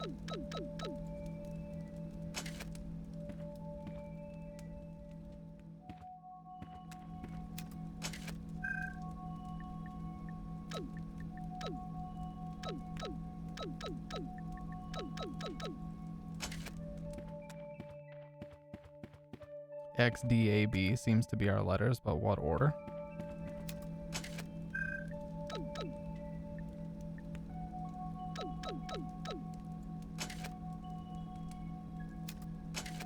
Arabella, Delilah, Bernadette, then Caboose. Just A, B, D, C though?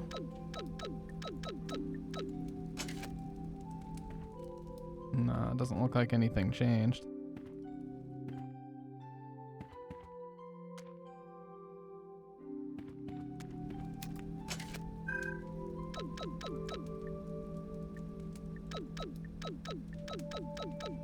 Let's try this.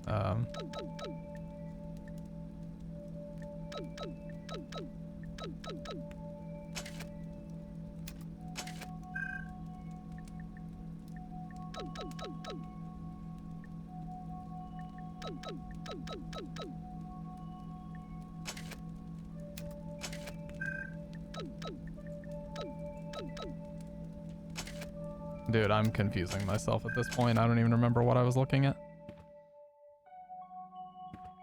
This says Arabella and Delilah, and it was created first.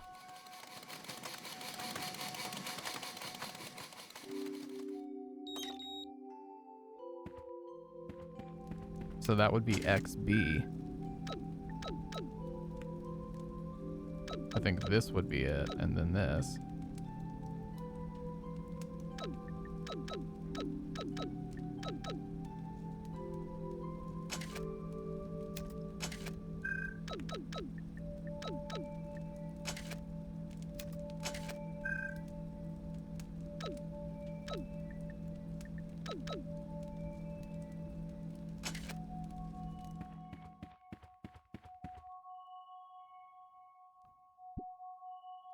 Arabella is orange and Delilah is blue, that means BDAC. Why would they even give me the option to use the X though? That was it, but like...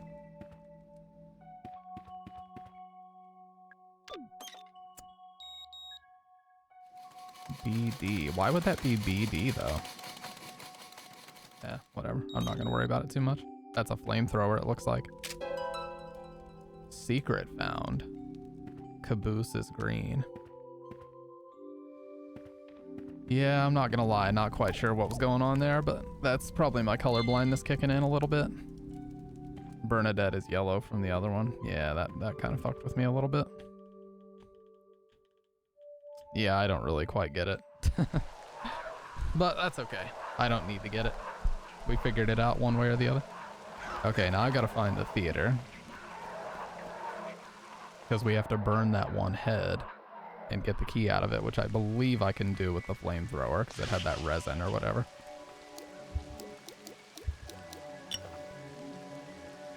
So we gotta look for the theater again.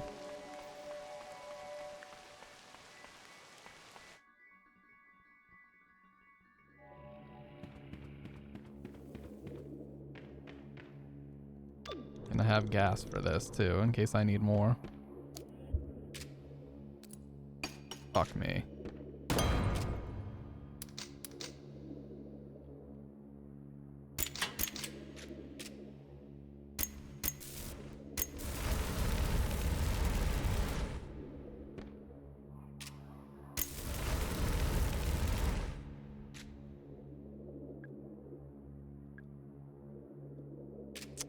I'm out of flame, so we need more gas.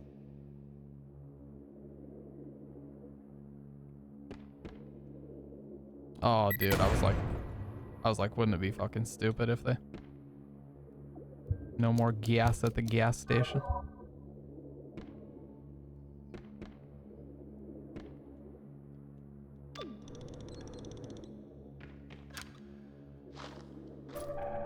Oh, I was like, wouldn't it be fucked up if they just put gas in there for me?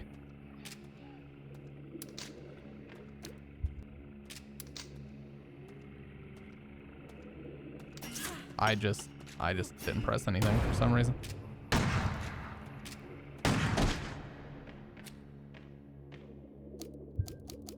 No idea why, I just didn't. Main difference was Bernadette's. The yellow, so yellow is B, and the Delilah blue, blue is D, which left C or X, and I assumed that X meant no car left, so C. No, I've never actually played Parasite Eve, but I've heard that it's really, really good. Okay, so we got to get back to that torture room as well. The torture room is another area where we can use the computer, and it said there was a corrosive acid in there.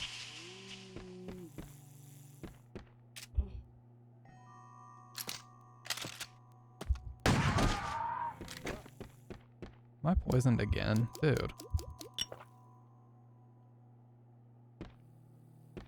There's so much shit everywhere. Spraying poison at me.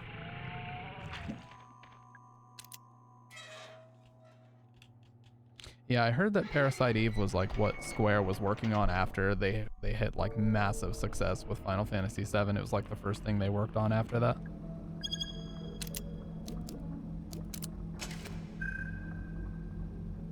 Okay.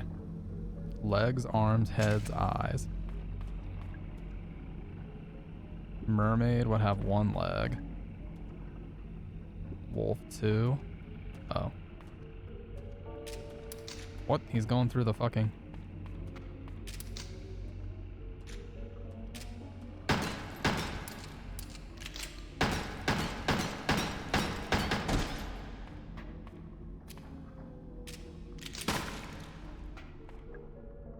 Serpent would be 0. And Cyclops would be 2.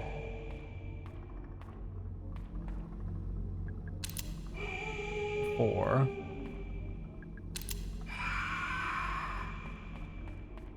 Oh, is it talking about the total amongst all prisoners? No.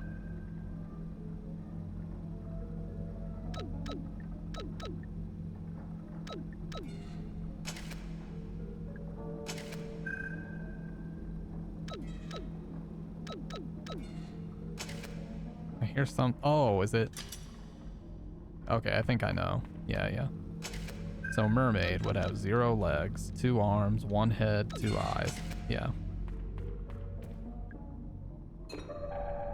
Acid bottle.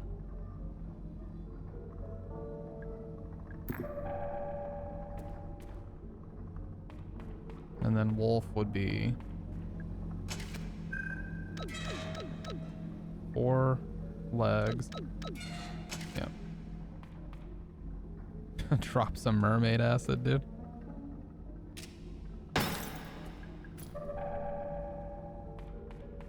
And then Cyclops. Okay.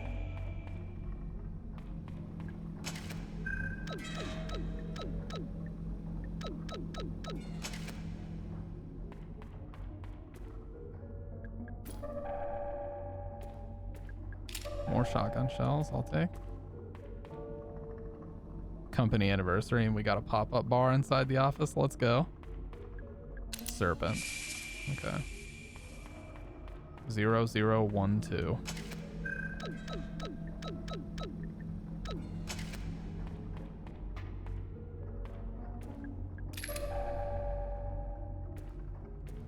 Okay. Alright, so most important thing was that corrosive acid. What would we use a corrosive acid on?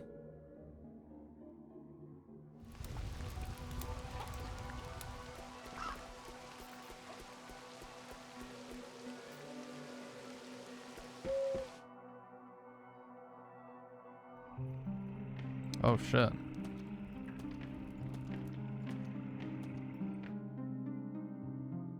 Someone's going home tonight with double vision. Man, this place is just chock full of fucking enemies now.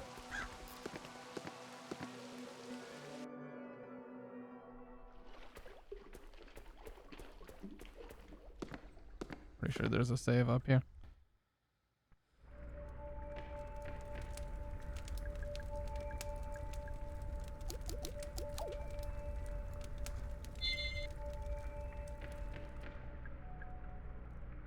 Is this lady still in here, the cell?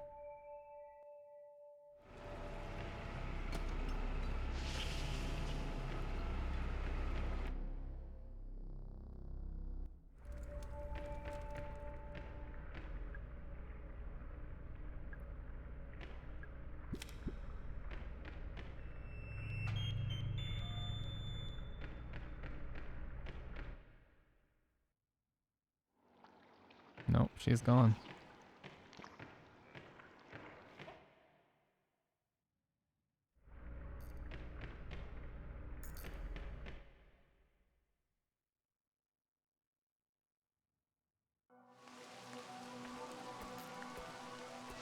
What would we even need a corrosive acid on would be my question.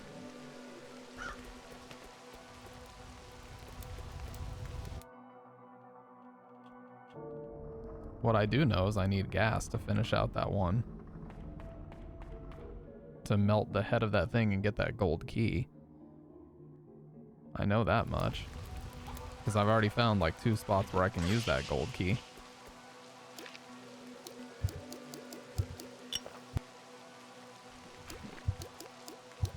Damn, look how full our inventory is.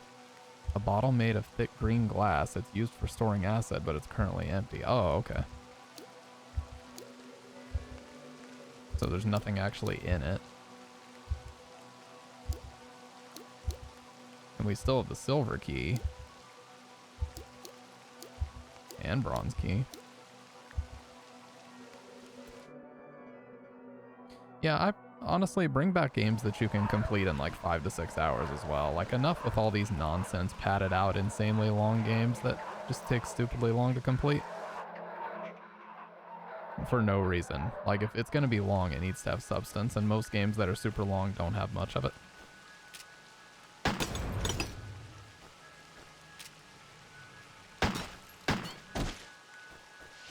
Very rarely.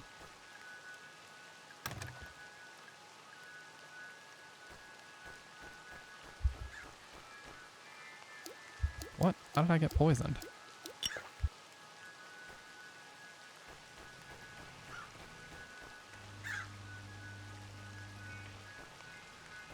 Come right this way, sir.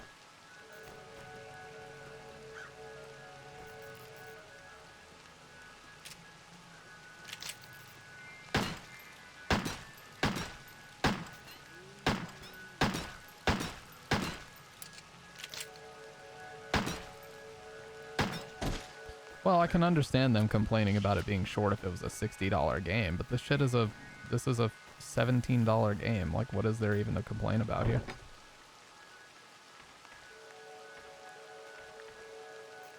Yeah, see, this is what we need the golden key for, but I need more gas. I need just one more thing of gas and I'd be good here.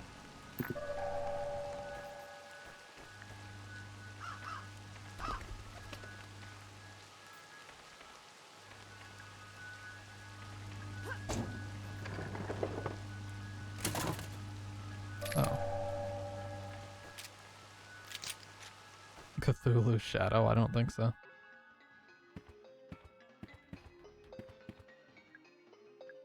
Oh. Oh my god, I didn't even see that shit.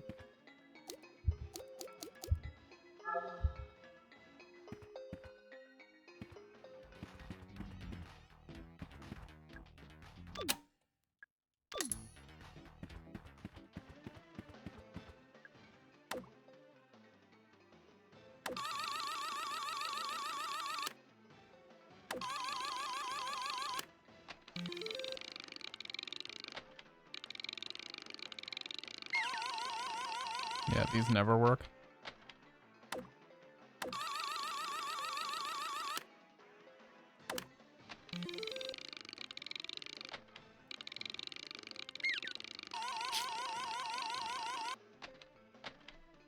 What is this, John? Hang on. Let's go all the way up and all the way over. I don't think any of these will ever work. Yeah. MGS1 costs $50. That's a short game. You'd be hard pressed to find many people who say it's trash and you shouldn't play it because it's too short. Yeah. Well, MGS1 is definitely a game you could beat in like, 6-7 hours. If you know what you're doing, you could probably beat it in like 4 on a pretty short casual playthrough. That's an explosive for sure.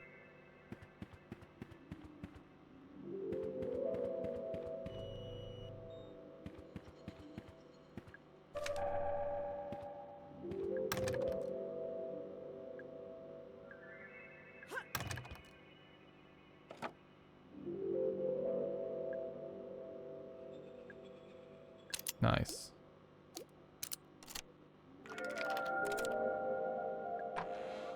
Haven't been in here yet. I'll check that out in just a second, John. There better be some more gas in here. Oh, hello. Sorry for barging in. I should introduce myself. I'm Mara Forrest. I'm looking for... I like the purple. What is that? Dyed? Must be. It doesn't look like a wig. When you're finished talking about my hair, I think I might need your help. I'm looking for Edward Crow. Yeah, I bet you are. You must be Tolman. I must be. What was it Marvin said? You were the root excavation guy? Correct. What's root excavation? No idea. You're not being very helpful. Correct. The park is closed. Duh, I know. So go home. I can't go home. Sure you could. Just get in your little car and drive away. I'm sure that guy you saved would appreciate it. Arthur? You know about him? At least he had the good sense to get injured once and give up. Tolman, what are the monsters? The monsters? Don't pretend like you don't know what I'm talking about. No, it's just... Trust me, Mara, you don't want to know. Can I turn on the elevators from in here? The elevators are broken. No, they're not. They're just pretending to be broken. So where's the switch?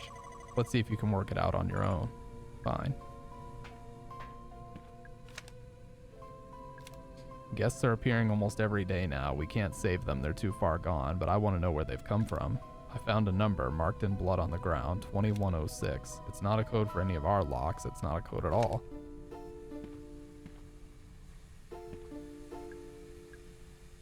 There are 4 VHS tapes resting on top.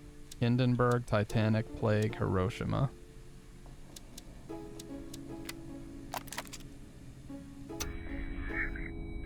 A small fire broke out on the port side just ahead of the port fin. One witness on the starboard side reported another fire behind the rudder.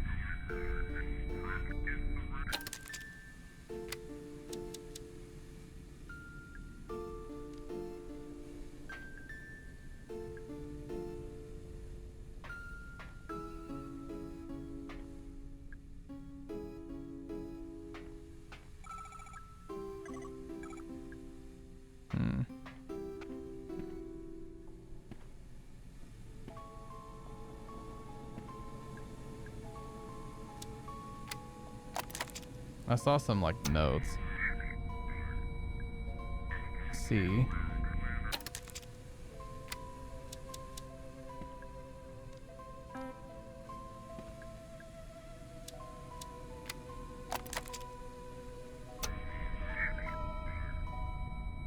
A.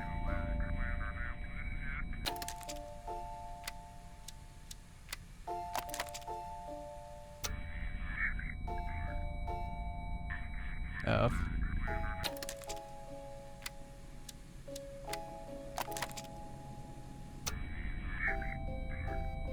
E. Okay.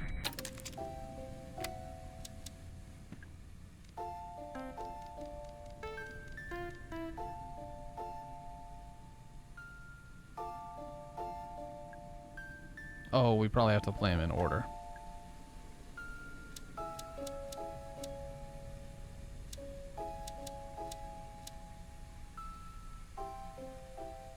Okay, so it was C, A, F, E from left to right, but it would be F, A, C, E.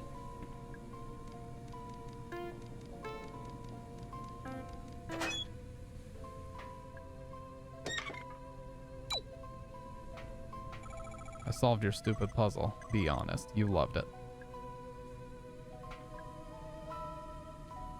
Alright, Crow Country, elevator, power grid. The lights are all green. Alright, finally that shit works. Mara, hold up. What is it? Don't go down there. You'll regret it. So be it. Please the monsters not be kids. Yeah, seriously, let's hope that is not the case. Dude, every fucking thing I walk past sprays poison now. This is so stupid. Oh my god.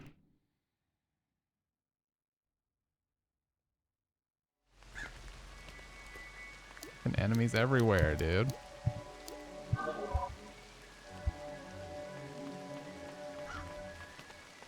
And I have like no heals despite being loaded the majority of the game. Oh, what the hell? We gotta get back to the train spot.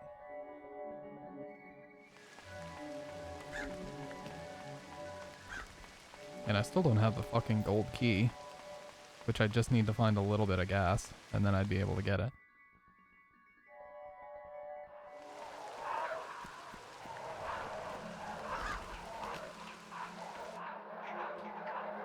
I haven't been to one in years, and the last one I went to was like a local theme park. Like a county fair. It was like a county fair type thing with a traveling amusement park with it, and like the whole fucking place was held together with like staples and rubber bands and shit, dude. It was crazy. Alright guys, we'll go ahead and finish this game tomorrow night. Don't know if there's going to be a podcast episode, but I will try my best. Let's watch this video that John sent. Unless it's Nuke's top 5, in which case I will immediately. Oh, I accidentally became a meme. Have you ever had a dream? Oh no. I accidentally... These are like the only videos that BuzzFeed makes that still get views, by the way. became a meme, and this is that story. My name is Joe Serkiel, and you may know me from this meme. Have you ever had a dream that you HBO. This all started in the year 1999. I was 5 years old. My favorite thing to do when I was a kid was watch fantasy action stuff, you know, Dragon Ball Z, Power Rangers. I liked all the Disney stuff. Hercules came out around the summer before I went into kindergarten, and I definitely watched it a lot. I really liked the soundtrack, especially Zero to Hero. That was a tune. That still is a tune. One day, my mom reached out to me and said, "Do you want to be in a movie?" There was a few schools that they filmed at for this HBO production. The reason my elementary school got picked in part was because the production manager, their kid was in my class or in one of the kindergarten classes. At first, I really had no idea what this production was about. They had repurposed one of the bigger classrooms to look sort of like a nursery. There's lights, there's cameras. I picked up pretty early on that it was about bedtime stories and rituals because that was what the people interviewing us were interested in. So they were asking us guiding questions to that effect. The red sweater, the haircut, that was like all my mom. She really wanted me to get on TV. They were asking us a bunch of questions. There wasn't anyone that I would consider a rival per se, but there were kids that were even better at getting the attention of the producers. And based on a promise I made to my mother in the car this morning that I was definitely gonna get on TV, I kind of had a sense that time was running out and I didn't get as much talking time as compared with the other kids on my panel. And then they asked me about dreams. I remember this one scene from Hercules where Hercules searches out for Pan, who's Danny DeVito's character. He doesn't want to train anybody anymore and he's a failure, so that's when Hercules comes in and tries to persuade him about a dream. Have you ever had a dream? I've had a dream that I wanted so much that I could do anything. And once he said that, it really resonated with Pan, and Pan said, okay, fine, I'm gonna train you, and the rest is history. So that was when I came in with my Hail Mary speech about dreams. Suffice to say, I didn't come even close to what Hercules had to say about dreams. Have you ever had a dream that you I'm thinking a little bit slower than how I'm talking, which tends to happen. So you could do so you. But I'm kind of hoping that if I have the beginning and the end of that speech down, everything else was going to kind of fall into place. You want him to do you so much you could do anything. So as everyone likes to point out, my signature lean back and smile is just like, I totally nailed that. If memory serves me, the reaction in the room was very deadpan and professional by the interviewers. So they just kind of let me talk, like, oh, okay, yeah, dreams, sure, like, you know. Yeah, what is this kid babbling about? They probably thought. We're all set here, Joe, like, that was great, you know, good job. I wasn't too sure whether they were gonna use anything that I said, but I definitely felt like what I said was really, really compelling. I didn't hear much follow-up about the movie until it was time to go see the premiere in New York. And so it was this big fancy hall that HBO booked out, and they invited all the kids that had a speaking part. It was kind of a red carpet moment, and I enjoyed watching the production and all my other friends that talked. Then my part is an outtake at the end of the movie. The whole audience is laughing at me. With the benefit of hindsight, I think they were more so laughing with me, but I didn't feel that at the time, and I actually was so upset with the producers. I actually blamed them. I thought that they had manipulated the film in some way to make Adobe it look Premiere. like I stammered. I didn't even accept that I had stammered on the camera, which isn't true. But it's just to say I wasn't necessarily a good sport about that, especially because for the rest of my childhood and early teenage years, that was always going to be shown at most family reunions. Anyone in my family that wanted to get a VHS or a DVD of that documentary got it, and they all reveled in my part. God. And I just kind of want that swept under the rug. I want to get past it. And it was more or less buried.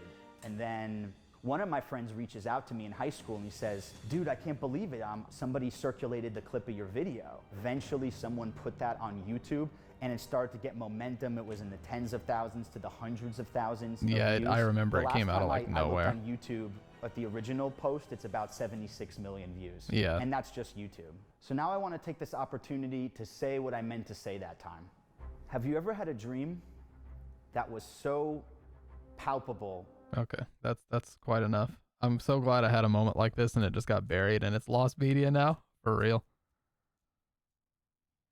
Stupid question in earshot of an Do you engineer. think there are any dinosaur bones in space? I mean, at first that sounds like a stupid question, but then you think about like the impact zone and stuff, and I mean, I don't know the math on it, but you know, maybe one of those guys got knocked up into space, right? So, could there be dinosaur bones in space? No. Okay. I know people like this, dude. You bring up the most basic hypothetical ever as like a what if, and they immediately start running in fucking full speed at you with the actually. Let's frame the issue. There's a good rule of thumb I use when I see a headline. Like, dude, I was just asking a The hypothetical. answer's Chill the no. fuck out. Have scientists discovered life on Mars? No. Could chocolate be the secret to weight loss? No. Are there dinosaur bones in space? No. For the answer to be yes, here's what we need. To still be in space, it must have been Yeah. moving fast enough when ejected that it has entered some sort of orbit. It's not a rocket, it's a ballistic projectile. This means speeds at a minimum of about 8 kilometers per second, and that's if we ignore And you know what? I feel that way about the speedrunning community too. You ask a basic question really quick before we finish the video. You ask a basic question of like, I wonder if there's some way that you could do this. And they're like, actually, no, because the game doesn't calculate inputs at that type of speed or frequency. And so the way that you're attempting to do that is such that the game will not accept those inputs. So unless you're willing to go about it a completely different way, that's going to be a fool's errand. And I'm just like, Jesus Christ, bro, you could have just said, no, that doesn't work. Like, what the hell? resistance. That's All what let's speedrunning do that discords are Socrates like. Shit that Z loves. What is a bone?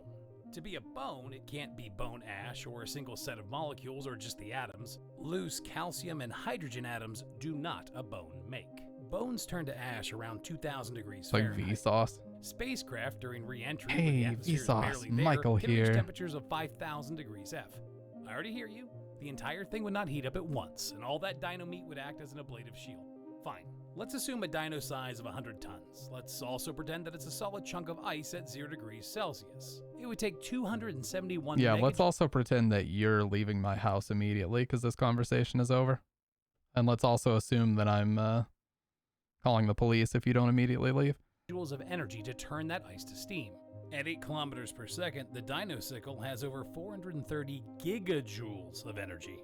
It would only take 0.06% of the kinetic energy of the Dinojectile to flash the entire thing to steam. Could dinosaur bones be in space? No. Oh. Fossils aren't dinosaur bones, but astronaut Lauren Acton did take a Mysosaur fossil fragment to space for 8 days in 1985. So if you instead ask, did dinosaur bones go to space? The answer is no. This episode was supposed to be a short, and then my much smarter... Jesus Christ, man. Those people are so insufferable. They're about as insufferable as the people who you let borrow money, or people who let you borrow money and it's like a really small amount, and then they start like calculating and putting all the shit in to be like, you know, say for example, they Cash App you like $10 to cover something. And then they come back like a day later. They're like, actually, that's going to be plus tip. And yeah, so yeah, and I think you ate a little bit more than you thought you were going to. So that's going to be another couple dollars. I'm going to need you to cover that. You know, those type of people. But of course, if you let them borrow money, they just disappear. Like they're just never heard from again. But if you borrow money from them, they're like on your fucking ass every 2 hours until you pay them back. Just absolutely insufferable behavior. Yeah, like he could have just immediately answered, yeah, no, there aren't. And that would have been over. But instead, man's had to go on a fucking brigade. But yeah, that's what speedrunning discords are like. You throw just a little, and like you said, Fudge Me, in Metal Gear Solid, everybody used to always ask, is there a way to get past the frozen door? And for the longest time, they'd guffaw and they'd laugh and they'd chortle. They'd say, no, there isn't, you fucking chud. You cannot get through the frozen door. You have to go all the way around. And then some girl was casually playing the game, blew herself up with C4 and fell backwards through the door. And now that's the strat in the speedrun. And they called it, you know, they named it based on her. I forget exactly what it's called, but it's like one of the biggest skips in the game because it's a massive sequence break. So I just hate when communities act like something is totally settled, you know? When it comes to games like that, it's like, no, there's still plenty of room to test new things out and try new strats out, but they just seem so hell-bent on declaring that, nope, it's a solved game and there's nothing else to be done here. According to who, bitch? What are you talking about? Anyways, guys. With that being said, let's see who else is on, if anybody. This was a really good stream tonight. I had a lot of fun. Oh shit, Dr. Red. Dr. Red is on. Everybody go hang out with Dr. Red, longtime supporter of the channel, and just in general, a very good dude. So tell him I said hi. He's playing some RE shit, aka RE6. And with that being said, if anybody wants to join the Discord, there's the link. We're going to be watching Akira in there this Friday. So in 2 days, or 3 days, we'll be watching it. Is that after midnight? Okay, yes. So in 2 days, we'll be watching it. So yeah, if anybody wants to join that, we'll be watching that Friday night on Blu-ray, 25th Anniversary Edition. But outside of that, I'm going to break the chains on room 302 with the Keys of Liberation and free everybody in 3, 2, 1.